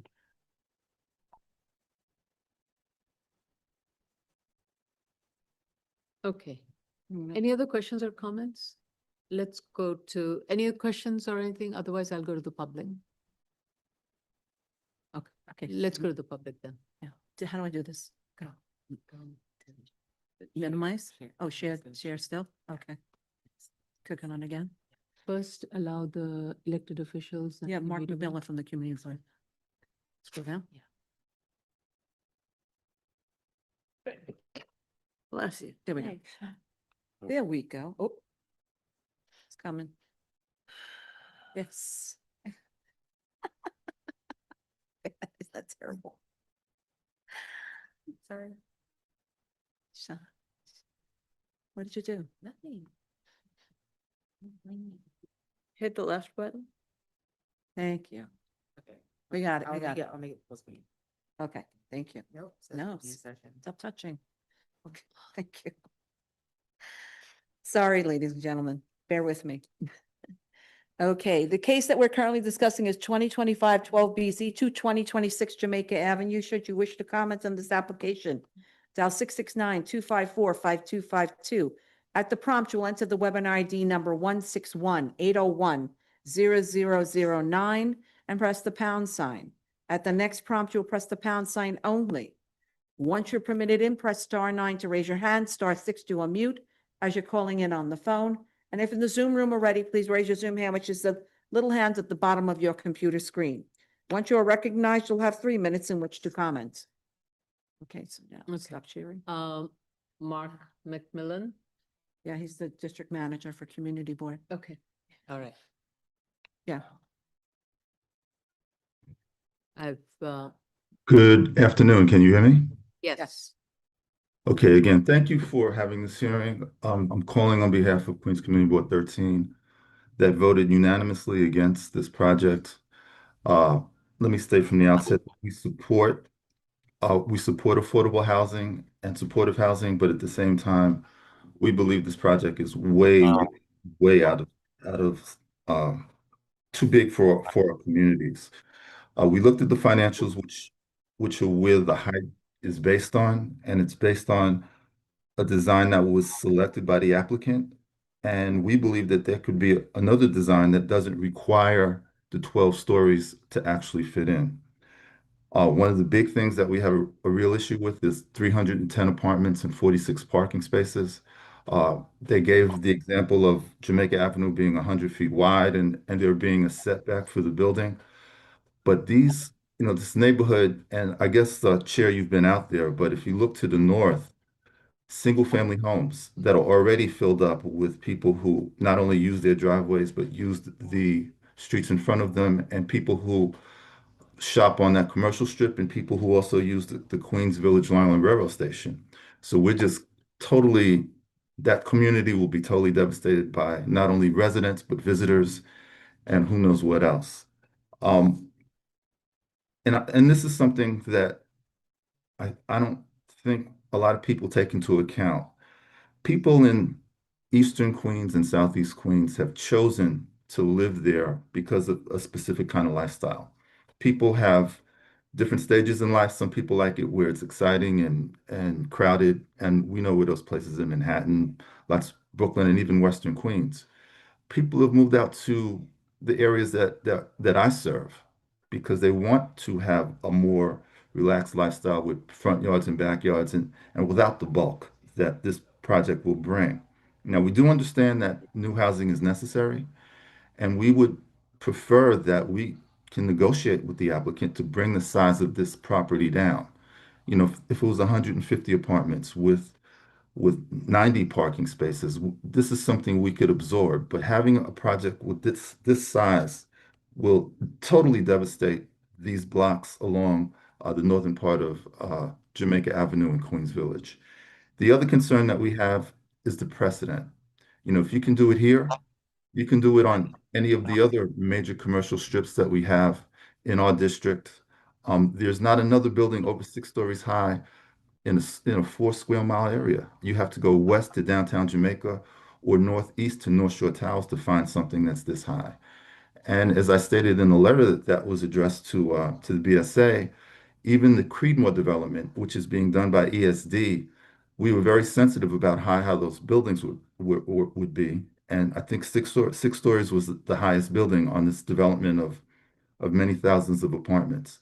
So we asked that this particular variance, which is on top of the City of Yes, to get the bulk, you already got the City of Yes, now you want a variance to get even more apartments, be denied so we can come back to the table and maybe work with the applicant to get something that works, not just for more housing, but for also the kind of community that we have presently in place.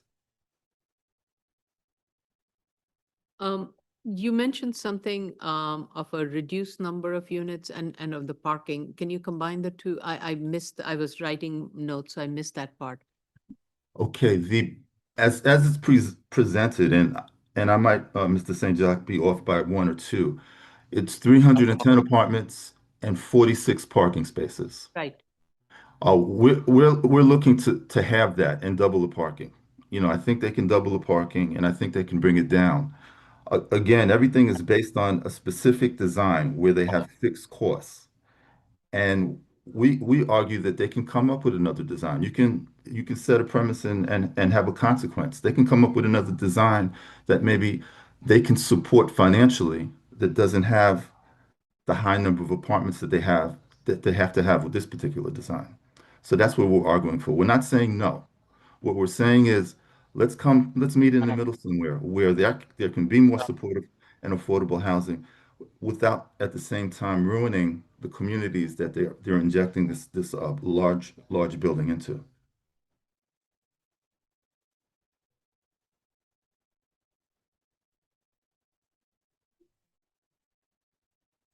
Thank you, Mr. McMillan. Sorry about that. Thank you. Thank you. Any other speakers or representatives of elected officials or any other speakers regarding who has not spoken, wants to speak about Jamaica Avenue project? Okay, I stopped sharing. yeah. Oh, someone just raised their hand. Somebody just raised their hand? Nagasar Ramgarib? Oh, he's with the Queens Civic Association, Queens Okay. Village. Okay. Nagasar Ramgarib. Nagasar Ramgarib, okay.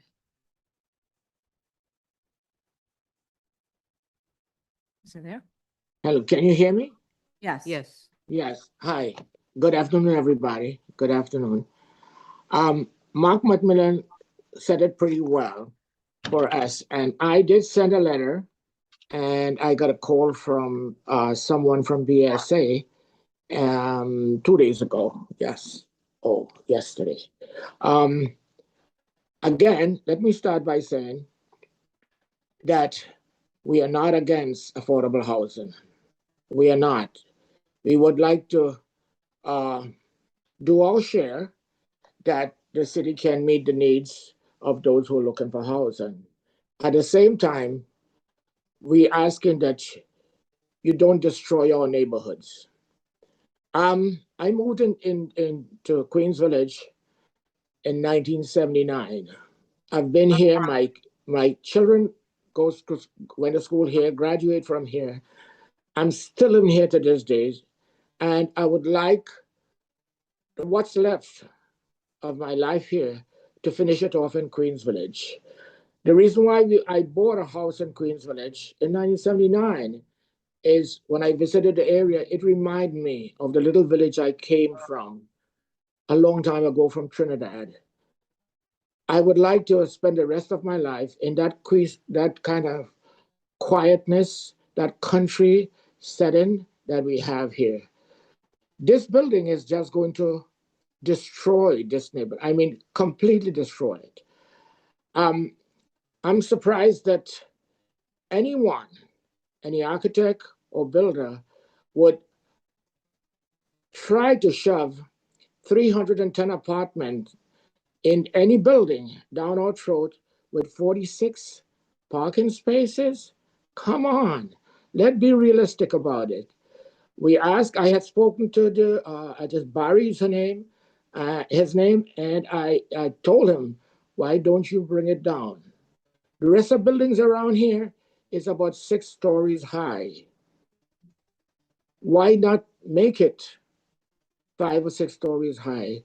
And we wouldn't object to it.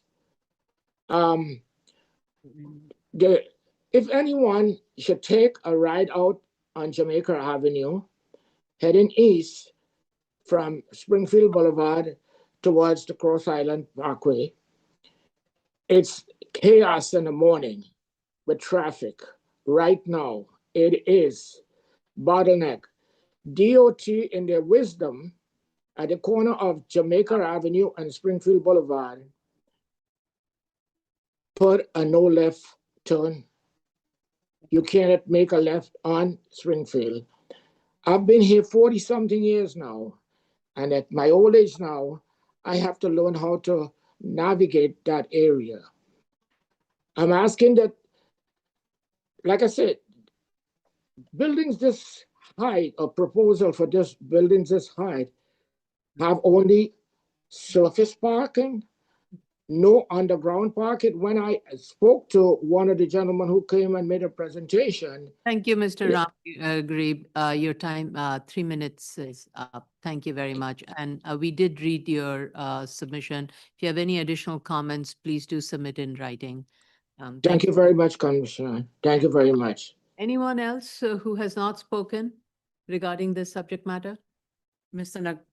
Roman Creek, could you put your hand down? Thank you. Okay. Anyone else who has not spoken yet? Okay. Okay, all right. So I want to thank everybody's comments that we have received and the comments that we have reviewed very thoroughly. I do understand the concern the community is raising. Yes, what one immediately sees if one wants to choose it's what one chooses to see is yes, across the street from the subject site there are 3-story attached homes, and behind that there are some detached homes. Though along the subject frontage of Jamaica Avenue, there is an apartment building, there are office buildings, and there's a mishmash of uses and building typology. I think the mandate, and I go back to the mandate, the New York City voters voted so strongly. We got a 58% voters voting for affordable housing in the most fast track way. And then there was the other part is to identify areas where development is lacking. So I think while I heard the suggestion of allowing for lesser number of units and doubling the parking, I can just tell you as a former HPD employee, that math is not going to work at all. And we have we have a support letter from HPD, and what HPD looks at is what is the minimum number of units that this project needs to have to make this project financially viable and meet all the standards and requirements of an affordable housing funding program. And studies after studies have shown of affordable housing projects and supportive housing projects and zoning studies that were initiated back in 2017 by Mayor de Blasio, which looked at the reduction of parking for affordable housing. Based on various studies that have proven time and time again, the residents living in affordable housing projects have a lesser auto ownership than those who are living in detached homes or are homeowners or in market rate housing. And it has shown, studies after studies have shown that many of these affordable housing projects that did provide more parking requirements are actually lying fallow and are being I wouldn't say fallow, are being underutilized. And the zoning recognizing that underutilization of the parking spaces back in 2017 did allow for a mechanism for these underutilized parking spaces to be converted to residential uses, because in low-income housing projects, these parking spaces were being utilized. So there are several evidence, case and studies, social evidence, and others have indicated that the amount of parking that is needed for an affordable housing project is much less than amount of housing that would be needed for a market rate project. And it's a market-driven equation. Also keep in mind, the parking that is going to be provided, typically, if I understand, unless it has changed from my days at HPD, I don't know if you can charge a rent on that. That is my understanding. I could be wrong. So it's not a revenue generation source, and typically that is a part that market rate development factors in. So building on below ground, above ground parking to accommodate the residential number of units, it's not at all going to be financially viable, and it will result, if anything, addition need for more units. So I think the balance that has been struck here is to make sure that the amount of units that are being proposed and the parking requirement thereby as applied based on the parking zoning requirements could be met on site. And that is what is being proposed. And this site really does take advantage of its depth by putting a good part of the bulk behind the 10-story building, and instead of allowing for all of it. Had it been a narrow lot, it would have a typical 100-foot deep lot. It would have been the development scenario would have been very different, and it may have resulted in a taller building. But be that as it may, it is not the case, and here the building is in a T shape, allowing for more density to be located in the back. Another point someone brought up, and I think I also had read it in the documents, is the Creedmoor. Creedmoor is a 46-acre site, and the amount of unit, and so that gives them a lot of luxury and the ability to locate buildings all over the site at a much lower height, and yet be able to provide over 2,000 units of housing. This is not 45-acre site. So I think recognizing the size of the site, location of the site, and the unique depth that this site provides and the opportunity it provides for affordable housing are all being factored in designing this building. And as I said, HPD will not approve a affordable housing project that cannot by itself meet its financial burden, and that is one of the tests. And the applicant did go through that exercise to show that if they were to provide a 6-story building, what would be the financial deficiency? And that is why the applicant did rest at the 10-story mark, because that's where they would be able to get just the optimal number of units to be able to provide, to be able to make the project financially viable. Well, Sorry, 12. Sorry, I'm sorry, 12-story building to make the building financially viable. Thank you for that correction. So and with- parking is not being waived here. It's not a waiver. Parking is not being. Parking waived, is not a exactly. waiver It's the that's being parking is sought. being provided as per the zoning requirement of based on the number of dwelling units. Yes, thank you for that correction. Yeah, clarification. Any other questions or comments? All right. Because the findings have been met, we were waiting for the support letter from HPD. I'm going to make a recommendation that we close the hearing, but keep the record open with regards to the environmental review and the revisions to the plans and the statement of facts and findings. Motion to close, Chair Shanda. Aye. Vice Chair Shabeta. Aye. Commissioner Huntley Brown. Aye. Excuse me, Commissioner Yoon. Aye. Okay. And I would say, Mr. Penzak, please do talk to our project manager in determining when the decision date will be. Will do. Thanks so much for your time and consideration on this application. Yeah, and the decision date will be dependent on the environmental review. Yes, understood. Right. And in your statement, please do provide a lot more clarification regarding the school. And I will strongly, as I said, strongly urge you to work with elected officials and others in finding a solution for the school, temporary or permanent, or both. Understood. Thank you. Thank you. Okay. Thank you and happy holidays. Okay, next item is 2025-15BZ, 710 Broadway, Brooklyn. No, let's go. Long hearing. You guys want to take a break or you want to go through? Yeah. Okay, I've let Ms. Polladair in. Anybody else from your team? Hi, sorry, lots going on at once. I should have with me Stephen from McDonald's, as well as Josh Herman and Dominic. Josh Sherman, I see. Dominic, yes, I see. I don't see Stephen. I will text him right now.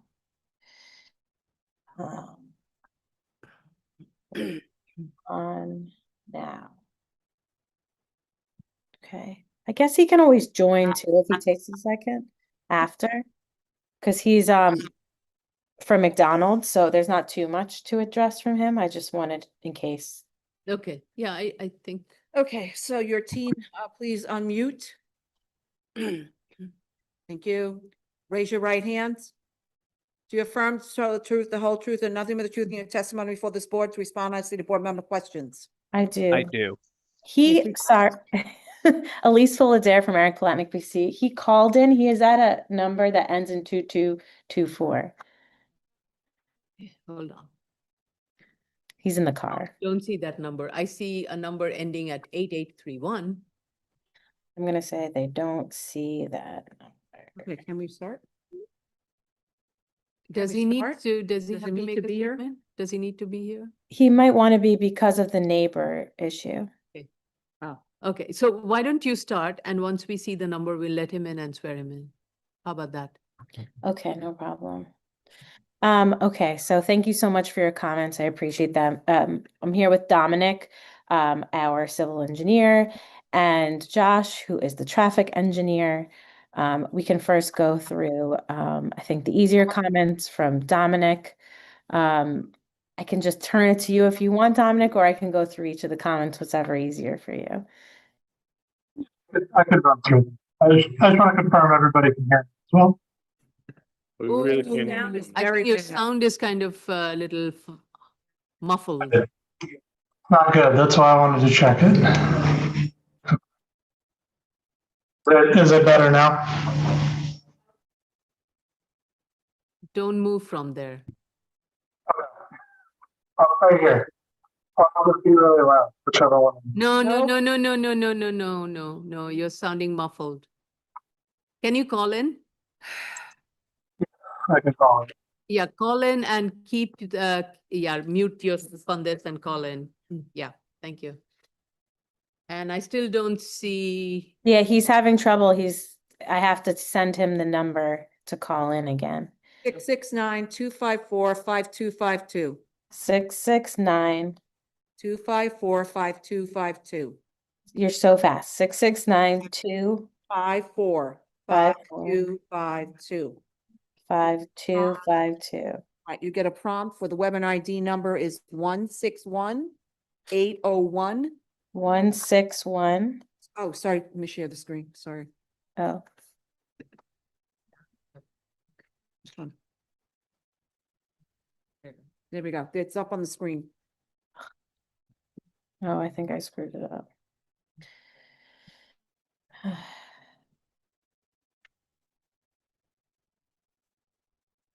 You can press start when he gets in, you can press star 6 to unmute. Everybody's having technical.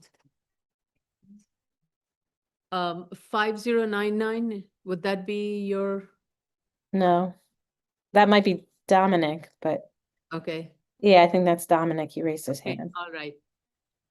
Okay, Dominic. Star 6 to unmute.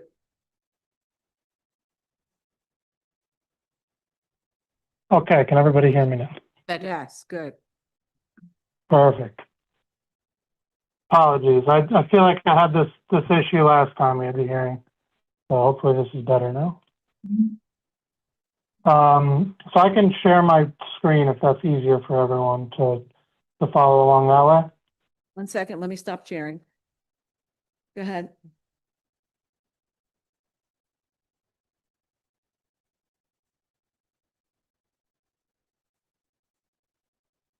Okay. So running through the site plan comments to start, I know we mentioned, or you mentioned this morning, the bike racks, which we addressed. We had previously been showing 3 bike racks.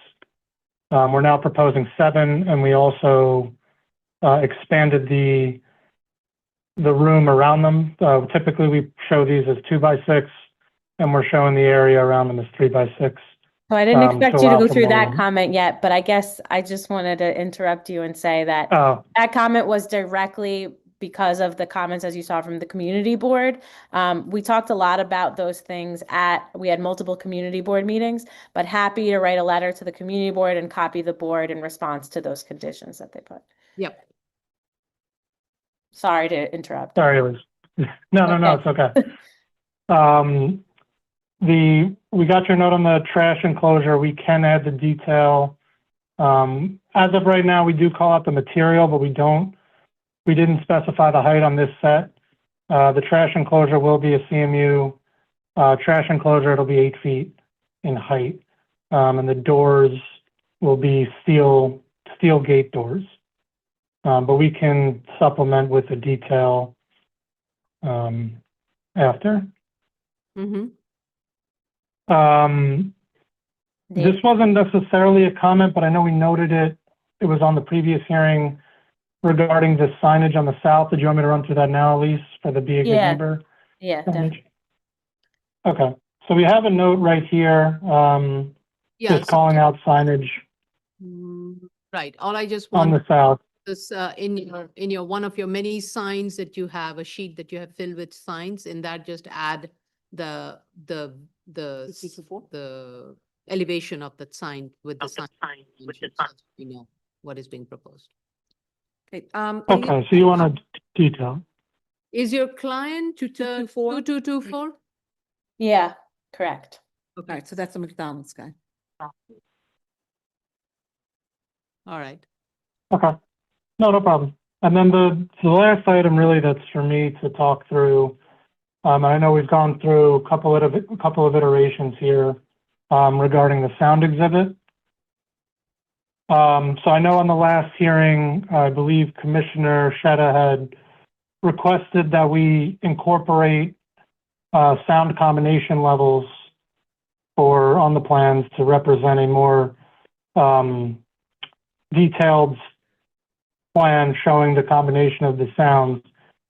And I know what we did was we had added the numbers, as you can see here, to kind of show a little more specific at any given point of what the combination of sound is. But I think and I actually, as part of this exercise, kind of learned this as well, but when you do a sound combination, I'm sorry, did somebody say something? Oh, sorry. When you do a sound combination and the numbers are significantly apart or far apart, it doesn't actually increase the sound to a degree that's almost worth representing on the plan, and I think it's easier to see it here.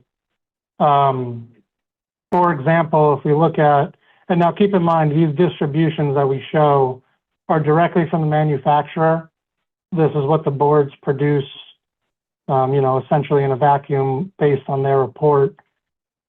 And if we look at the second menu board, which produces 73 decibels of sound at 2 feet from this menu board, and we combine it with 58 decibels of sound from the other menu board, what actually happens is the number only goes up from 73 to say 73.1. So it doesn't have a significant impact on that adjacent sign, even though you would think that there would be a little more impact.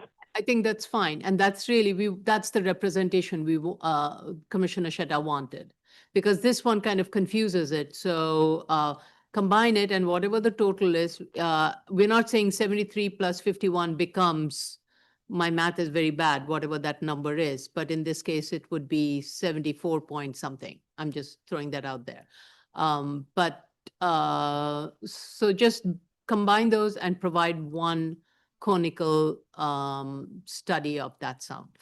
Yeah, could you the section, could it be shown in line with the just cut the section through as you're doing here, and have the numbers align with what your plan numbers say, so that it's clear that it's taking into account the cumulative effect. Yeah. Okay. Yeah, it just wasn't like, the numbers weren't, it wouldn't look as strong as we would think it would. Yeah. Like as an example, I think this number is going to look like 73.1 instead of 73. So But- it's not really getting impacted So the as number much. on your plan, they're all in the 50s. So are those decibel numbers, or are we looking at something different? Yeah, they are. So it's basically, it's at any given point. So that's why it kind of gets, the numbers get higher as you get closer to the boards themselves. But we did it on which is why I left the contours on here, because we did it on a 10 by 10 grid. And the only way to really give you a clear cut combination would be to do this at a super tight grid. That would, I think, be ridiculous to look at, in my honest opinion. So that's why we had left the distribution, because it's not really increasing as much as you would think it does. I understand that. I think it's just not very well represented for us to understand that. So Okay. I think, so here it doesn't show the 73.1 is the cumulative logarithmic effect, right? It doesn't say that anywhere, because of the grid. So perhaps the better or more representative way to make this simpler for us to digest is to do it along the path of the section, Okay. so that we can see the cumulative effect in line with the section, and then the section will vertically represent that, so that we all understand that it doesn't go to 85 or some crazy number, but that it's actually within a reasonable range. Because that's what we're really looking for, is that the cumulative effect maintains a sound level at a reasonable decibel level. Because this will, of course, come up on other projects. So I think what we're doing is trying to establish a way to represent this so we get it every time. I'm glad to help out with that cause. I think that's a good solution, though, but if you can do that. Okay, thank you. Yeah. Commissioner Yoon. And then I think there's two more comments for you. Sorry to. There was a remove a note on number 2. Did you say or remove note number 2 on 036? Did you already say that? Yeah, I Oh, I didn't. I was just the lighting plan, right? Yeah. Yeah, I think it was just to remove note number 2. Yeah. This one here. that should be easy. Yeah. And then the last is also easy. I have just update the BSA calendar number where there's a space for it on your plans. Yeah. And then we did talk to McDonald's, and I think he kind of made this obvious already, but they can be 2 people talking at once, so it can be simultaneous. Thanks. It not always is, but it sometimes is. And then the last part is about the fence. So I guess I want to clarify is we reached out to the owner numerous times in numerous ways. And I was just trying to show kind of the last email where someone from McDonald's goes to the tenant, knocks on the door and show you that happened. And so that first email is from them. And the second email that they don't want the fence is from them. So the first email was McDonald's, second email is from ownership. Okay. Just to show you that we really, really tried. I wanted you to understand that process. So we did at the end of last week get a letter from them. We were under the impression they were maybe going to send it to you.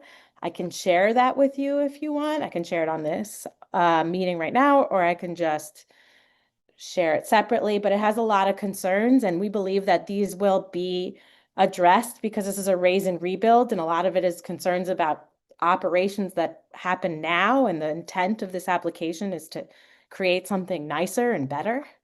But if you'd like me to share that on the screen, I can, or I can just submit it with a response about how we're going to address their concerns. You can submit it. Okay, no problem. So I'll submit there because it's like the first thing is like it's But the first, yeah. Just in a summary, the concerns that they have raised, are you able to address those concerns through your proposal? Yeah, so I guess the concerns was one of them was a traffic concern, and the what they believed our traffic would be is inaccurate. So they were saying that they were under the impression we were still using one curb cut, and that's not the situation. Then they had trash concerns about, and we're hoping with a new trash enclosure and a new site that, and we can write like again in the letter like how we'll address trash. Yeah. So What? Go ahead. Oh, so security will let you know how again, it's a new building, hoping that's better this time. So that was another concern. We can address how we in this new building will address security concerns, like vandalism and stuff like that. I'm trying to think what else was in there. Traffic congestion. Would suggest when you submit their concern letter, also Yeah. your letter responding to their concerns as to how those are being addressed. With regards to security and vandalism, I'm assuming you will have some CCTV or something like that. Yeah, so we can just tell them what we're going to put in our new building. And then traffic, again, is a big part of this application.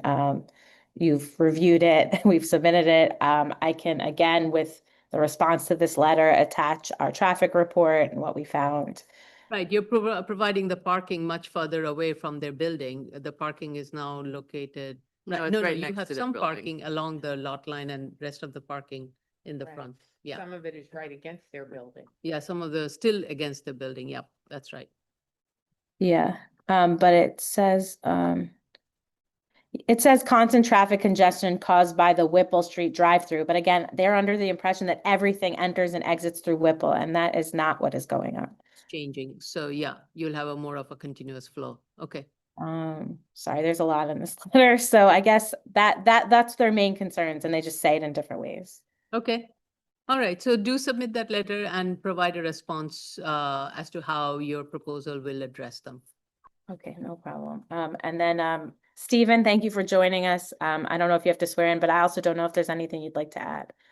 He needs to be sworn in. Yeah. Hi, we're just trying to rebuild this location and make Well, it you have to better. swear in if you're going to speak. I swear you, Oh, you can swear. yes, I swear in. Oh, no, let her do the thing. Sorry. Go ahead. The whole truth and nothing but the truth in your testimony before this board, and to respond honestly to board member questions. I do. Okay, please proceed. State your name for the record and proceed. Stephen Rufino, McDonald's Area Construction Manager. I just wanted to reiterate everything Elise is saying with this rebuild. It's a new building, with an entirely new site, to optimize the space and make it better for everyone in the community. Okay. That was it. Thank you. Thank you. Anything else from your team? I don't think so. Share. If not, let's then go to any other questions for the team? Let's go to the public then. Good. There you go. Yeah, getting better at it. Okay, the case that we're currently speaking about is 2025-15BZ, 710 Broadway, Brooklyn. Should you wish to comment on this application, please dial 669-254-5252. At the prompt, you'll enter the webinar ID number 161-801-0009 and press the pound sign. At the next prompt, you'll press the pound sign only. Once you're permitted in, you'll press *9 to raise your hand, *6 to unmute if you're calling in on the phone. And if in the Zoom room already, please raise your Zoom hand, which is the little hand at the bottom of your computer screen. Once you're recognized, you'll have 3 minutes in which to comment on this application. So what? They can hear me. How much time will you need to make these minor corrections? When they finish all. I think within the next few weeks. I know the holidays are coming up, but I think they're pretty minor corrections. So I think in the next 2 or 3 weeks, whatever works for your calendar. I'm assuming that's what would work for your calendar anyway. Yeah, I think our January is pretty booked up. Even the last hearing? In January? Probably, yeah. I don't know. I guess it also depends if you're closing or not, or we're going back to hearings or whatever. Recommendation will be to close it. We keep the record open for the environmental purposes. Oh, yeah. So I guess then, with the environmental purposes as well, I guess if you're closing it, then I'm going to say February, because we could resolve everything in January. That makes sense. Interesting how things change so quickly. It does. You just reminded me. We're working on the environmental piece and I totally blanked because not all of these require them. So. Okay. Okay. All right. Motion to close. Motion to close. Chair Shonda. Aye. Vice Chair Shabeta. Aye. Commissioner Otley Brown. Aye. Commissioner Yoon. Aye. Okay, We'll get back to you on a date, Lisa. No problem. Thank you. I appreciate it. thank you and happy holidays to some of you who I may not see for the next hearing. Thank you. Thank you. Thank you. Thank you. Item number 27, 2025-19 BZ, 5832 Broadway, the Bronx. Okay, Mr. I've Canzada. let Mr. Kanzada Stop in. sharing screen. Oh, Nasir Kanzada, I thought I did let him in.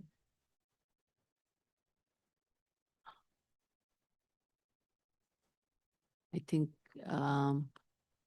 he should be in. It would be either Maya or They're in. It's Maya. Maya. Okay. Hi, right hand. Hi, how are you? Raise your right hands. Do you affirm to tell the truth, the whole truth, and nothing but the truth in your testimony before this board and to respond honestly to board member questions? I do. Yes. And for the record, and proceed to respond to the board's comments in this session. Understood. This is Hamzada, I'm the applicant. I work for the applicant. Okay, I'm sorry, I may not be pronouncing your name correctly. Abdul Rahim? Mr. Yeah. First name is Mayy. Okay, M-A-Y. But we can't hear you very clearly, so I just want to let you know that. So you may have to speak closer to the mic when you speaking, okay? Go ahead, Mr. Okay, so we watched the video and all the comments. My understanding there are 5 comments. And number 1 was need power wash. We will pass on to the owner. I talked to the owner already. He is willing to do that. So we will have a power wash. Second comment was the painting the building. So he could do that also. He agreed to that also. And number 3 comment was from the chairman regarding the 11-4-11 regarding the renewal.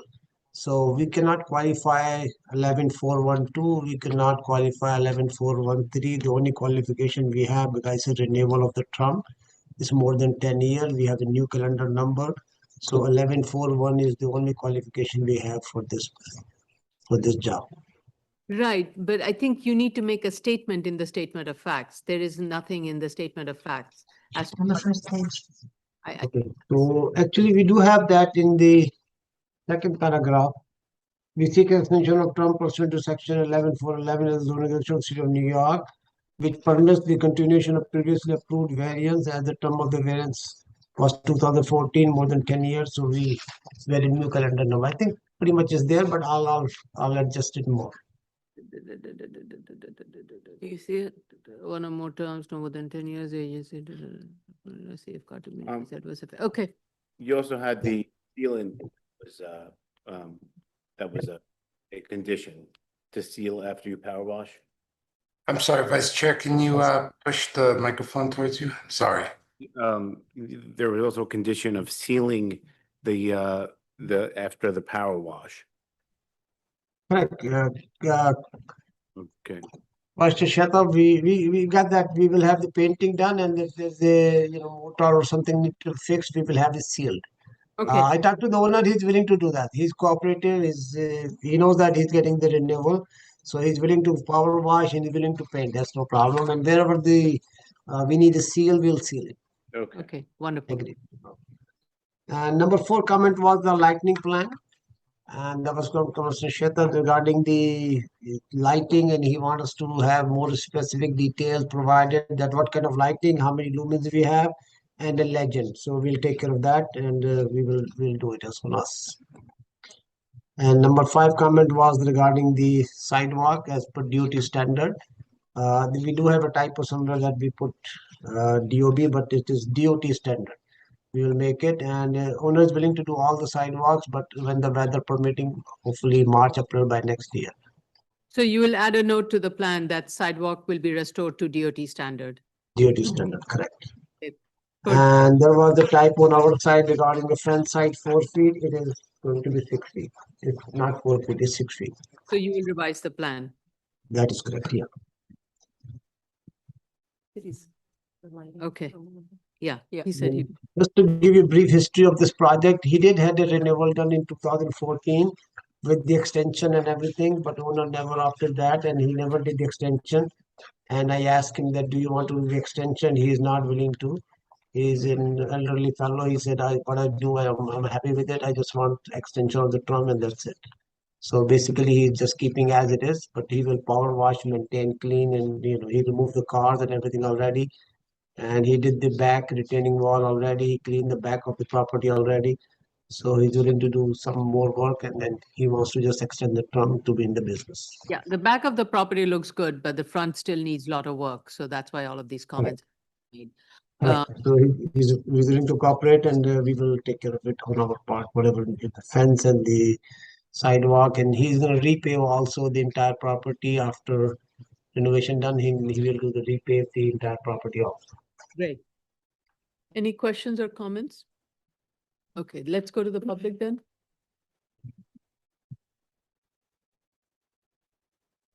Double click.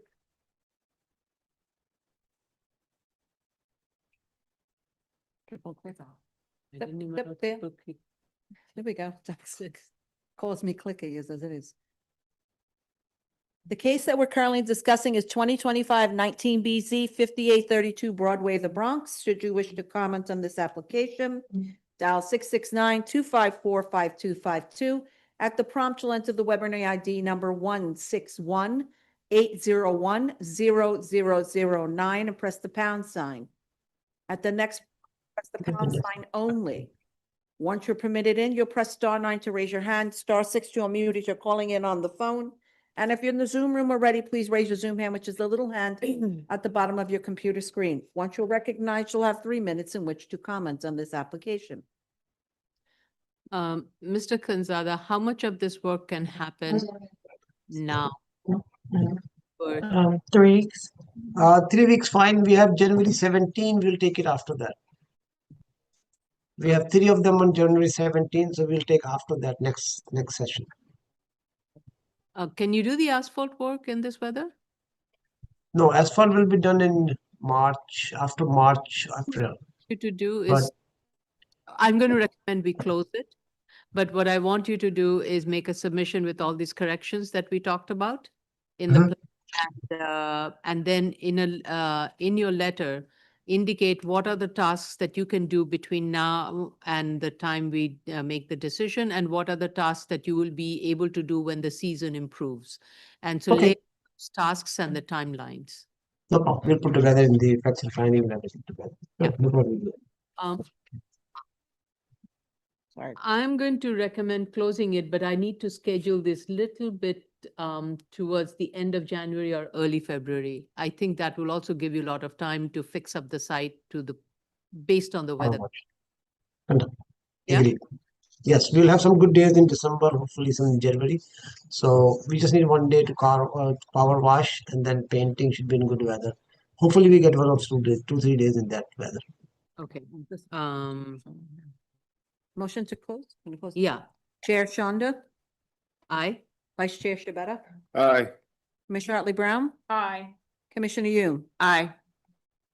Okay. So you will revise the plan and if needed, also the statement of facts just to be consistent and a statement regarding the timelines of the proposed improvements. And we will schedule this for decision, I will say early February, 9th, 10th. 9, 10. Or December 26th, December 26th, 27th. January 26, 27. I meant January 26th, 27th. You're tired already. I'm tired already. Yeah, January 26th or 27th or February 9th or 10th. Okay? Either one is fine. We're okay with that because January 17, we have 3 of them. So anything after that is fine. That's fine. We'll take that. Okay. Thank you, Mr. Kansada. Our office will reach out to you to confirm the date this week. Thank you, Carlo. I appreciate it. No problem. Thank you very much and happy holidays. Same to you. Thank you. I appreciate it. Okay, item number 29, 2025-23 BC, 16161 Baisley Boulevard, Queens. I should have a few numbers. There is one number which is 8831.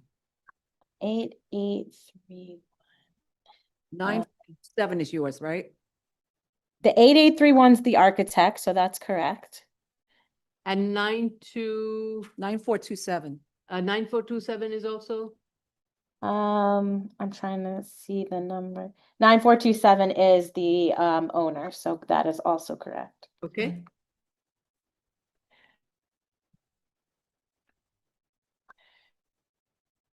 No, Josh is back. Yes. Josh makes it easy because he's got a camera. Hi, can everyone hear me okay? Okay, is the owner are they in already? 8831? Yes, can you guys hear me okay? Star six to mute, star six to unmute, sorry. Yeah, David, we can hear you. We just Dinah maybe. Hi, can you hear me? Yeah, now we can hear. Yes. Dinah. Okay. Okay, I wish everybody had cameras, but okay. Raise your right hand. Do you affirm to tell the truth, the whole truth, and nothing but the truth in your testimony before this board and to respond honestly to board member questions? I do. I do. Can you identify the name of the other two speakers? On David. So David Noor.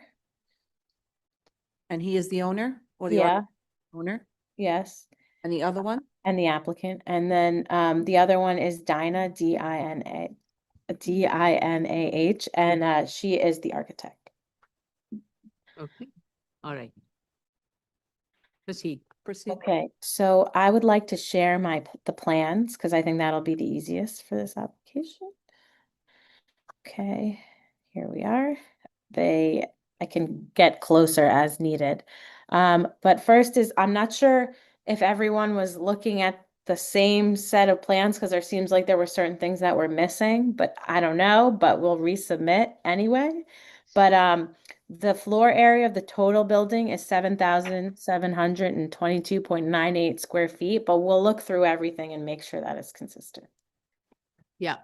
So that is the first thing I wanted to say. And then I wanted to show you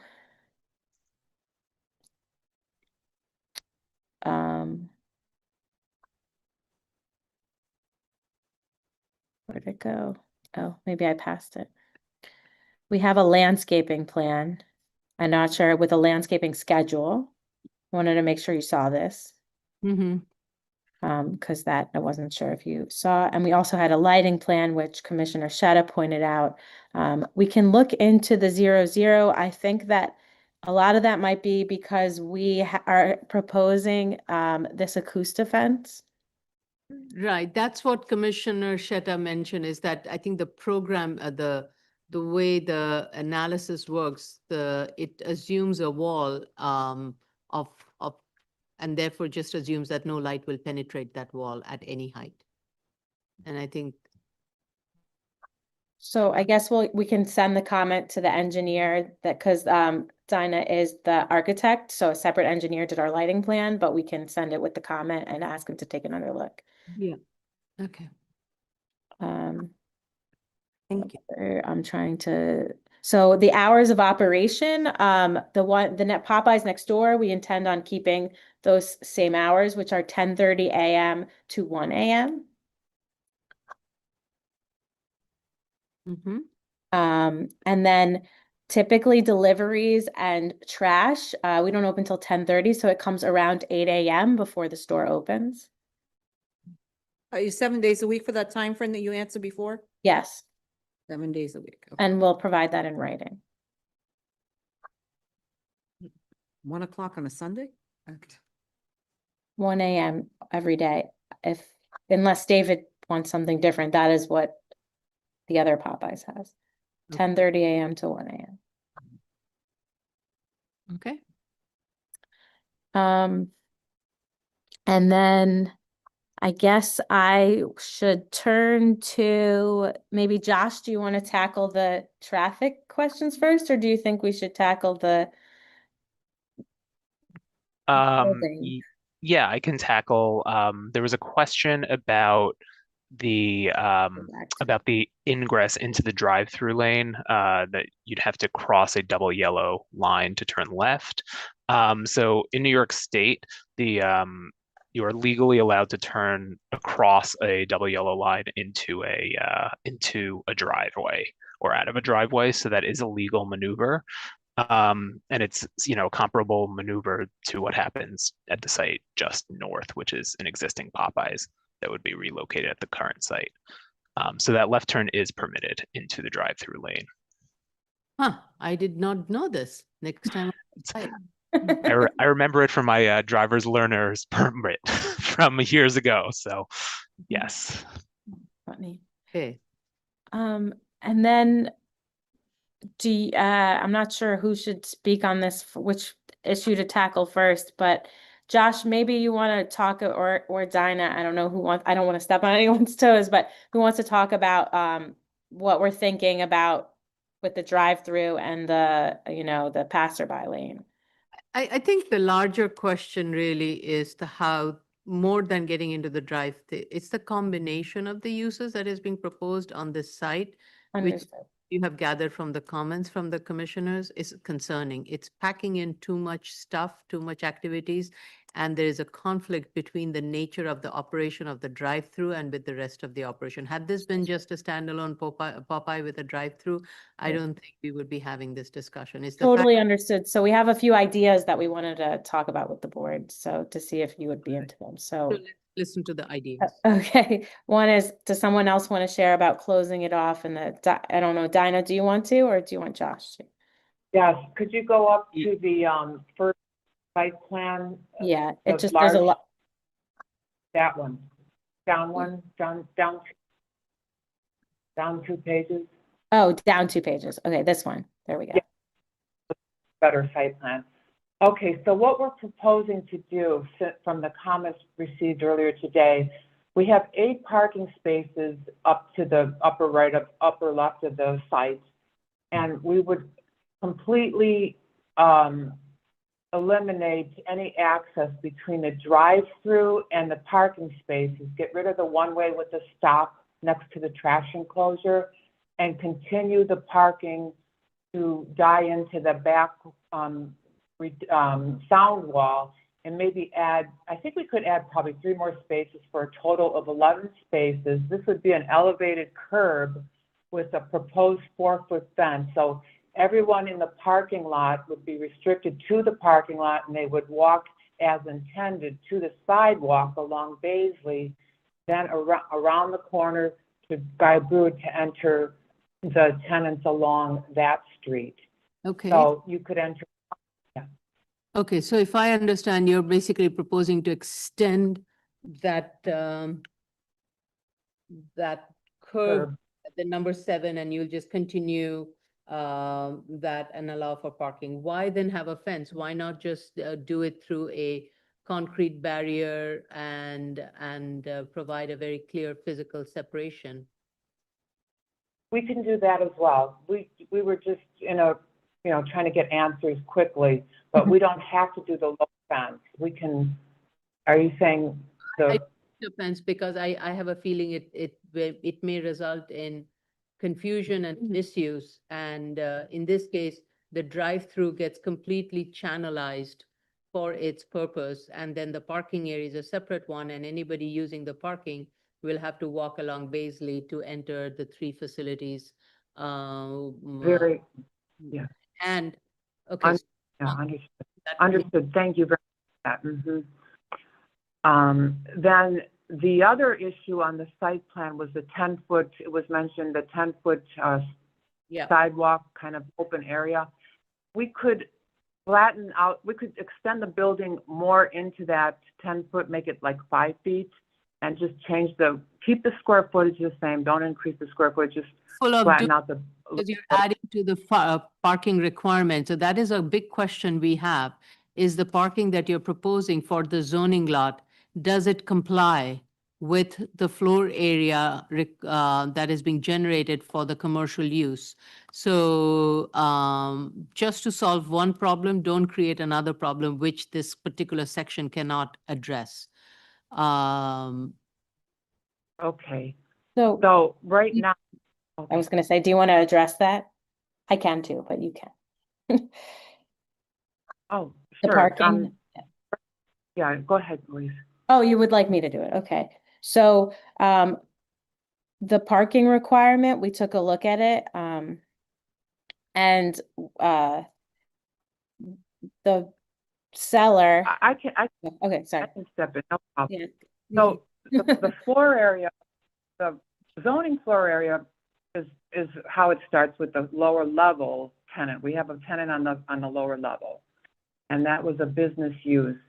For retail, which is use group 6, and if you do retailing in the cellar, you are required to provide parking spaces for it.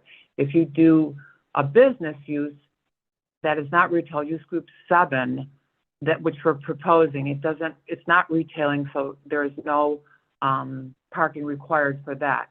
And it's under the definitions of floor area. It's hidden in there. It's under definitions of floor area. Then you keep reading a little bit and you'll see for the cellar used for retailing, you wouldn't count the square footage, you would just count it for the parking, but we're not proposing retailing at all in the cellar, just a business use and storage and utilities. And the first floor is the proposed Popeyes and retail tenants. And we have provided for parking, although we're under the required Okay. count. So Sorry to cut you off. Add a note to the plan that we are not waiving any of the parking requirement for the subject zoning lot. we are not, okay, That means BSA is not waiving any of the parking requirements affiliated, parking requirements for the zoning lot. okay, BSA, is not waiving any. Okay, It is basically your representation that we are accepting, but we are not opining on it. And should you understood. consider otherwise and require something, then that's up to you. You have to address it. Very good, okay.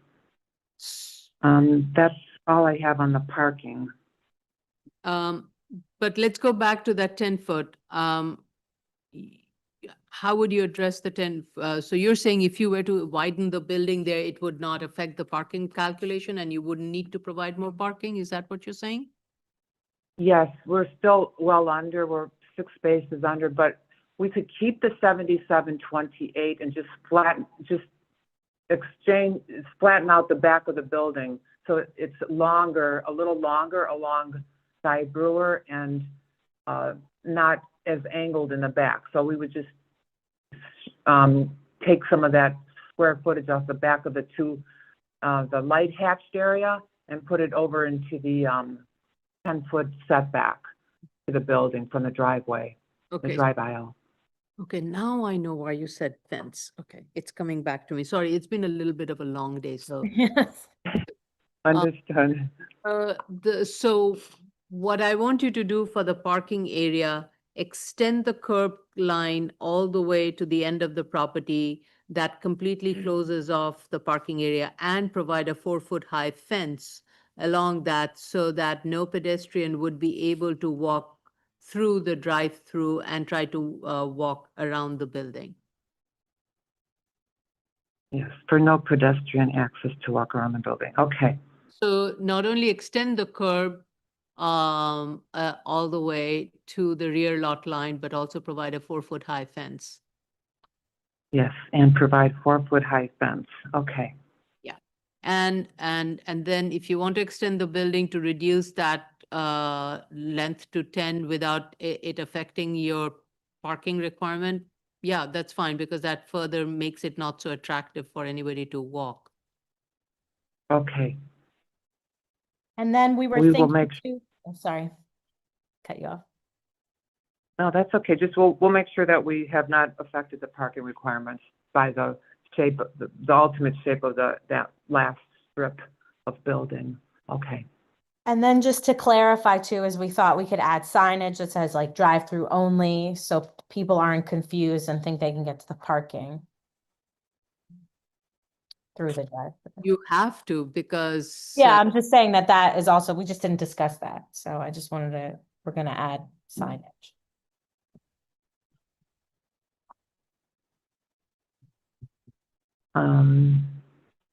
Okay. Yeah. No. We talked about the trash enclosure, having a block, 8-inch masonry block with a steel gate, and it will be 8 feet high to match the 8-foot high sound attenuating solid fence along the rear property line. Okay. Thank you. We hadn't covered that yet. And then what we also didn't cover is we would need to hire a separate engineer theoretically to do noise. And I just wanted to point out that we did show the distance from the and we wrote AVC on at all times, but I have to find where we wrote it. Yeah. If you go up, I think Ms. Fullader, you know what our requirements are, so do proceed accordingly with regards. Okay, I was just gonna say, because in some scenarios, this is the only place where there's residential. Our neighbors on either side are commercial, so I was just, if you need it, you need it, but I was just trying to show it in other ways because we don't have that specialist in our team. No, you need it. Yeah. Okay, no problem. And then another comment was about adding more information, traffic information about the streets. Yeah, so whenever these plans are provided, especially for drive-through, it is very important for us to understand the context of the drive-through.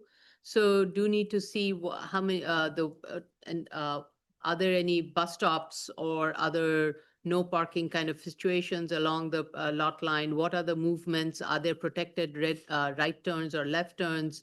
And from where those because that affects the flow of the traffic and may impede vehicular flow into the site and whatever is happening off the site. So for those reasons, I think it becomes important for us to have the full context of the flow of the traffic and the street network also displayed with the site plan. Okay. Josh, you can help Dinah with that. Yep, I will work with Dinah on that. Thank you. So was the finding B and right?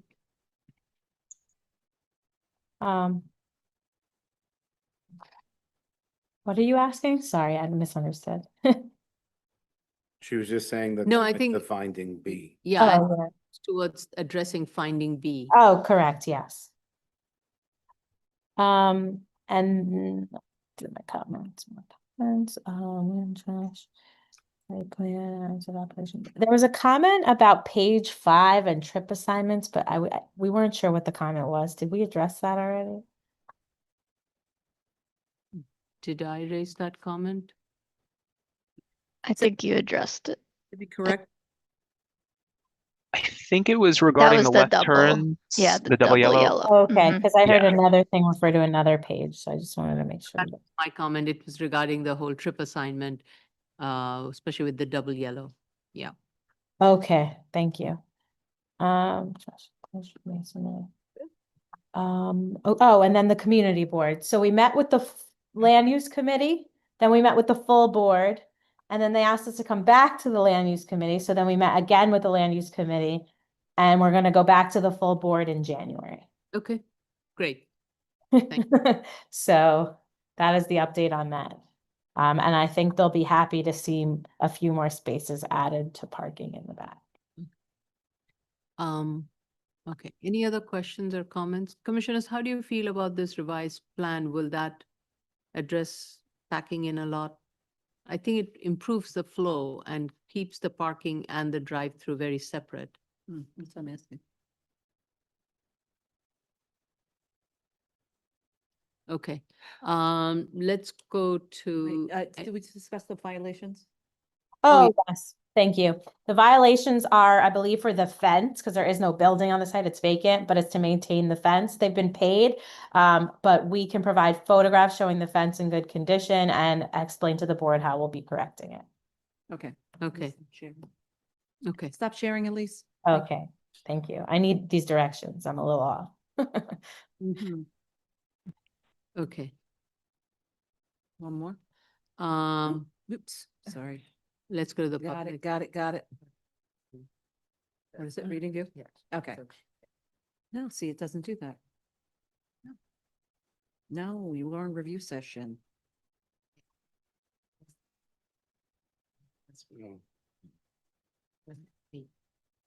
She's gonna read it out. This would be the perfect. No, but you call. But no, she's calling at the public hearing. The case that we're calling, no, we're calling the case, right? Oh, Yeah. sorry. The case that we're calling now is, sorry, the case that we're discussing now is 2025-23 BZ, 16161 Basley Boulevard, Queens. Should you wish to comment on this case, dial 669-254-5252. At the prompt, enter the Weber ID number 161-801-009. Press the pound sign. At the next prompt, you'll press the pound sign only. Once you're permitted in, you'll press *9 to raise your hand, *6 to unmute as you're calling in on the phone. And if the Zoom room are ready, please raise the Zoom hand, which is the little hand at the bottom of your computer screen. Thank you. Once you're recognized, you'll have 3 minutes to comment. Let the clock run out.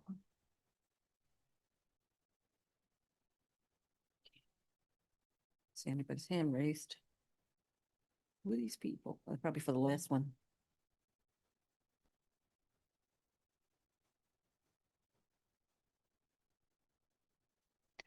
This has to be downloaded. She emailed it to me. It has to be downloaded. Yeah. Share it.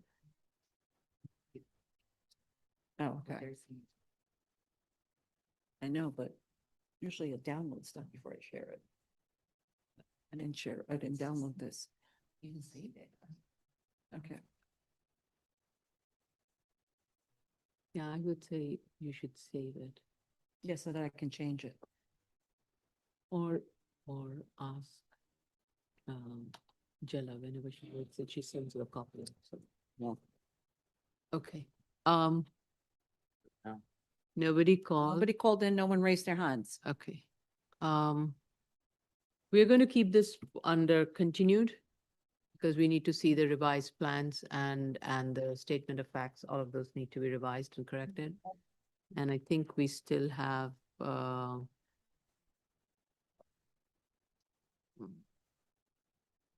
there any outstanding environmental? With the revised TDF memo, I think the square footage shouldn't affect it. The square footage was different from what's on the plans, the latest plans, but I don't think that's what the trips are based on, but we have to check that. And other than that, I think we'll be done. Okay, all right. So we'll schedule this for continued. I would say February. Okay, understood.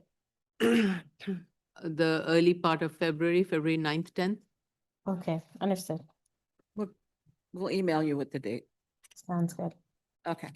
Thank you. Thank you and happy holidays. Thank you so much. Next item is 2025-30BZ, 1680 Boone Avenue, 1717 West Farms Road, the Bronx. Okay, this would be.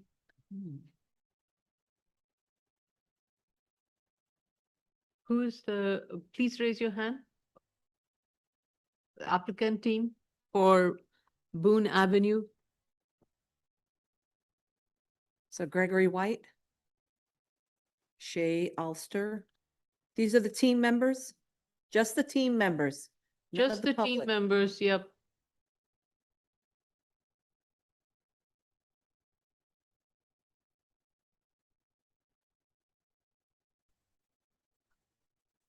Okay.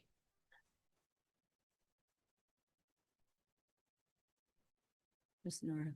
Nora, I just let her in. Okay.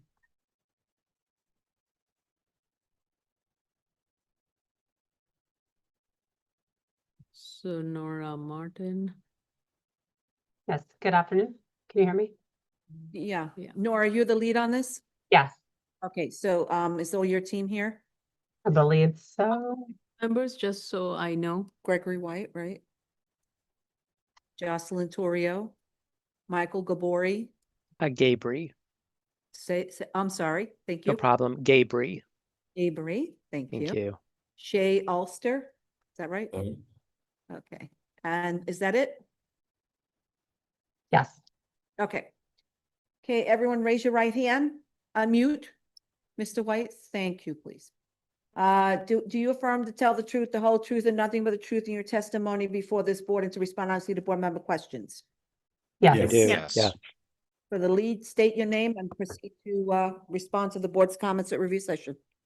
Nora Martins from Ackerman LLP, Land Use Council for the applicant for this variance application. Thank you for your time this morning at the review session. We listened closely to all the comments and would like to address those now. I know we're at the end of a long day, so hopefully we can get through them quickly. So I think first what would be helpful to understand and for us to explain a little bit better, I apologize it was not explained as clearly as it could have been in the statement of facts, is what the actual structure is here with the zoning lot. So as the chair noted, it is one zoning lot. The development site are lots 3 and 5. And then there is another lot, part of the zoning lot, lot 34, which is transferring development rights. So that lot 34 is currently occupied by a non-conforming self-storage facility, which is extremely unlikely to ever be redeveloped, whether it has development rights associated with it or not. That's existed since this area was rezoned from manufacturing to residential about 15 years ago. So this is an opportunity to actually use those development rights to build affordable housing and to make a project with enough density to be financially feasible as a publicly financed affordable housing project. Ms. Martin, Can we the stop? question I have is not the air right. The question I have is that there is an unused amount of floor area that is still left on the zoning lot. And the only other place on the zoning lot where that floor area can be built is the lot 34, where you currently, given whatever the market condition is, the current use is viable, but in future that may change. So as you know, one of the requirements of the neighborhood character is that any building, anything that is going to be built, it's not just the build context in terms of height and setbacks and other things. It's also that it could not be detrimental to the development of the abutting property. And based on the way the proposal is conceived, that is why I'm raising those questions. Sure, yes, and great question. So the development rights transaction, we're in contract to acquire the development rights. We are acquiring all of their development rights. The only reason we're not utilizing all of them is because of City of Yes, which actually increased the amount of development, which was approved after we entered into this contract, increased the amount of development rights associated with both the development site, the entire zoning lot. So they can't use them, we will own them. We don't need to utilize all of them. But we also have a light and air easement in connection with the development rights transaction. So, and that covers their whole property. Okay. So the existing conditions will essentially remain unless there is an upzoning in the future on that site. Okay, so you need to put that very clearly in your statement with to address the neighborhood character. Yes, we will do that. And you should start off with that statement that you have acquired all of the air rights. However, you're only proposing to use so much. And as part of the neighborhood and character, you have easements and all of that. Yes, we'll make sure that's clear and upfront in the statement of facts. I think moving on to some of the other questions, one was to clarify about the supportive services, whether those are required by the ELA term sheet. So this project is going to be under the new NCF program term sheet under the ELA option, which requires a formerly homeless set aside. So after meeting with HPD, they recommended that in order to meet the formerly homeless requirement, that we actually the project participate in the 15-15 program, which is for formerly homeless, but also has supportive services on site that are funded. So no, the ELA term sheet does not require the supportive services, but they will be provided here for the formerly homeless units. Okay. We have Settlement Housing Fund here with us today. If there are any additional questions about that program, they are very knowledgeable. No, I think you can provide that in your statement. It wasn't quite clear to me that there will be a formerly homeless component added to it, and thereby the required amount of support service that would come with it. So if you should just clarify that and indicate it on the plan where you're proposing that. Yes, and there were on the revised plans, because this change was made between our initial submission and that notice of comments response submission based on feedback from HPD. We did add the supportive service space on the ground floor in the plans. So we'll make sure that's very clear in the statement. Also wanted to confirm that yes, an HDFC will be required to be formed. That will be required to be done prior to closing on the public financing for this project. And then I think there were a lot of questions about the as of right scenario. That there was a discussion of the as of right scenario on page 9 of the revised statement of facts, but I could just go into it quickly and we'll make sure it's, any additional information is provided in our next submission. I think when you make that clarification of your zoning lot and the fact that you've bought all the air right and that nothing can be built on the remaining 34 and what you can build as of right can only be a small portion of it, I think that narrative should go with that. That would, I think that's why I was raising that question. Yeah, sure. And I think just to clarify that it would be only 131 units as of right. And I think very critically would have to be in 2 separate buildings. One would be 60 units, one would be 71 units, 2 very small buildings, which would have great increased construction costs and inefficiencies, which we do explain in our statement of facts, but we can highlight that. That you would have acquired all of the air right from the development side and it's a large development parcel. You still couldn't do a C-shaped or an I-shaped building to accommodate the and meet the rear yard requirements, side yard requirements and rear yard requirements. Actually, how will it be? I don't believe so. We'd have to confirm that, but I think the only way to read the rear yard equivalent is with 2 separate buildings here. Okay, yeah, just look into that. We'll confirm that. Yeah, okay. They can be connected at the ground floor below 23 feet typically, but Not above Not that above. because you have to maintain, unless you have units on top of facing that. If you have units facing that, you have to keep it. you guys have a windowless large first floor where you can put, atriums and things, but otherwise, as far as I've experienced or tested it, Okay. you cannot put anything in that space in between. You okay? All right. Architect has spoken. I think just since we are on the architectural items, I wanted to confirm this is flood zone X, so outside the special flood hazard area. I know that comment came up, asked for clarification. And we heard and appreciated the comments about the lot line facades. As noted, the lot line facade on the east elevation has more windows because we do have a light and air easement. On the west side, it is more limited. But we will take a look at what we can do with regard to windows or facade design. Also, even looking at murals, which is something Settlement Housing Fund has experience working on other buildings to try to eliminate that blank wall condition or minimize it. It doesn't have to be a mural per se. It's just some effort to make some textural difference or some sort of variation because it is quite tall. Yeah. Yes, understood. Take a look at that. And I think other 2 items, wanted to note that we will submit that sensitivity scaling analysis that was requested to show basically, our position is that the 18-story building with 340 units is really the minimum that makes this project feasible, but we will submit that to support that assertion. Yeah. And I think, oh, sorry, go ahead. Just want to say that, as we are pushing this into the fast track, this is something that's going to help even when we do when we do formalize the fast track process, is this, as Commissioner Otley Brown, she calls it the sensitivity analysis. That is also going to help in addressing the neighborhood context. Because it's, as I always mention, when it comes to affordable housing, it's really balance of the need for the amount of units that you need to make it financially viable and also the height. So both kind of go hand in hand.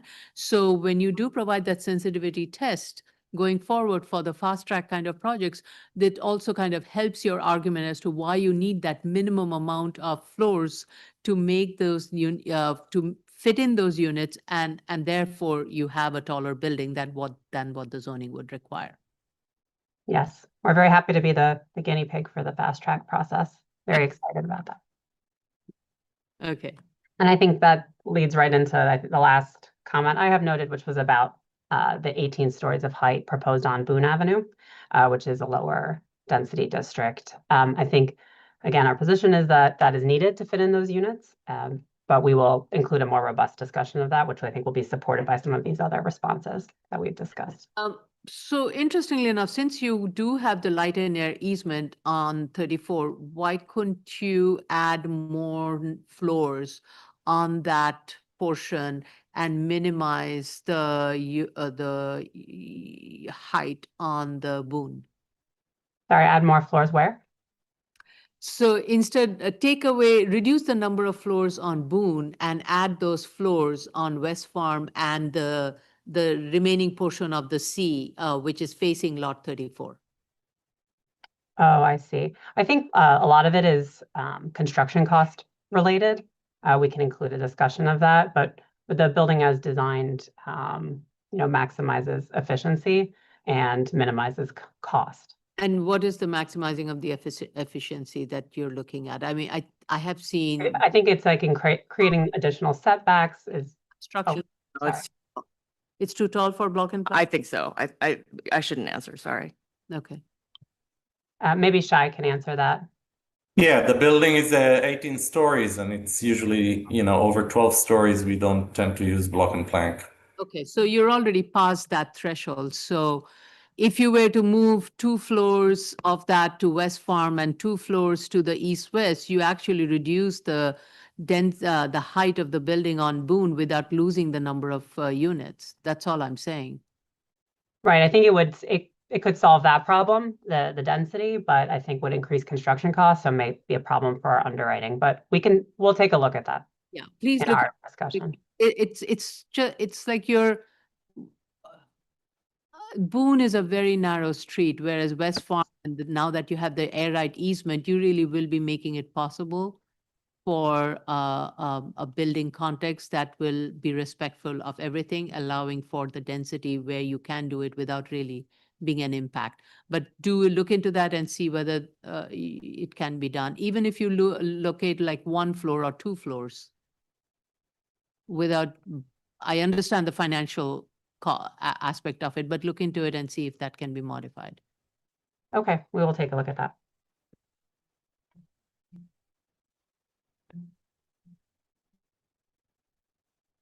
Those were all the comments I had noted from this morning's review session. Happy to answer any additional questions. So we have open WRP, air quality, shadow, and transportation. So I think those need to be addressed. I think WRP was signed off, I believe.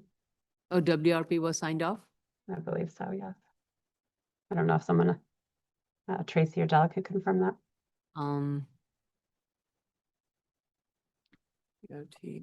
Okay, we'll look into that.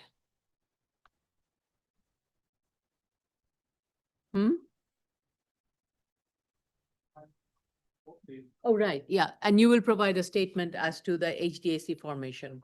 You did say that, but you'll provide a writing. Yes, it was in our statement of facts, but would you like it in a separate writing or? No, as long as it's in the statement of facts. Okay. Yes, we'll make sure that that's. Shall be formed and it is requirement of the funding program, and generally the timeline wise, this is around the time that HDAC will be formed.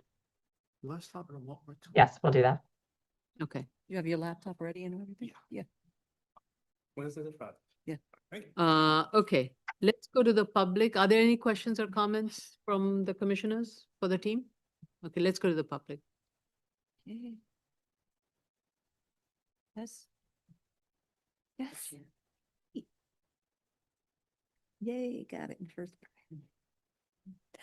The case that we're currently discussing is 2025-30 BZ, 1680 Boone Avenue, also known as 1770 West Farms Road, the Bronx. Should you wish to comment on this application, dial 669-254-5252. At the prompt, enter the webinar ID number 161-801-0009 and press the pound sign. At the next prompt, press the pound sign only. Once you're permitted in, press *9 to raise your hand, *6 to unmute if you're calling in on the phone. And if you're in the Zoom room already, please raise your Zoom hand, which is the little hand at the bottom of your computer screen. Once you are recognized, you'll have 3 minutes in which to comment on this application. I think I need to have it continued because I think we need to have it continued. The WRP sign-off was received on December 2nd. Oh, okay. It's in the folder, but you have to dig deep. I think we still have, Oh, okay. Seeker's still open. No, that can, He's still open. WRP is now closed. It's air quality, shadow, and transportation. Right. The Okay. afternoon one had. I don't know why air quality is open when there was an E designation place for air quality. Anyway. Okay. I do want to see the alternative to the possibility of moving the density from Boone, some of the density, if not all, but some of it, and provide an explanation. Sorry. I'm gonna keep it open, and I will schedule this for January.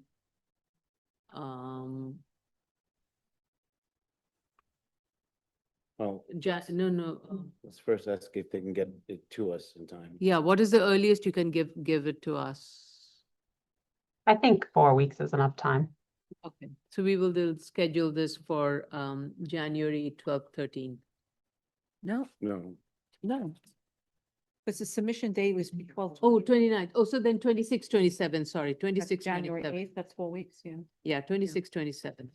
January 26, 27. Okay. Great, that worked for us. Yeah, Ms. Martin, I just want to make it very clear. I do want the projects to succeed, and I do want the project to be financially viable to meet the HPD requirements. But where possible, please do look at the possibility of moving some of the bulk from Boom to the easement area and to West Farm. When you say easement area, do you mean over the easement? No, what I mean by easement, I think they have an easement over the 34th, not 34th. For light and area. For light and air. So I'm just, for the ease of simplicity of talking, I'm just. I see. Along that elevation? Along that. Right, elevation. yeah, we can't actually build on the easement area, right? I understood. Okay. Yes, we will take a look at that, and we appreciate that comment. Okay, and you can even set back, let's say, the building, I don't know if it makes sense to be a single loaded corridor or whatever. I think that might be the waste of money because you're putting this corridor, but you're better off having a double loaded corridor unit either on West Farm or on the easement side. Because it's a waste of. I don't think I understand what you just said. A double loaded corridor is going to be the most efficient way to design this. It is, right. That's why I initially said, look at single loaded on Boone, but then I backtracked. Yeah. I'm thinking and speaking as I'm saying. Got it. but It would make sense to do a double loaded. It would be like an L-shaped building on above the sea. We're just looking at a cascade of floors down, like say 20 to 18. Yeah, From West Yeah. Farms to, yeah, okay, or whatever it may be. yeah. Just see the possibility. and give 19 us to the feedback 16, on something that. like that. Okay, Okay, anything else? no. We're done. I guess we're done. Yeah. I want to Please. thank everybody. This is the of